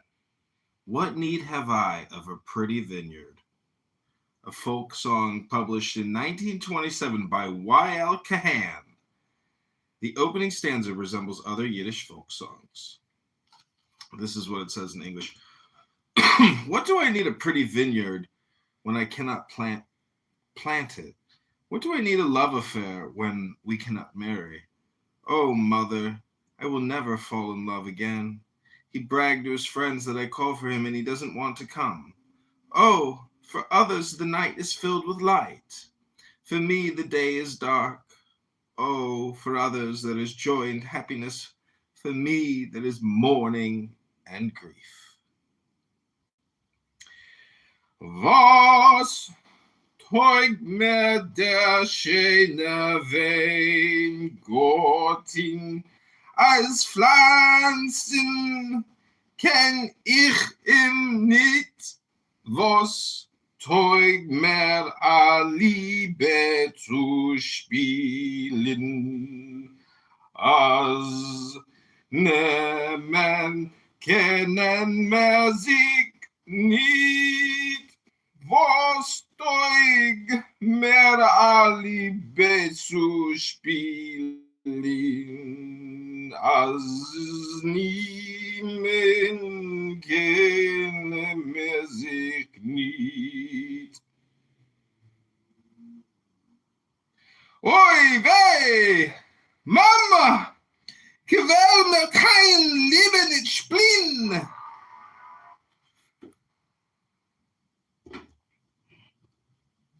Whoa. Oh my god. That was really good. Really good. Whoa. Very well done. Very well done. No, what do you got for us nowadays? Please, from your one for For me?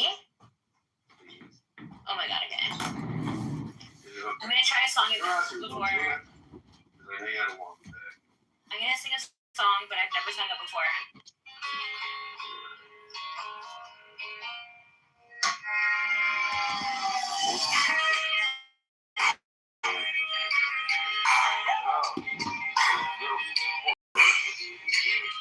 It's critical.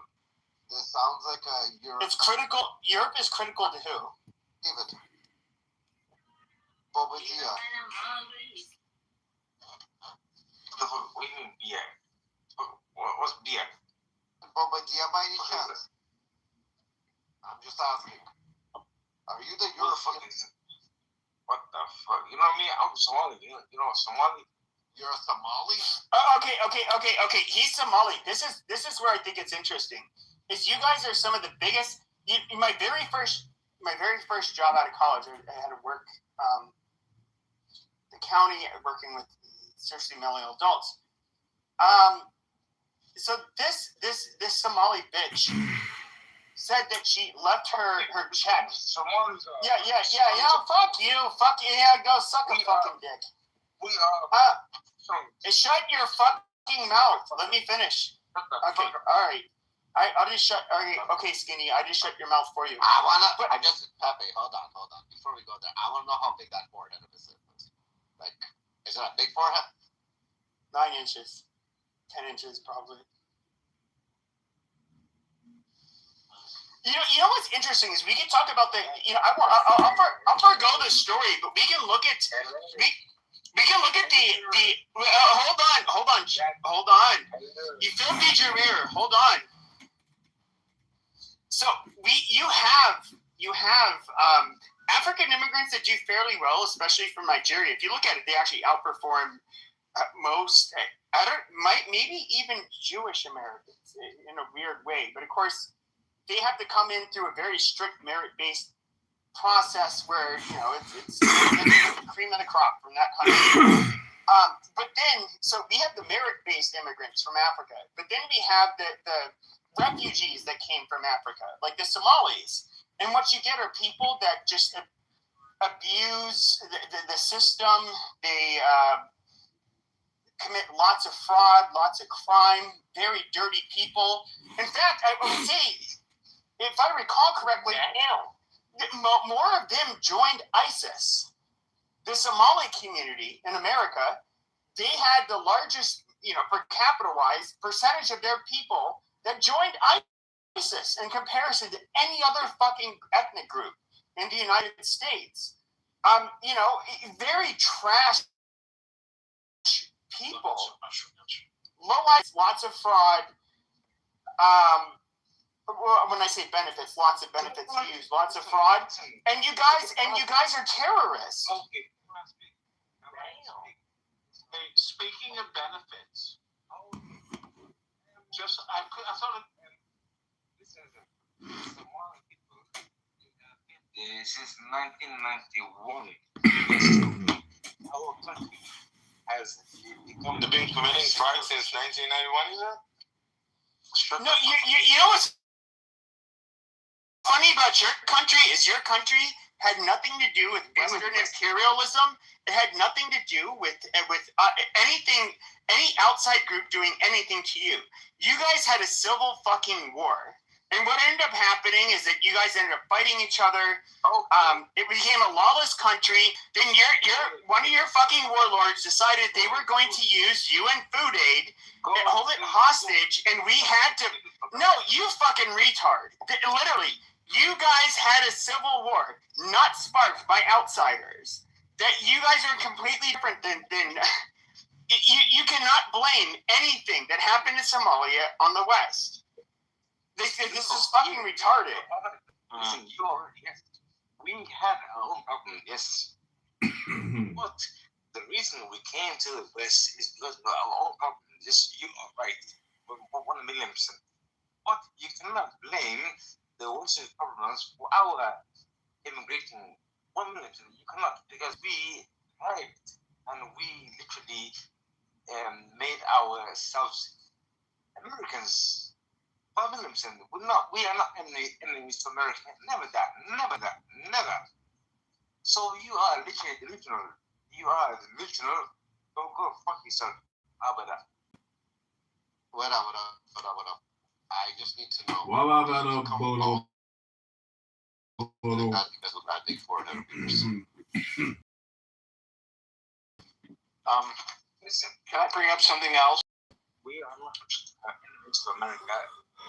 Minus our acid. Why does it show up on my view? Yeah, bring it up. What's on mind? No, I'm good, thanks. Somebody brought the word benefits.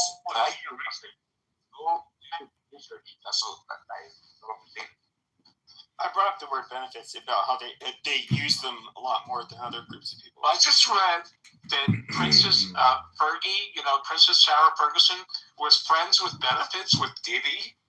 I just read that. I mean, this woman has had a run of bad luck like I wouldn't believe. I mean, if that's true, her publicity just went from shady to disastrous. Are you talking about Fergie, the one from Black Eyed Peas? No, Fergie, the former wife of Prince Andrew, she had a relationship. I mean, apparently she had a relationship with Epstein. They're saying there's a book about her now. It says if Epstein had asked her to marry him, she would have married. But she also had a 4-year friends with benefits thing with P. Diddy. Well, wait. I mean, Prince Andrew had a wife before Meghan? What? Dude, you're thinking of Harry. Somebody, yeah. Prince Andrew was okay, yeah, you're right. The one who got No, she had a thing with Epstein, but now I'm finding out she had a thing with P. Diddy. I mean, how much betrayal can the public take? You don't think that there are men operate in similar you don't think they're like clout chasing, money chasing whores that